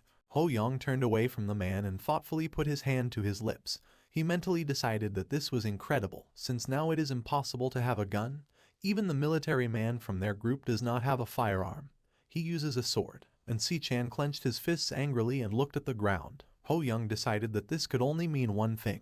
He remembered the tall demonic woman stretching out her hand to him, and the system window. What will you get as an assassin? Legendary level equipment, access to legendary skills. Ho-young looked down intensely. With a thoughtful look, he decided that man had committed murder. The guy looked ahead in annoyance. He thought that this would not be an easy battle at all. Someone took him by the shoulder. Ho-young looked at his hand. Ki Yesol, taking the main character by both shoulders, turned the surprised guy to face her. She told him not to worry. The girl bent her elbow and clenched her fingers into a fist, leaving her other hand on his shoulder. She looked encouragingly into his eyes and said that she would support him. Junho defiantly raised the sword above his head and said that he was ready. The enraged So-yeon clenched his fist in front of him and sent the hated shooter. All the players, ready to fight, shouted that they were also ready to go to the castle, and Si-chan applied camouflage black paint to his face. Ho-young looked at the people in surprise. Then, he smiled contentedly. His look became confident and serious. In his hand was an indomitable sword. The smiling guy told people that this was good and now he would explain their plan.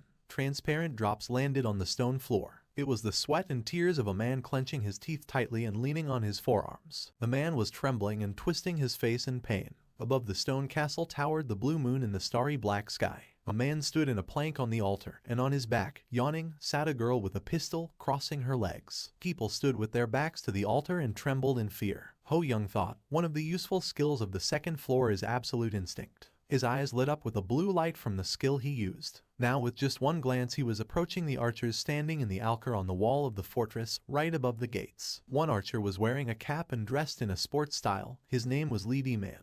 He was pulling a bowstring with an arrow. The second was in a green jacket. He put his hand behind his head to get the arrow. His name was Chu Hong Diok. Both archers had reached the 8th level. The main character thought that everything was as Kim So-yeon said. There were only 2 of them on the wall. So-yeon confidently walked ahead of everyone to the gate, waving his arms and legs widely, trying to appear bigger than he was. He defiantly asked if the archers were waiting for him. Ki Yesol stood behind the men. So-yeon smiled cheerfully and walked forward. The girl asked if they couldn't guess what the return stone was for. Ho-young told her that they could, but they wouldn't be sure. Most likely they would think that this was a feature of Kim So-young. Both archers had already pulled their bowstrings and took aim. Ho-young rushed forward with lightning speed. Ki Yesol made a questioning sound. The archers simultaneously released the bowstring from their hands and the arrows flew in the chosen direction. The arrows flew straight at the bent man. Now his face began to look up in fear. He did not understand why this was happening, since it was different from what it was before. Suddenly, the arrows broke in 2. Ho-young pushed off strongly from the ground, flying above the man, and broke these arrows with an indomitable sword. So-young looked up questioningly. Now the man looked blankly at his collarbone, on which the guy's foot had landed. Ho-young pushed away from the surprised man, then from the arch of the gate, and approached the archers. A guy armed with an indomitable sword soared above the archers and swung it behind his back. The shooters did not understand what was happening. Ho-young cut each of them from the pelvis to the collarbone as quickly as possible. They only had time to open their mouths. Ho-young landed between the already lying archers, holding a bloody sword in his lowered hand. His eyes were wild. He said that based on his words, they only have one chance. On Si-chan was completely covered in his camouflage. Ki Yesol raised her palms in front of her. Jun-ho, smiling and adjusting his orange bandana and holding a sword in his other hand, he agreed with the main character,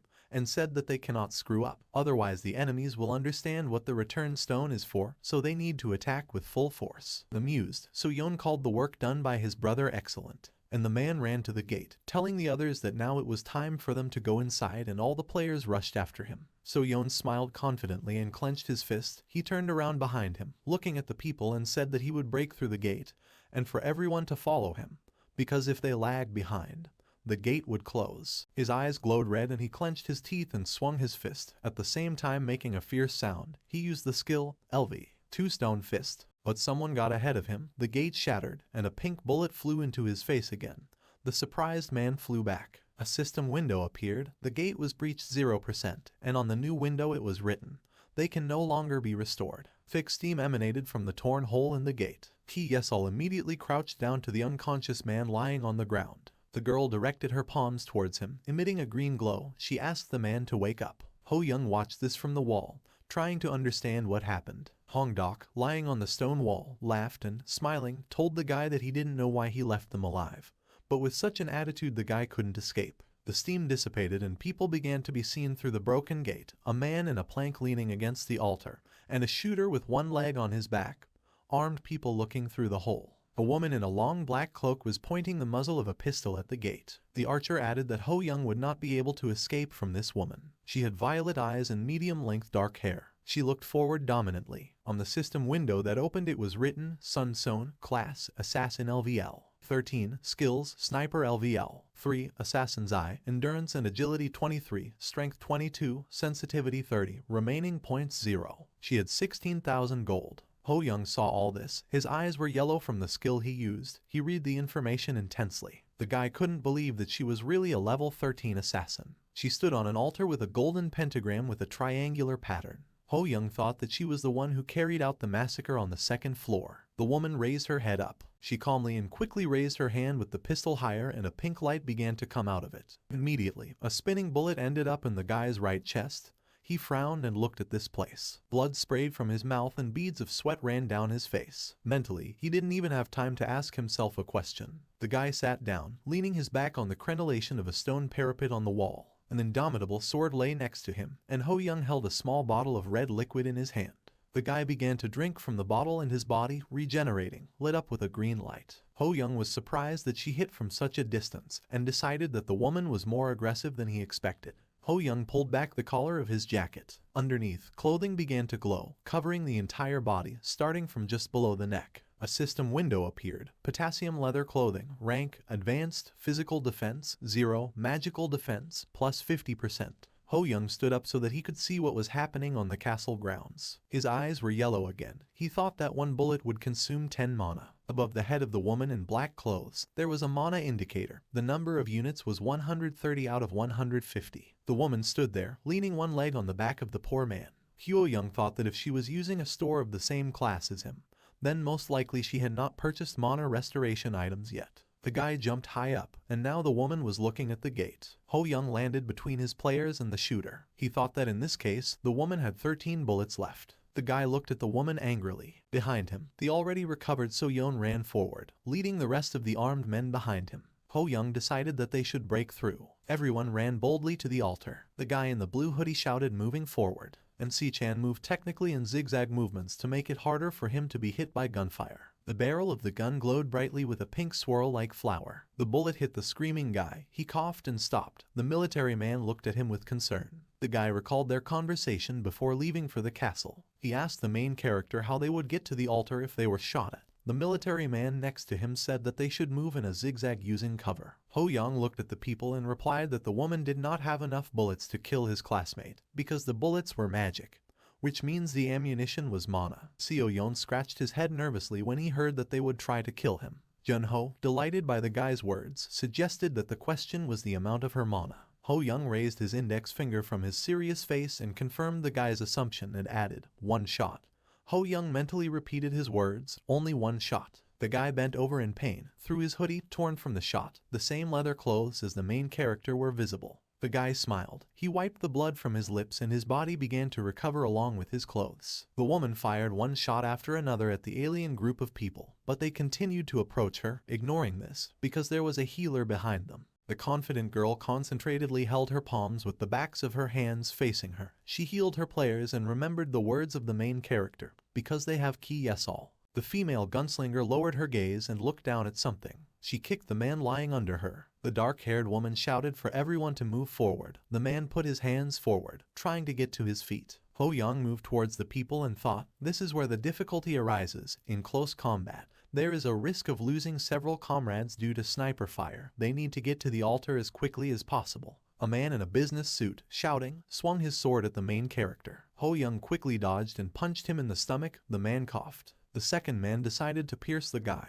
but he dodged it too. Ho Young hit him on the back of the neck with the hilt of his sword. The guy opened his mouth in pain. Suddenly, a bullet quickly approached the main character's eye, and he opened his eyes doomedly. And just as unexpectedly, Jun-ho, screaming like a beast, put his sword between the bullet and the guy's eye. The spinning projectile slammed into the sword. The bullet knocked the sword out of the hands of its owner. Jun-ho coughed painfully. The woman looked a little surprised at the red-haired guy, because she saw that he had reacted to her shot. A new bullet rushed into the head of Jun-ho, who at the same moment shouted to the main character to leave quickly. Ho Young only had time to shout his name before the bullet pierced his head. He looked at the red-haired swordsman with irritation and horror, clenching his teeth tightly. Ki Yesol desperately healed everyone around her. Ho Young nervously looked around at his players and was annoyed to realize that more and more people were dying. Junho fell to his knees and began to disintegrate like a hologram. Bullets flew at someone and they repeated the fate of the swordsman. Ho Young clenched his teeth so that veins began to protrude on his face. He understood that they would be reborn in any case. There were sharp sounds of gunshots. A bullet hit someone in the stomach, someone in the shoulder, and they died. The woman looked emotionlessly at her victims and shot them with her magic pistol. The new victim took a bullet in the stomach. But the main character did not understand how you could kill people with such a facial expression. A faint smile appeared on the woman's face and she said that her victims were funny. These words infuriated the guy. He furrowed his eyebrows angrily. Ho Young tightened his grip on the sword in his hand. He activated LV3, a novice swordsman, and with lightning speed he passed through 3 enemies, inflicting sparkling wounds on them along the way. For a moment the guy stopped, then he pushed off from the stone floor. The swordsman, his eyes white with rage, flew straight towards his target. The cool-headed woman raised her hand with the gun to her face to redirect it in the other direction. The tip of the guy's sword hit the woman's pistol, who at the same moment fired a shot, and from the oncoming blows of the players, pink sparkling lightning and blue lightning scattered in different directions, illuminating the entire space around. Some man said threateningly, "You are finished." It was So Yeon, smiling predatorily,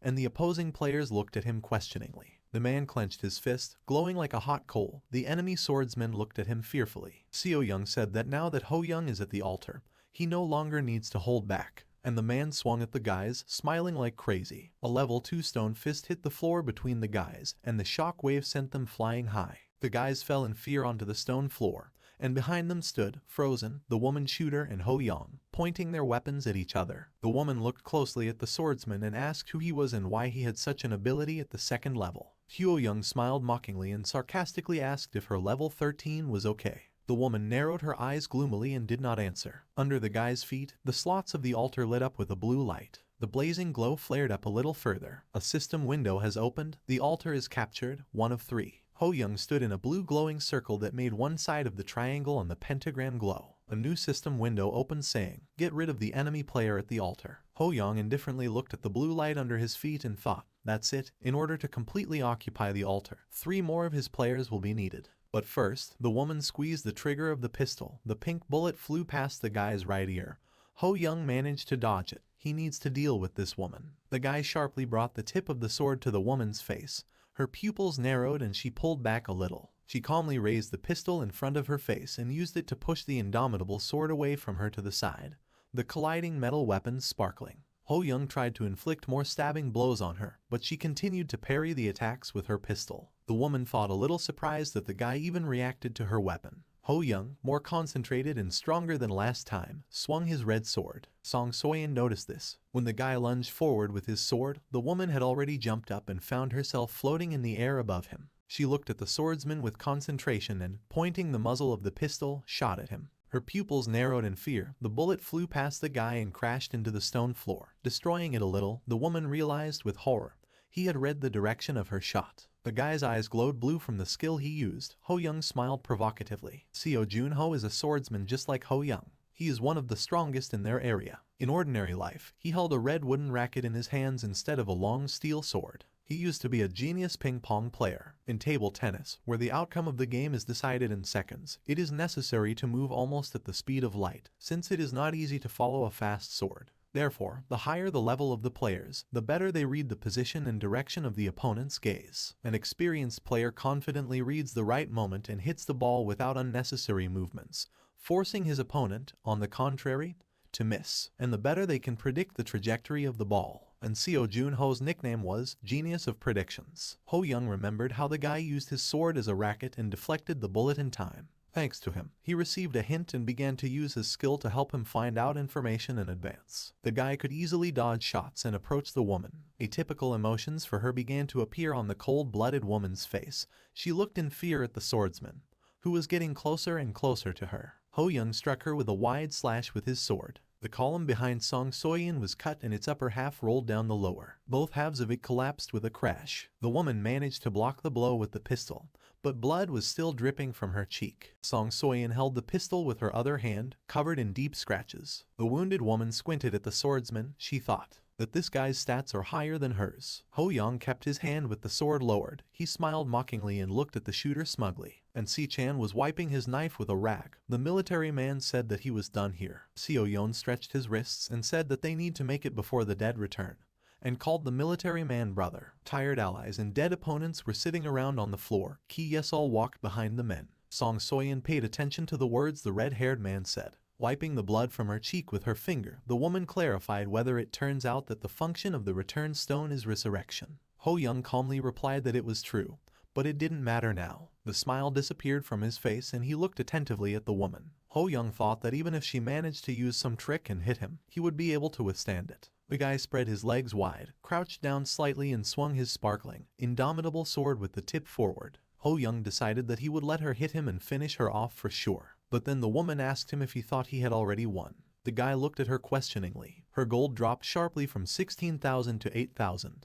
The woman's body glowed infernally and the system windows opened. Your level 3 sniper increases, LVL 4 sniper. Ho Young, realizing what had happened, began to sweat and frantically tried to quickly stab with his sword. The irises in the woman's eyes turned red. The red-eyed one instantly raised her weapon and fired 2 shots at once. One bullet broke the guy's indomitable sword and flew right through the place where the guy's liver was. The second bullet tore the left collarbone, causing the guy's hand to simply come off. The bullets left behind holes larger than the palm of a grown man's hand. Ho Young was falling down, losing consciousness. His shocked comrades quickly approached him, shouting something to him that he could no longer make out. The guy's body glowed with blue holographic light and he began to disappear. A system window appears. The mission on the 3rd floor is completed. So-yeon somehow gloomily walked away from the guy. The man's face was dissatisfied. Ho Young looked at him studyingly. After a short silence, Ho Young asked, "Why does he have such a sad face?" "Because they won." The guy looked at his teammate in disbelief. So-yeon looked excitedly at the system window and puffed and told the guy that this time he took out the mission,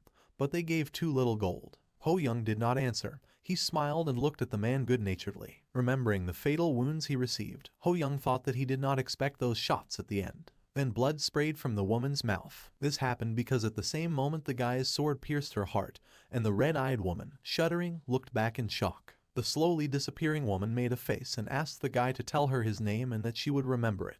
Ho Young told her what he wanted. After that, the 3 occupied the altar, and they won. So-yeon, On Si-chan and Ki Yesol looked at the system windows. The first man was gloomy, and the girl happily turned to the main character, saying that this time she received quite a lot of money. Ho Young examined his comrades, and he himself wearily thought that he would not like to meet the creepy woman again. One of the people shouted for everyone to look somewhere. Ho Young turned around in confusion at the shout. There, a huge red portal with a dark blue aura opened. There were people inside. Ho Young looked at the people and thought that these were the players they were fighting with. A system window has opened. Disaster will be unleashed on the losers. Inside the portal, another portal opened and from it, the same fang troll of titanic proportions crawled out to an alien group of people. He growled loudly and grinned. People could not move from the horror they felt. A system window has appeared. Players who have not committed a single kill on the 3rd floor will be targeted. An adult man in glasses began to try to exit his portal to the place where the protagonist's group was located, but the exit seemed to be limited by glass. The man prayed for salvation.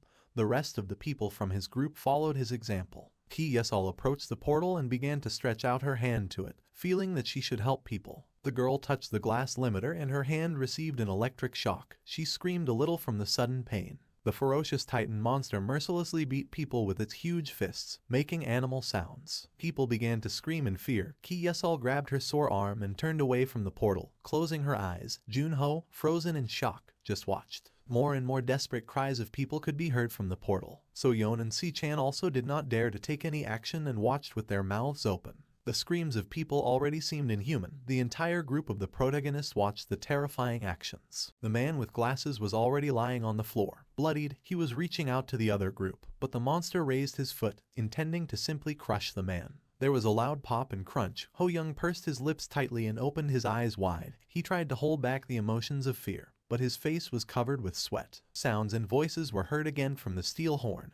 There was only one player left alive in Area C-142. The group was reorganizing. Ho Young looked at the megaphone in surprise and mentally repeated the last words of the voice. The guy thought that the only one who managed to kill the enemy was that woman. People turned around, puzzled, and there, like a hologram, someone materialized. Everyone looked at the man in surprise, so Yon clenched his teeth angrily. A dark-haired woman in black clothes, with traces of blood, walked forward displeasedly. A system window appears. A new group has been created. Song Soyeon looked down with a frown and, wiping the blood from her cheek with her thumb, said that she was extremely unhappy with this situation. Ho Young furrowed his eyebrows in irritation and bared his teeth angrily. Veins stood out on his face.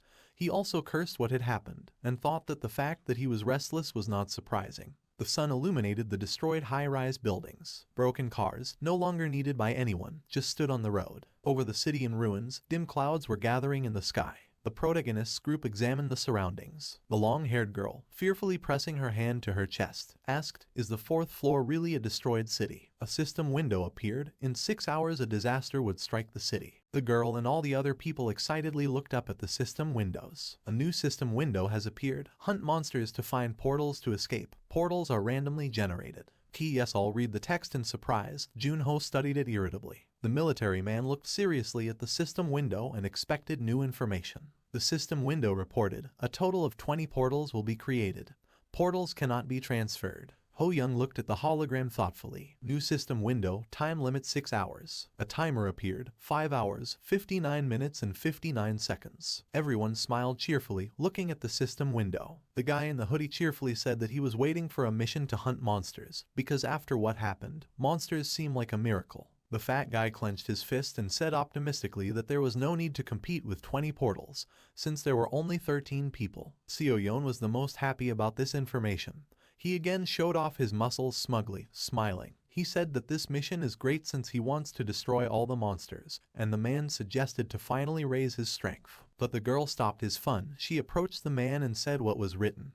Portals cannot be transferred, which means there are still restrictions. Seo Yeon froze and looked back, puzzled. Junho thought about something, and then said that the girl is right. If one person opens several portals, then someone may not escape. The swordsman held his chin with his hand and looked thoughtfully into the void.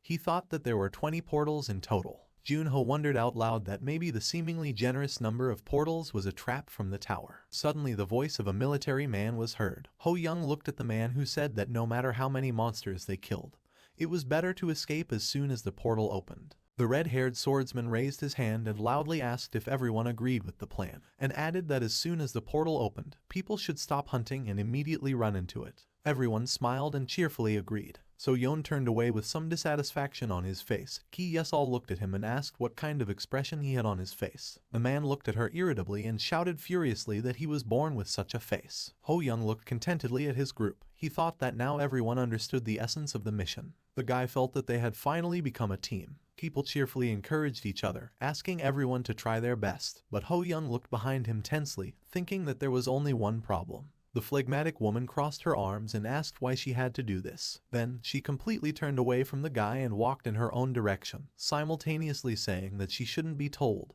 and wished him death. Her words infuriated everyone, so Yeon furiously tensed his muscles. Si-chan applied camouflage to himself. Junho looked menacingly at the woman's back. Ki Yesol barely restrained herself as she pulled out her sword from its sheath. Ho Yeon nervously twisted his face and clutched his hand, irritably thinking that the woman does this on purpose to piss them off. 12 hours ago, So Young contorted his face contemptuously and asked displeasedly how a woman dared to come here to them, and someone like her without a weapon. The man did not have time to finish. He was hit in the face, blood sprayed from his nose and mouth, and he automatically closed his eyes. The enraged woman hit him with her fist, and now raised her leg high and brought it behind her back, swinging at the man. From the powerful blow, So Yeon literally slammed his head into the floor, ending up in a position with his feet up. The stone floor cracked under him and small pebbles scattered to the sides. The crowd looked on in shock, and Si-chan watched carefully with his gaze. Ki Yesol raised her hands in surprise, not knowing what to do. Junho turned pale and opened his mouth. The woman straightened up over the man lying limply on the floor. She mockingly asked if he imagined himself immortal. Ho Young took a step forward. The woman looked back at him. The guy told her not to create problems on someone else's territory and clarified the answer. The guy looked at her warily and tensely remembered the archer's face. Ho Young thought that he had killed a novice killer, but no one knew that a real one would appear, and he noted that Song So-yeon was good even without a weapon. The guy and the woman approached each other. She calmly addressed him by name and noted the fact that they had met again. Ho Young smiled nervously and asked if she wanted to say something.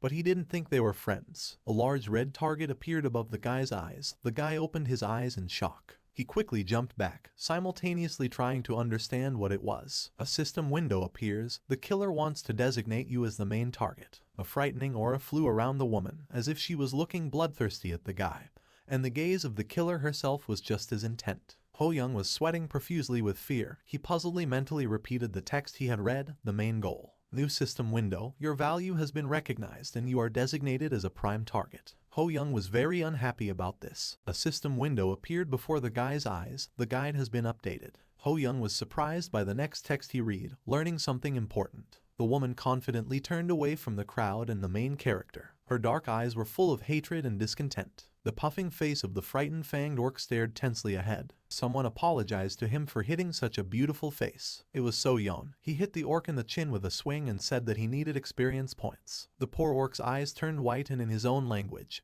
he asked why they were doing this to him. A blue portal opened above the defeated monster. Sweating, So Yeon was upset that the portal opened, because such a hunt was not enough for him. The man looked excitedly at the portal. Exhaling nervously, he turned away. Smiling uncertainly, So Yeon turned the corner where someone was standing. It was Ho Young. He looked at the man in disbelief. The guy's appearance was extremely unexpected for the man. He screamed in fear. So Yeon recoiled from the calmly standing guy and asked what he was doing here. Ho Young also asked him a question, asking why So Young was so surprised by this. Was he really up to something? The man smiled nervously and scratched the back of his head. Feigning a calm state, he answered the guy that he had not planned anything, but was surprised because he thought that Ho Young had already opened the portal. With the same calm but questioning face, Ho Young, knowing the answer to his question in advance, asked if the man had opened the portal. Horrified, So Yeon looked at the guy in surprise, trying to understand how he guessed. Seeing this expression, Ho Young said that he thought so and literally kicked the man into his portal. So Yeon disappeared into the portal screaming. Ho Young breathed a sigh of relief and said that such behavior was expected. He frowned and looked ahead anxiously, thinking that now there was one less problem. Remembering the moment when the guide was updated and he was surprised to read the text that opened, he thought about it again. In the guide system window that opened, it was written, "The killer fully reveals his characteristics when the day of blood comes. By killing you on the day of blood, he will receive a very high reward." At the same time, a text appeared with a recommendation: direct all your efforts to increasing the level in order to prepare. Ho Young ran anxiously looking into the distance. He thought that he did not know when this day would come, but most likely it would turn into a massacre, and many would die. Suddenly, a fat, aggressive orc with a cleaver ran out at the guy. He growled something in surprise, which in his language means a low-level person. The orc's level was 10. The monster swung his weapon, but immediately his cleaver broke and blood appeared on his shoulder. A system window appears. Experience points have been received. Ho Young struck the monster with his sword in disgust, and the orc's head, tearing away from the body, flew up. The guy was already far behind him. Ho Young decided that now his goal is the need to become as strong as possible. The defeated huge orc lay on the ground with his stomach on the floor. Ho Young calmly examined his corpse and thought that the portal had not opened. The guy nervously examined his sword and thought, destroying all the monsters is possible given time.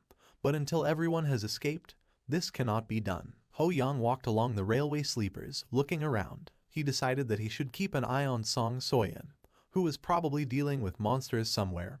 He needed to do something. A sharp, unpleasant smell reached the guy's nose, and he twisted his face in disbelief. Ho Young quickly covered his nose with his palm and said his thoughts out loud. It stinks as if someone died here a long time ago. At this time, the body of an orc with a blunt face was forming behind him, with a club in his hand. A system window opened in front of the guy's face. All orcs stink, but the stench of an orc who left the portal is especially unpleasant. After reading this text from the guy's eyes widened. With burning eyes, Ho Young turned around sharply. Sweating with fear, the monster stood confused with a club. He made a questioning sound. Ho Young quickly rushed along the sleepers. He pushed off from the railway and flew straight towards the orc. Ho Young cut the body of the orc, screaming in fear for the last time, in half. The guy breathed out a sigh of relief, still remaining in a fighting pose. A system window has opened. The portal has been created. Ho Young smiled cheerfully. The guy thought it would be good if that's what he was thinking about. There were rickety and battered houses above the railway. Someone asked, "What are you doing?" It was Song Soyeon. She looked questioningly and a little surprised at the main character sitting on his knees in front of her. Ho Young sat bowing to the ground. He began to say something trembling. He raised his head. His face was completely innocent and good-natured. He looked pleadingly at the woman like a child and asked her to let him live. The woman looked at him dumbfounded. Various sounds were heard throughout the destroyed city. All the buildings were destroyed in different ways. The female shooter trembled silently. Ho Young annoyedly covered his face with his palm, pretending to be harmless. He theatrically asked why he was so unlucky.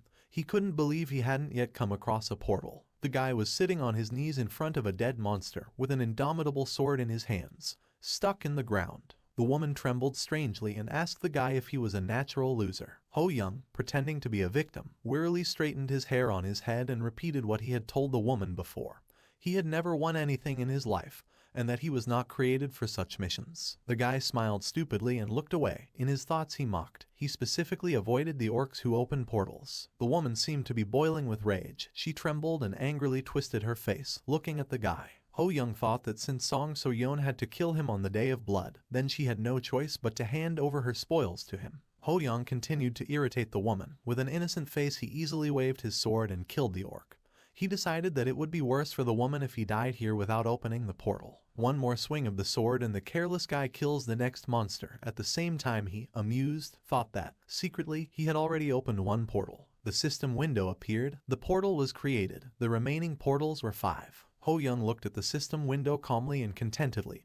He was mentally happy that others seemed to have no problems. Ho Young playfully hit himself on the forehead, as if annoyed for some reason. He sadly told the woman that there were only 5 portals left, and suggested that it was a game of luck. The woman continued to silently contain her irritation. Finally, he couldn't stand it, and with maximum bestial rage in his eyes, she told the guy to just shut up and hunt. Ho Young timidly accepted the order and ran away from the woman. The attacking orc, in its behavior, was similar to a red-haired man, just as mad and desperate. Ho Young was trying to understand something. With the same imperturbable sensual face, he cut down this orc and at the same time reflected on the fact that he felt both guilt and cheerfulness at the same time every time he killed an orc.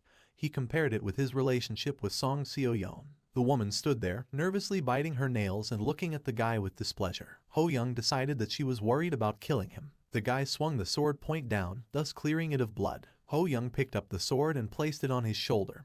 He turned his head to the woman and asked her why he was so tense. Because he did not open the portal. Song So-yeon put her hands behind her back and sharply asked the guy who was tense here. The guy looked at her, puzzled, and asked why she didn't just tell her how many portals she had opened. The woman looked down more calmly and, after a short silence, answered, "There are only 5 portals." Ho Young looked at her seriously and thought that this was quite a lot, but still within the acceptable range. The guy imagined an illustration in his head, Song So-yeon and 5 portals next to her, Ho Young himself and 1 portal with him. He thought that if she opened 5 portals, he opened 1, and the remaining 11 opened exactly 1 at a time. He presented a mathematical calculation. Then there would still be 3 portals left. A system window hung in front of his face. The remaining portals were 3. Ho Young thoughtfully looked at the woman with the gun and thought, if there are 3 portals left, it means that on the 4th floor there will be only the 2 of them.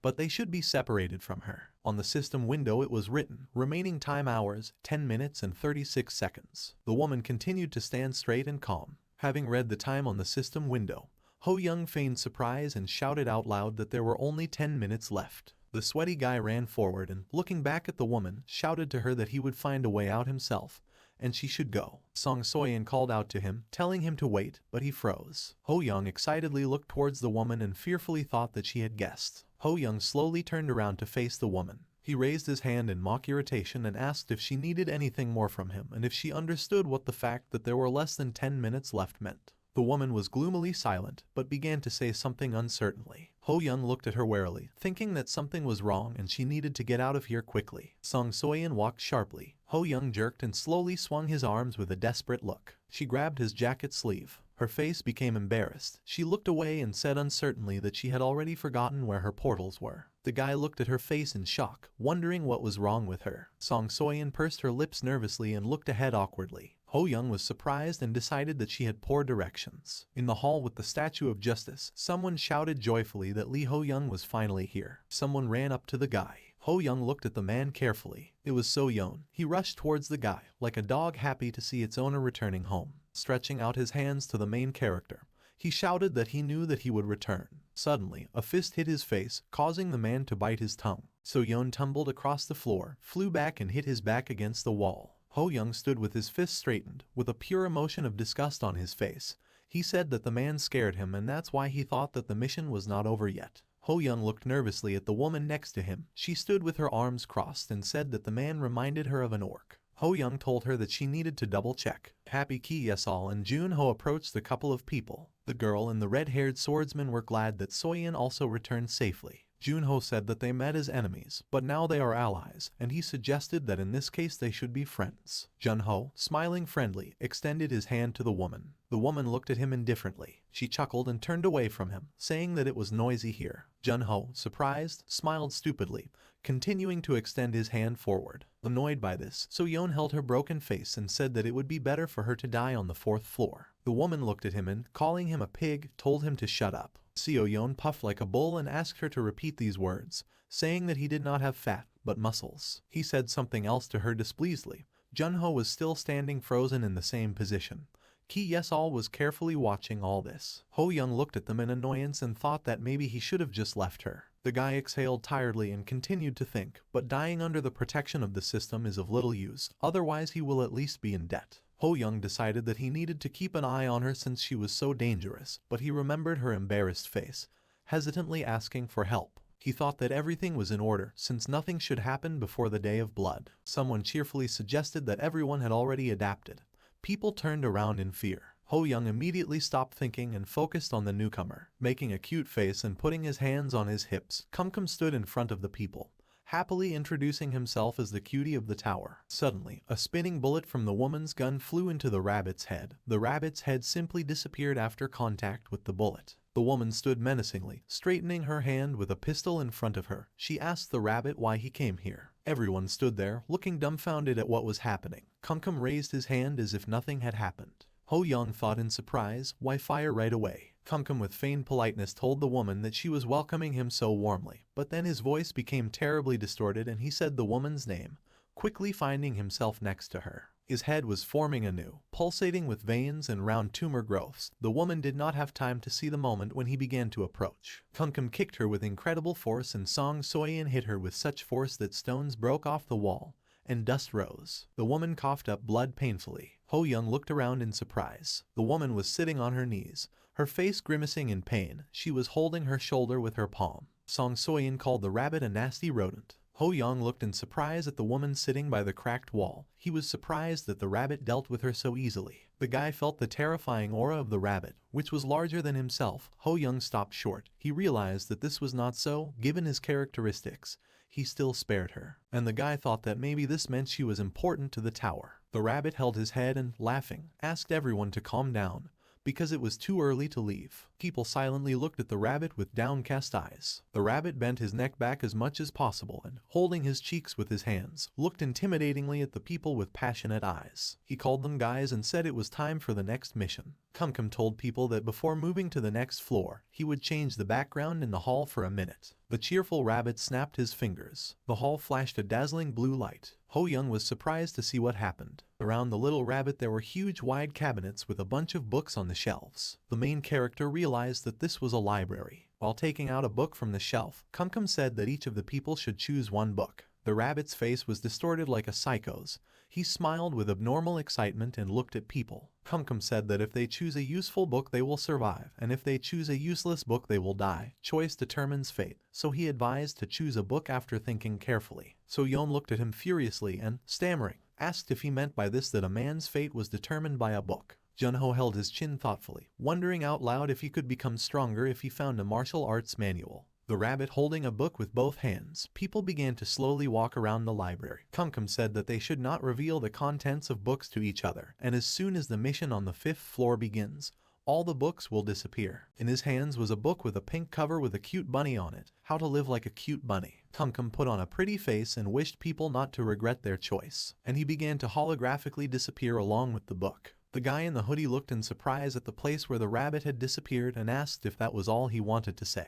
But the girl with long hair shouted at him that he needed to quickly look for the books he needed. Each cabinet had a name on it: fencing, martial arts, medicine. Jun-ho, So-yeon and Ki Yesal stood at the shelves corresponding to their skills. Ho Young looked at his friends and thought that the fact that everyone was looking for categories related to their classes. Naturally, he agreed that in such a situation, looking for anything else was a waste of time. Ho Young looked down at the guide that opened in front of him. Select the book Random Encounters of the SSS class Regressor. He thought in surprise that despite this, the guide wanted the guy to read novels. In the guy's hands was the same book. On its cover there were two guys with different weapons. A system window has appeared. You have selected Random Encounters of the SSS class Regressor. You can no longer change your choice or reveal the contents of the book. Ho Young looked at the book with displeasure and thought that the title of the book already sounded cheap. But I decided that it couldn't be recommended, and so I thought it might be worth reading. He started flipping through the pages. After reading the text for a bit, Ho Young made a face in irritated disgust and called the book trashy pop fantasy. Ho Young looked at other people. Jun Ho chose the book Heedong Fencing.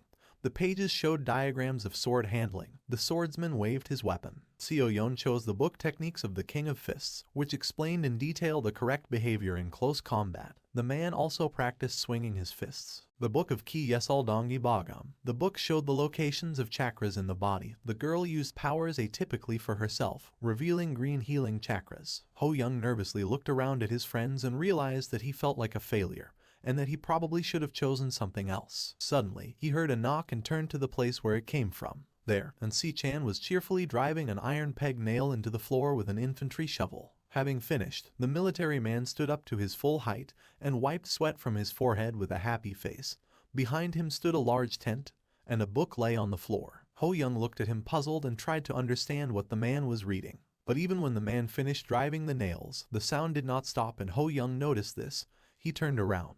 Song Soyeon had wild, angry eyes. In one hand there was a book with the title Visible, The Art of Killing, and with the other hand she was hammering a nail sticking out of a stuffed rabbit into the floor with a hammer. She accompanied all this with her words that next time she would definitely kill the rabbit. Stunned by what he saw, the guy froze and watched the woman. She did not stop banging the hammer. Ho Young turned around and decided that it would be better not to disturb her. A system window appeared. Time has expired. Moving to the 5th floor. A corner of a board could be seen on the white wall. On the same pale table lay an open notebook and a pencil and pen. Someone realized that this was a classroom. The players found themselves among the gray people, the students of the class, and the teacher stood at the blackboard. Gray students sat at their desks. The players reflected on who they were. It seemed to them that their time had stopped. The girl players in glasses looked at each other in puzzlement. Sitting at their desks, the dark-haired one said that they began to look younger. The girl, a former office worker, agreed with her words. Ho Young examined his palm. He didn't want this to be true, but he understood that they had become teenagers. On Si-chan clenched his hand in his bicep in frustration and realized in frustration that his muscles were not so toned. So Yeon mocked him, calling him a weakling. He laughed with his tongue hanging out of his mouth. Ho Young examined the man. He was surprised that he had shaved hair. Someone told the main character that he hasn't changed much. The guy looked up. It was Ki Yesal, straightening her mid-length blonde hair. Ho Young looked at her and thought that she looked completely different. At the desk behind the girl sat Jun Ho. He smiled and told her that she had not changed at all. Ki Yesal said that he had too. At the next desk to the left of the main character, a girl with long disheveled hair sat hunched over. Ho Young turned his head in her direction in surprise and, pointing in her direction, asked if she was Song Soyeon. The girl in glasses with black frames widened her eyes in fear and pursed her lips. Her face changed sharply. The girl furiously took off her glasses and, squeezing them in her hand, broke them. She asked the guy hatefully what he was staring at, and then, clutching broken glasses in her hands, she turned away from him in embarrassment. Ho Young annoyedly scratched his cheek with his finger and thought that she looked different and probably had poor eyesight. A small red monitor on the wall lit up and a cough was heard from there. Ho Young looked up at the device. A voice from the monitor asked if the players were enjoying rejuvenation. Ho Young realized that this voice was familiar to him. Song So-yeon clenched her teeth angrily, realizing that it was a rabbit. Kumkum theatrically said how beautiful youth is. The players in the role of students listened carefully to the rabbit. He said that the task on the 5th floor is a role-playing game. And this place is another dimension where people and monsters coexist together, and from now on they are cadets undergoing training at the Monster Hunter Academy. The rabbit sat in a room with cameras, its scary face illuminated by the red light of the monitors. Kumkum spoke into the microphone. Over the next 4 days, quests would appear. If the players failed the task, they would immediately be sent on a death mission, so he advised them to try their best not to screw up. A girl with blonde hair and glasses repeated the word questioningly, quests. Her neighbor, a plump guy, looked at her nervously and asked if this meant that if they ever made a mistake, they would be sent to their deaths. Ho Young remembered how he returned from a deadly mission and thought that he had already experienced a similar one once.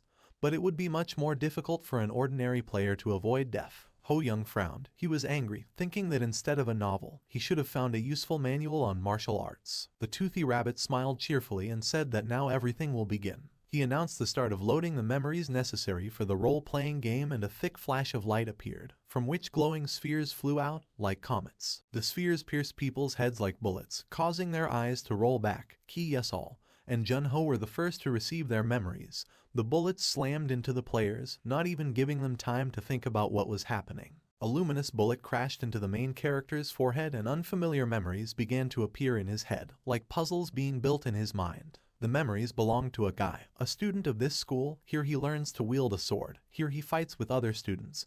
Here he raises his hand in class. Ho Young clenched his jaw painfully. He felt the pain pierce his head like lightning. A system window appears. Memory injection is complete. Ho Young held his head with his hand. His breath became too hot, sweat dripping from his face. He looked somewhere in shock. Ho Young felt strange. He thought that there were two sets of memories in his head at once. He again remembered the everyday life of a student at this school. The guy realized that these new memories were taken from random encounters of an SSS class regressor. The rabbit waved his hand and said that the quests would start after classes, so the players could enjoy themselves for now.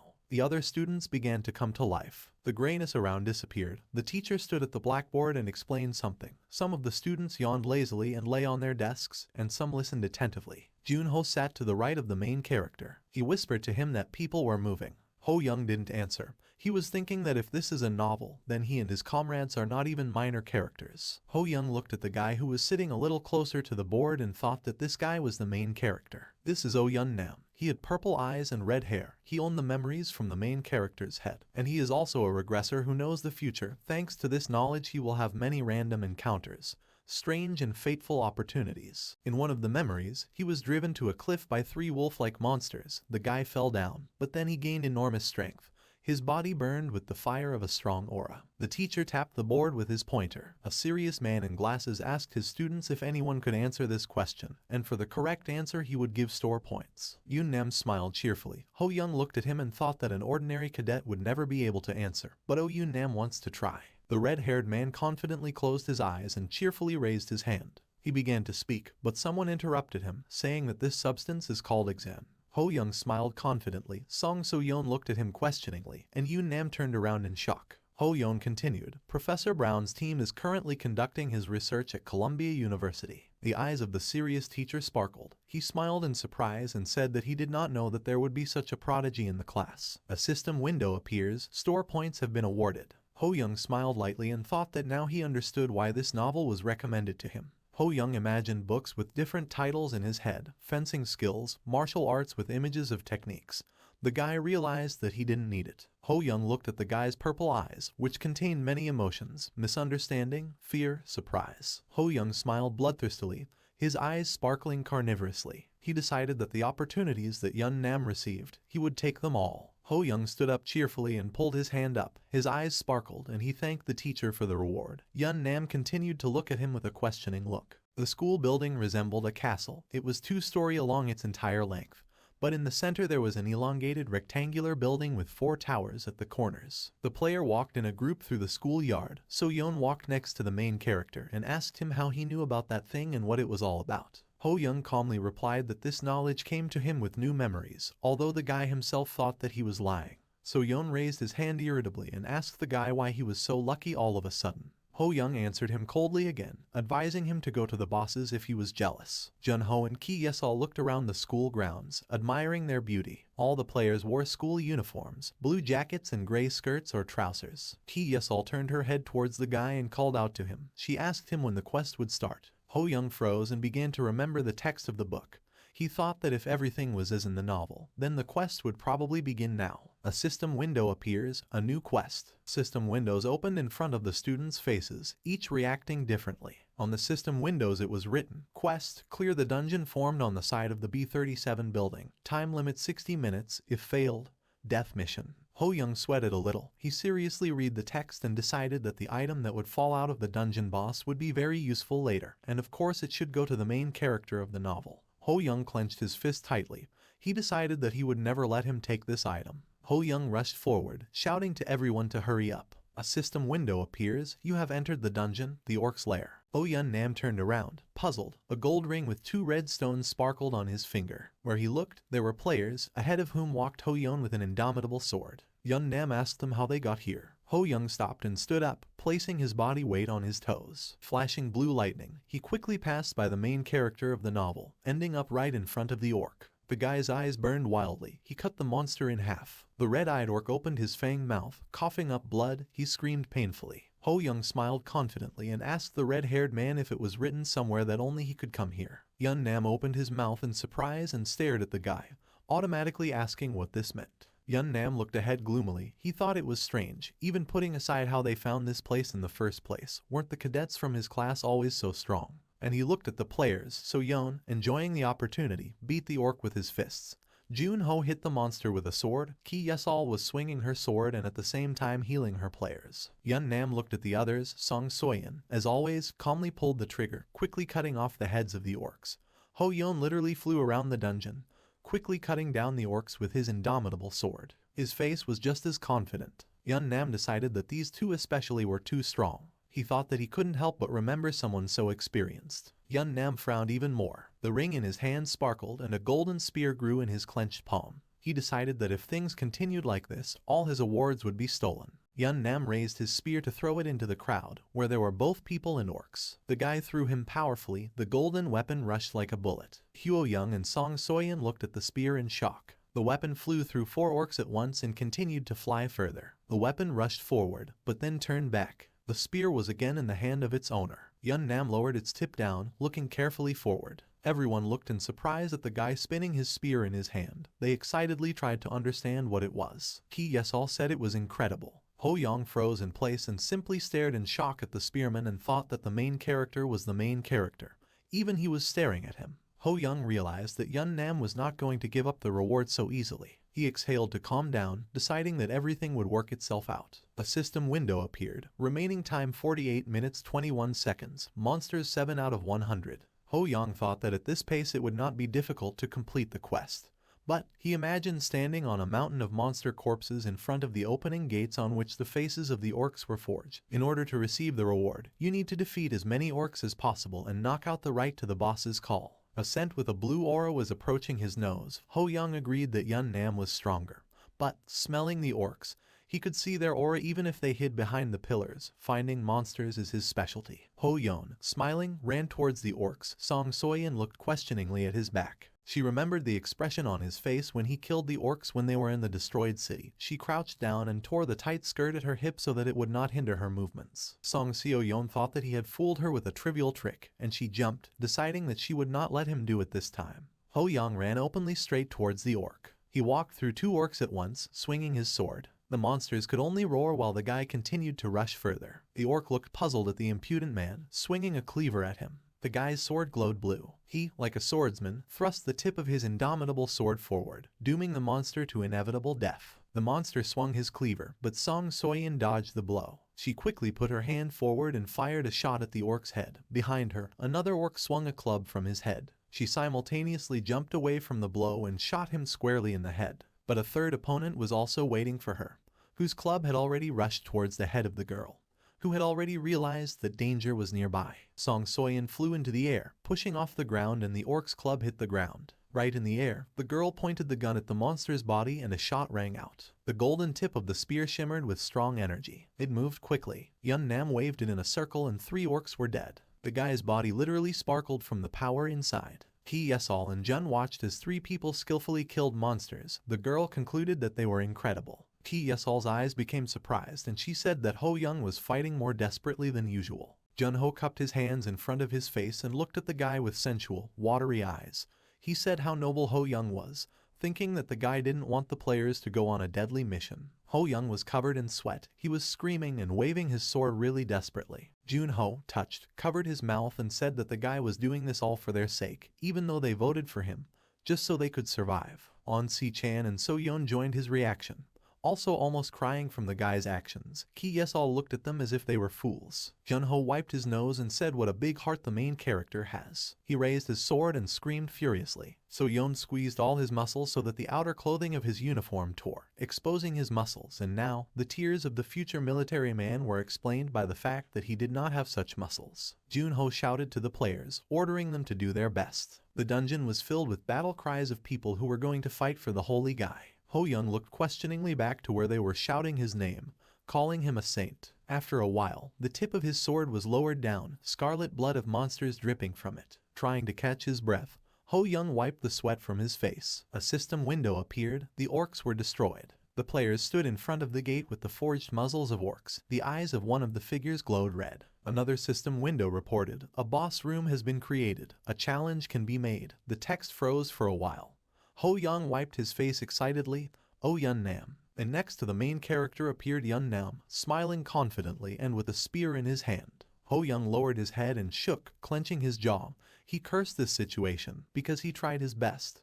But it was not enough. The guy froze, looking at the spearman walking towards the gate. He was thinking about what he should do now. Would he really have to surrender like this? Yun Nam stretched his hand towards the gate. Just as he was about to touch them, they called out to him. Ho Young looked at him gloomily and asked him to give him the right to challenge the boss. Yun Nam frowned with displeasure and asked him what kind of nonsense he was talking about. Ho Young continued to speak calmly.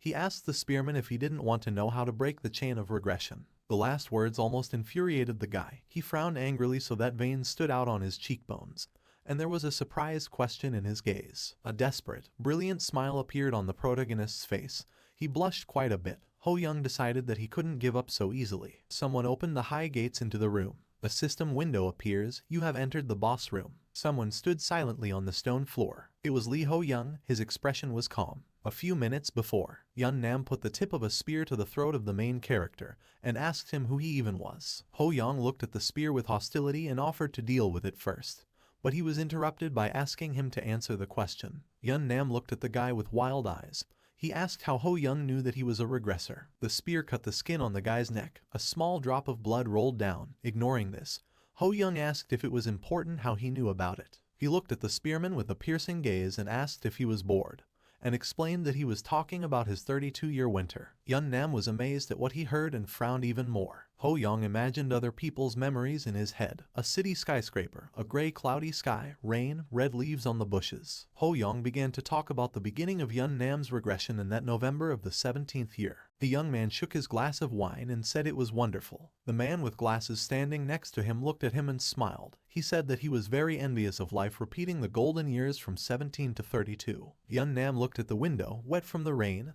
at the drops flowing down it. The guy said that he would like to see the winter of his 32-year-old self. He placed his palm on the glass. His eyes were slightly sad and tired. He smiled faintly and said that he was tired of this regression. Ho Young made his hand glow with a blue aura and pushed the spear away from her. He, holding the spear in such a way as to control its movements, said that if Yun Nam gives up the boss's room, he will tell him how to break the chain of regression. Yun Nam remained silent. Ho Young looked at the guy indifferently, waiting for an answer.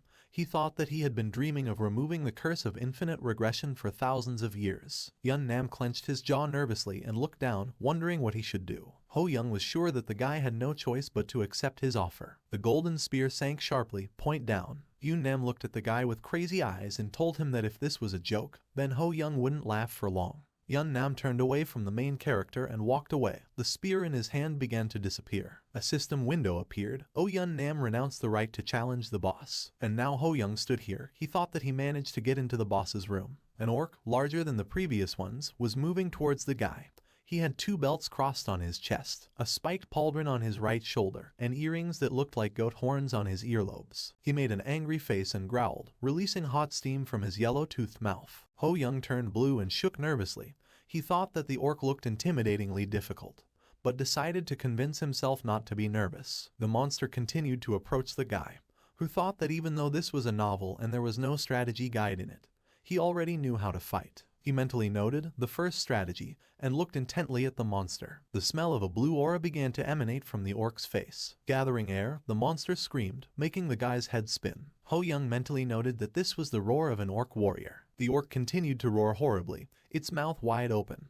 Ho Young raised both hands in front of him, trying to somehow protect himself from the sound. Ho Young knew that most of the attackers lost their morale from this roar. Ho Young calmly closed his eyes, his body completely glowing with a blue aura. Ho Young concentrated so much that it seemed to him as if he was simply floating in emptiness. He reflected, absolute sense not only enhances all his senses, but also perfectly blocks them. Ho Young opened his eyes, looking confidently in front of him, and thought that this was a mental sound attack.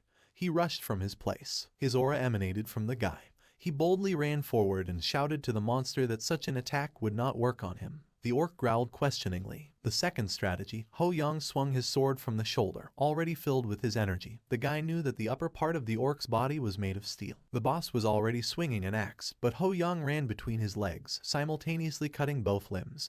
But from below, the monster is vulnerable. The orc growled and swung his axe towards the running guy. Ho Young managed to bend down so that only his aura was cut. Right from this position, Ho Young began to swing his sword. The guy cut the orc's leg above the knee. He grabbed the indomitable sword with both hands and once again prepared to strike. Now the inside of the knee was cut. Another swing, another cut to the leg. Ho Young mercilessly cut the lower limbs of the orc. A powerful blow from the sword and the monster began to fall down. The orc bent completely at the knees and landed limply on them. Sweating, the orc looked at his legs, completely covered with cuts. He slowly and fearfully raised his head. In the reflection of his red eyes, one could see Ho Young swinging, about to deal the final blow to the orc. A powerful long blow downwards and the orc was cut in half. The guy immediately realized what he had done. A system window appears. An object drops from the orc warrior. A small glow of warm, as if sunlight, light appeared. A new system window reported. The boss's room had been cleared. After a while, two guys were shaking their hands, playing rock, paper, scissors. The hand of one was clenched in a gesture of stone, the other of paper, bare to the waist. So Yoon grabbed his head and shouted irritably that he had lost again. Ho Yoon looked contentedly at his palm and thought that this was his 11th victory in a row. So Yoon looked at the guy with displeasure. Holding his head with one hand, he called him bro and asked if he was cheating. Ho Young held the glass to his mouth and looked questioningly at the man. He asked him if it was even possible to cheat at rock, paper, scissors, and told him to stop whining and give up the gold. Ki Yesol clenched her fists to her chest and looked at the guys expressively, saying that she saw how they did everything at the same time. So Yoon clenched his teeth in irritation. He stopped short. Junho again looked at the guy like a hero and said that he was good at this game too, so there was nothing surprising. A gold ring with a green stone was worn on the finger of the hand holding the glass. Ho Young knew that in this novel there are only two mythical objects, the weapon that Oh Yun Nam owned, the golden spear, Gungnir, a decoy object that guarantees hitting the target when thrown. And one more thing. On the system window there was a picture of the same ring as on the guy's finger, and it was written, Nike's ring? The class was mythical. The option significantly increased the owner's luck, and it was noted in parentheses that it could not be transferred. Ho Young looked fervently at his finger with the ring. He thought smugly, its essence is simple, it is the same cheating item as Gungnir. The diamond-shaped stone sparkled. The guy knew that in the near future it would be a reliable insurance for him. Ho Young remembered the image of the spearman. He understood that now Yun Nam is doomed to move on without the ring, but he plans to give him the necessary information. Ho Young looked down with calm eyes. He thought that there was only one thing that Yun Nam wanted to receive. Someone grabbed the glass from above his throat and slammed it on the table, spilling the drink on his hand. The girl sat down on a chair opposite the guy. Song Soyeon somehow aggressively looked at the guy. Clenching her hand in a fist in front of her, she asked him to play with her too. The girl's eyes were extremely focused. She thought that rock, paper, scissors was not just a game of luck, it was a test of reflexes, and her agility score was close to 50. Ho Young looked at her and asked how much. The girl narrowed her eyes and answered, 3,000 gold. From what he heard, So Yoon turned blue and opened his eyes wide. He repeated the amount in surprise. The guy's face did not express any emotion, but the fire of excitement suddenly lit up in his eyes.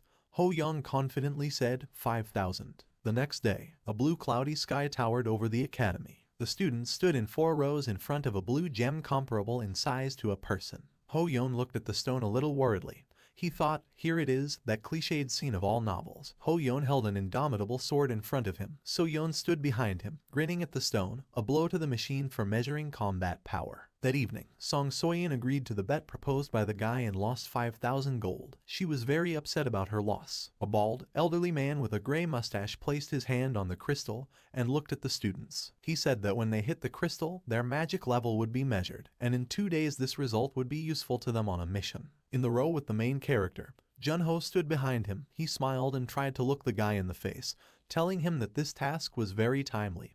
because he was interested in how strong the cadets were. The man said that they would start with cadet number 1, and a guy walked up to the stone holding a sword with both hands. He struck the crystal with his weapon. The screen above the crystal lit up and it was written 43. The students were impressed by the indicator. It was surprising to them that he was able to achieve such a result on the first strike. The examiner wrote down the number that was displayed. Junho grabbed his chin with a thoughtful gesture and said that judging by their reaction, this is a high score, and asked the main character for his opinion. Ho Young looked at the crystal carefully and replied that there was no such thing in the loaded memories. The man looked at Junho and said it was time for the next one to go. Junho realized that his name was being called. The guy screamed and hit the blue crystal with his sword. The system window showed 69.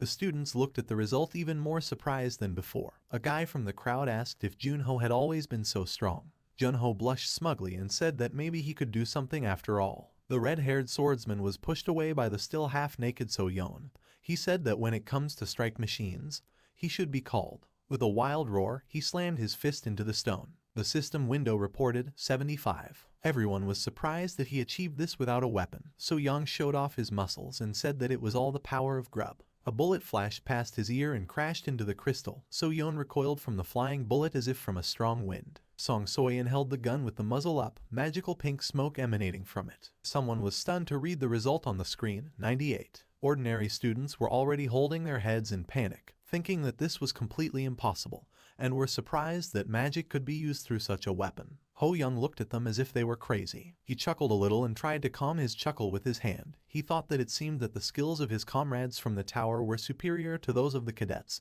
and for some reason he felt proud of them. There was a hum. The crystal was smoking slightly, and Yun Nam was moving away from it with a spear in his hand. People screamed in panic when they raised their heads and saw the number 115. Ho Young silently looked at the number and then realized that the main character of the novel was an exception. He looked at the guy carefully, thinking that if he remembered correctly, then something would soon happen to the spearman. Yun Nam walked between enthusiastic students praising his strength. In a room with large windows, So-yeon loudly addressed his bro. The man sloppily ate his portion of food, clearly larger than the others, slurping. Food particles scattered across the table. He asked the guy why he hit so modestly. Ho Young closed his eyes tiredly and asked if there was any point in stressing over something that was not useful. Opposite the guys sat Ki Yesol and Jun Ho. The girl said that such an answer was unexpected for her and suggested that everything had improved again. Jun Ho asked the slurping man why he was talking about this again. Ho Young ate calmly and remembered the strength measurement.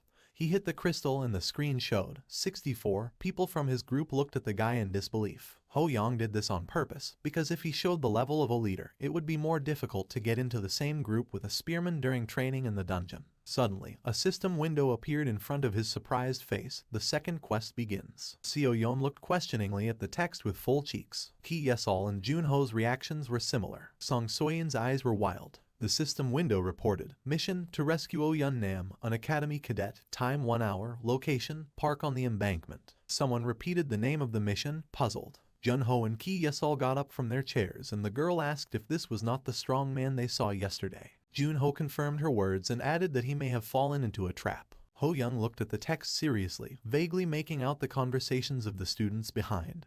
They were glad that the park was nearby, because there was only an hour left. But they were not sure that they could handle it. The main character's eyes were slightly frightened. The guy understood what this meant. After returning, Yun Nam beat up the bullies at the academy, punishing them for their misdeeds. But one of them, Ha Pil, was the only son of a serious man of importance, whose name was Park Yong-seok. He is the head of the Red Moon, one of the 10 largest guilds. Park Yong-seok sent his best henchmen to bring the spearman to him and kill him. In the original, someone saves the guy. A female silhouette breaks down the doors and lets light into the room. Ho Young and the players rush down the street. The guy knew that the spearman's salvation was only due to the fact that he had a ring of luck. And now, the ring was put on his finger. Ki Yesol ran a little behind and asked if things were bad for him to be in such a dangerous situation. Ho Young said that this is partly true. He mentally pictured the 3 opponents he would have to fight. Ho Young added that they would have to work harder, because these opponents would not be easy to deal with using normal methods. Ho Young ran along the academy building. The moon was shining in the black starry sky. The guy thought that although Oh Yun Nam was experienced, he was only a cadet. The players ran even faster. Ho Young knew that they had to save the guy. Yun Nam was breathing heavily. holding his shoulder with his other hand, and there were abrasions on his face. From behind, a man with blue hair tied into a long ponytail and wearing dark glasses was holding him by the neck. Two more people stood opposite them. The man, holding a bat in his other hand, said that Yun Nam is an arrogant brat. The man twisted his face contemptuously and asked the guy how he could dare to touch the young master and again called him impudent. Suddenly, 3 pink swirls appeared in the reflection of his black glasses. Each bullet aimed at 3 people, one bullet hitting the blue-haired man in the stomach. Song Soyeon stood pointing the gun towards the people surrounding the guy. Ho Young and the group looked at her in surprise. Ho Young opened his eyes wide and shouted to the girl not to rush. Someone interrupted him, saying that he didn't like the girl, but he liked her fearlessness. It was So Yeon. Smiling, he directly ran towards the enemies. Now Ho Young tried to stop him, but he ran away without listening. Ho Young grinned and a sword began to materialize in his hand. The guy straightened the indomitable sword with its tip towards the opponents and shouted to his players to run forward. The other 2 opponents also wore black glasses. A woman with gray hair and shaved temples formed a round shield around herself, blocking the bullet in this way, and asked if it was a gun. The second dark-haired man had a double-bladed sword, and he used it to block the magic cartridge. Also seeing the gun, he asked the woman if these were really the cadets. The blue-haired man had already stood up. Holding his wounded place with his hand, he shouted at the players, calling them arrogant brats. The second man asked whether he could allow such an attack, but the first ordered him to shut up. The players ran forward. Ho Young looked thoughtfully at the archer girl and thought that she had committed a reckless act. But at the right time, the auras of the 2 closest opponents glowed with purple light. Ho Young understood that there were only 3 enemies, but the difference in strength was obvious, and the only way to gain an advantage was to attack on the sly, as he now remembered about the spearman. The blue-haired man stood behind him and held on to the painful place, thinking how uncomfortable it was to walk with a wound. At this time Yun Nam made the ring glow. A golden spear appeared in his hand. He turned sharply and swung it at the already wounded man. Ho Young expected such an immediate reaction from the spearman. Yun Nam spun his spear over his head. The man and woman turned back to their wounded comrade. Yun Nam swung his spear behind his back, where 2 more opponents were standing, but they jumped up. The woman landed on the ground, holding a fighting stance, and the man also lowered himself, holding a double-bladed sword in front of him. So Yeon approached the 3 enemies alone. Ho Young and Yun Nam pressed their backs to each other, and the rest of the players also began to approach. Yun Nam held a golden spear in his hands. He narrowed his eyes and asked the guy how they got here, but then stopped short and added that there was no time for chatter now. Ho Young smiled and looked behind himself. He said that they would explain later, but for now they would focus on resolving this situation. One lens on the blue-haired man's black glasses was cracked. The laughing So Yeon swung his powerful fist right at him. He called the man a weak link, and at the same time, the second-level stone fist approached the enemy's face. A protective field suddenly formed around the enemy, and So Yeon simply threw himself back. His face contorted angrily, and his hand, by inertia, tried to get closer to the enemy. Ho Young and Yun Nam looked in their direction in surprise. The reactions of the shooter girl, Ki Yesol and Jun Ho were the same. The lens on the enemy's black glasses finally broke, and a ferocious grimace began to be visible under the glasses. The enemy grinned, and the irises of his eyes turned red. Through his teeth he, as aggressively as possible, called the players idiots. So Yeon hit the ground limply, thrown back by the shock wave. He lay face down, shaking in pain. People tried to call out to him. On both sides, next to the wounded enemy, stood his comrades. He chuckled, covering his face with his hand. A devilish smile was visible behind the palm. The man said that the students live under the protection of the academy and know nothing. The man grabbed his glasses. Then, he abruptly threw them behind him and with an abnormally fierce face ran towards the students, furiously adding that they do not know how terrible the world is. The swords of Jun Ho and the dark-haired enemy touched. Ho parried with an indomitable sword the blow of a bat from the leader of a group of enemies, and Si Chan fought with a large woman. Ho Yeon tensely held the enemy's wooden bat and shouted that while they were holding off the opponents, Song So-yeon should cover them from the rear. The girl grunted displeasedly because of the new orders from the guy, but walked forward, shooting from the pistol. Ho Young continued to command. He asked the wounded to step back. So Young slowly moved his fingers on his hand, get treatment from Ki Yesol, and return. Green magical lines stretched from Ki Yesol's palms, reaching the spearman. Seo Yeon began to get up from the ground. Yun Nam examined his palm in surprise, realizing that his wound was healing. He looked at the girl and thought in surprise, can the cadets really be able to do this? Ho Yeon pushed through the enemy's weapon, but he hit the guy, and Ho Yeon again held him back with his sword, at the same time shouting to the players that the enemies were very strong. but they could not be given an impossible quest. Shaking with tension, Ho Young turned back and said that it was time to reveal the skills learned from the books. Jun Ho, holding the sword with both hands, swung it from behind his back. He used skills from fencing and struck his opponent, hitting the sword. With a roar, So Yoon rushed forward. A wide swing of the stone fist and a blow to the enemy took place. Zai Chang drove the tent peg into the ground again. Ho Young turned gloomy and looked at him, puzzled. The blue-haired man looked at the guy irritably, saying that quests and books are nonsense. Ho Young turned sharply back at him, swinging his bat. The opponent asked if the players thought their enemy was so simple. The woman in gloves with iron bases swung. The man with the double-bladed sword was ready to strike. Suddenly, the forest lit up with a white glow. There was a loud explosion, covering the space with sparks and ash. Thick smoke rose from the ground. When he dispersed, players became visible rising from the ground. The protagonist's face began to sweat as he held the sword in front of his face and thought that this attack was strong. He recalled everything that their group had experienced, a disaster, an attack on an enemy group of players. Ho Young thought that they had become an unbeatable team when they had all overcome the previous missions together. Now, in front of them stood a dangerous trinity, the leader of which was a psycho. Their aura was not the same as that of the orcs. Ho Young felt that their experience was on a completely different level. He examined them carefully. He imagined how they stood in a triangle and thought that they would form a trinity. If you destroy at least one, the rest would crumble. But the guy did not yet know how to do this. He thought about what they looked like and imagined a huge gate, fused with steel plates. He realized that this trinity was like an iron door without a single crack. He Yesol shouted to everyone to hold on and began to aim. She said that she would support them. Junho stood up holding his shoulder. So Yoon aggressively looked at the enemies. The dark-haired enemy sweated a little and said that for children they are quite persistent, and the hunters of their country have a future. The beefy woman next to him, adjusting her gloves, said that now was not the time to talk.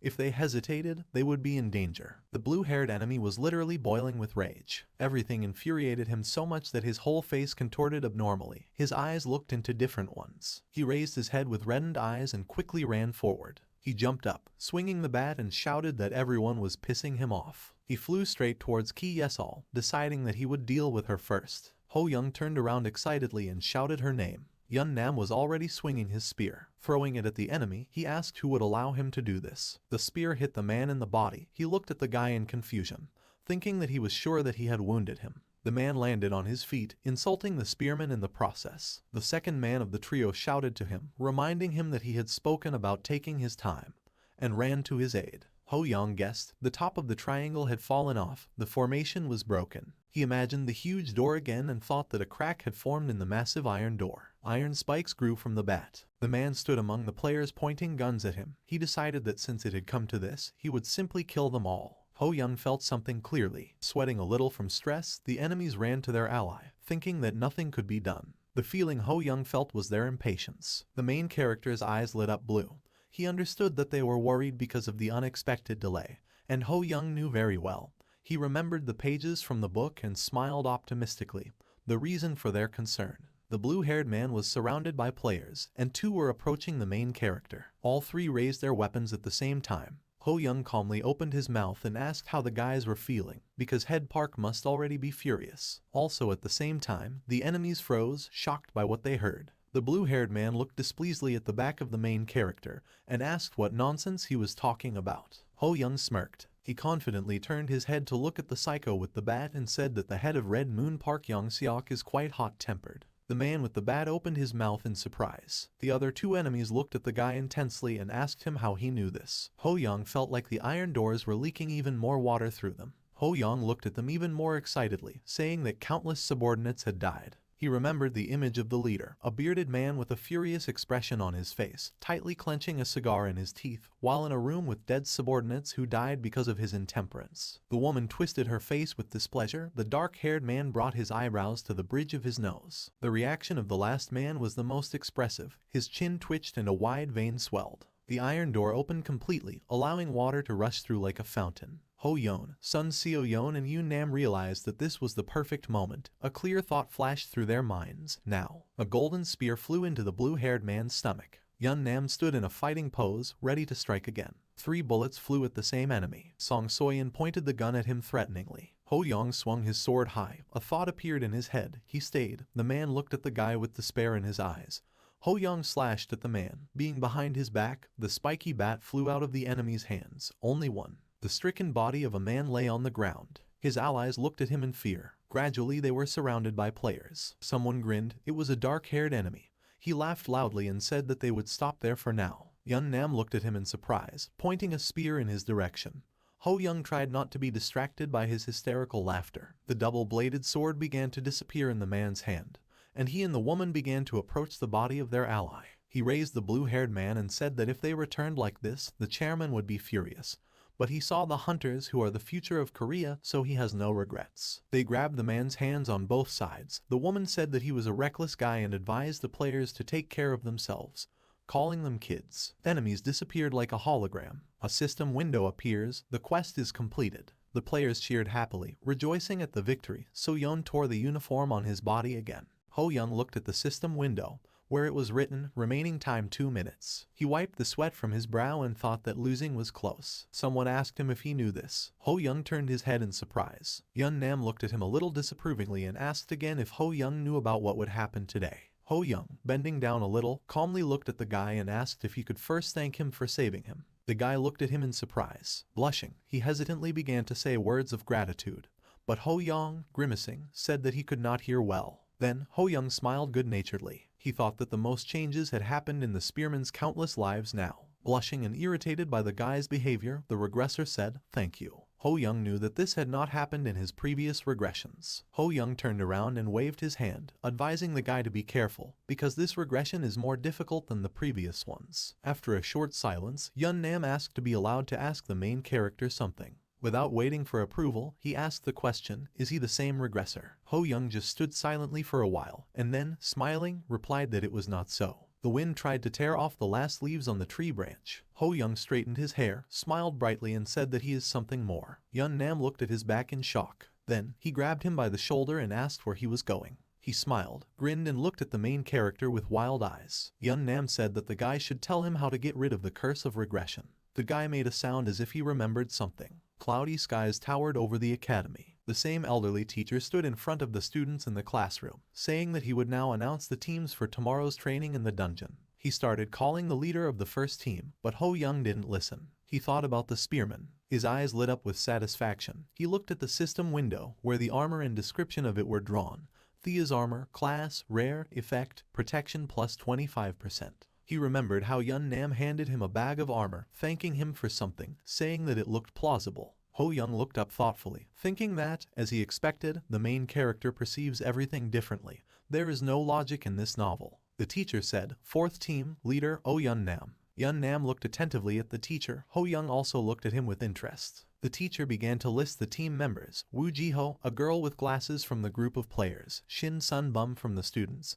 Ko Yeon-woo, a young guy with brown hair from the players. And the last participant, Lee Ho-young, he happily looked at his lucky Nike ring on his finger, mentally thanking him. Then, his face became serious. He thought that in order to get a better reward, he would need to get into the spearman's group, but he understood that it was too early to rejoice. Evening, someone was talking in the academy courtyard. Yun Nam looked at someone seriously and asked if he also knew that in the dungeon in which they would train, everything would go wrong. Ho Young looked at him with the same serious eyes, and he nodded in response. Yun Nam spread his hands to the sides. He said that events associated with disasters are not something surprising.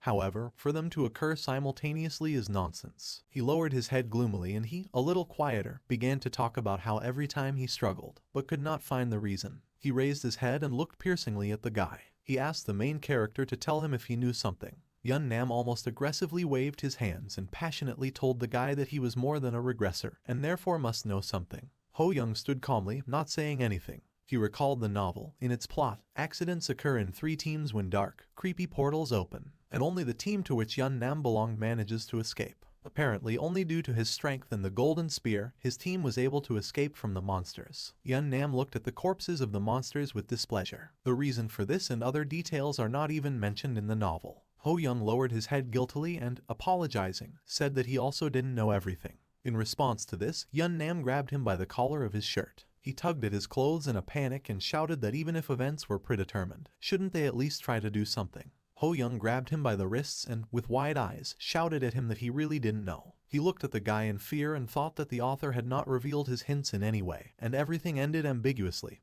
Ho Young did not know what to do with it. Song Soyeon was walking along the academy building and heard someone screaming. She thought that this voice was familiar to her. Walking around the corner, she wanted to ask about what they were doing, but she saw how these two guys were pulling each other by the collars of their shirts, thus exposing their shoulders and chest. The blushing guys looked at the girl in surprise. Song Soyeon simply didn't know how to react to this. Continuing to hold onto each other's clothes, the guys tried to do something. Clearing her throat, the girl turned around and walked back around the corner, saying that she had taken a wrong turn again. Turning blue, Ho Young fearfully shouted to the girl to wait, and the flushed Yun Nam shouted to her that this was not what she thought. After some time, their group stood at a rock with a cave in which a portal opened. The teacher shouted to the fourth team that it was time for them to go forward. People stepped into the portal. The group found themselves in a corridor lit by wall torches and with dark arches. A system window has appeared. You have entered the dungeon. The task is to clear the training dungeon. Ho Young exhaled tiredly, remembering how Song Soyeon asked him not to approach her, calling him an animal. He annoyedly thought that he needed to solve the problem of the disaster in the dungeon.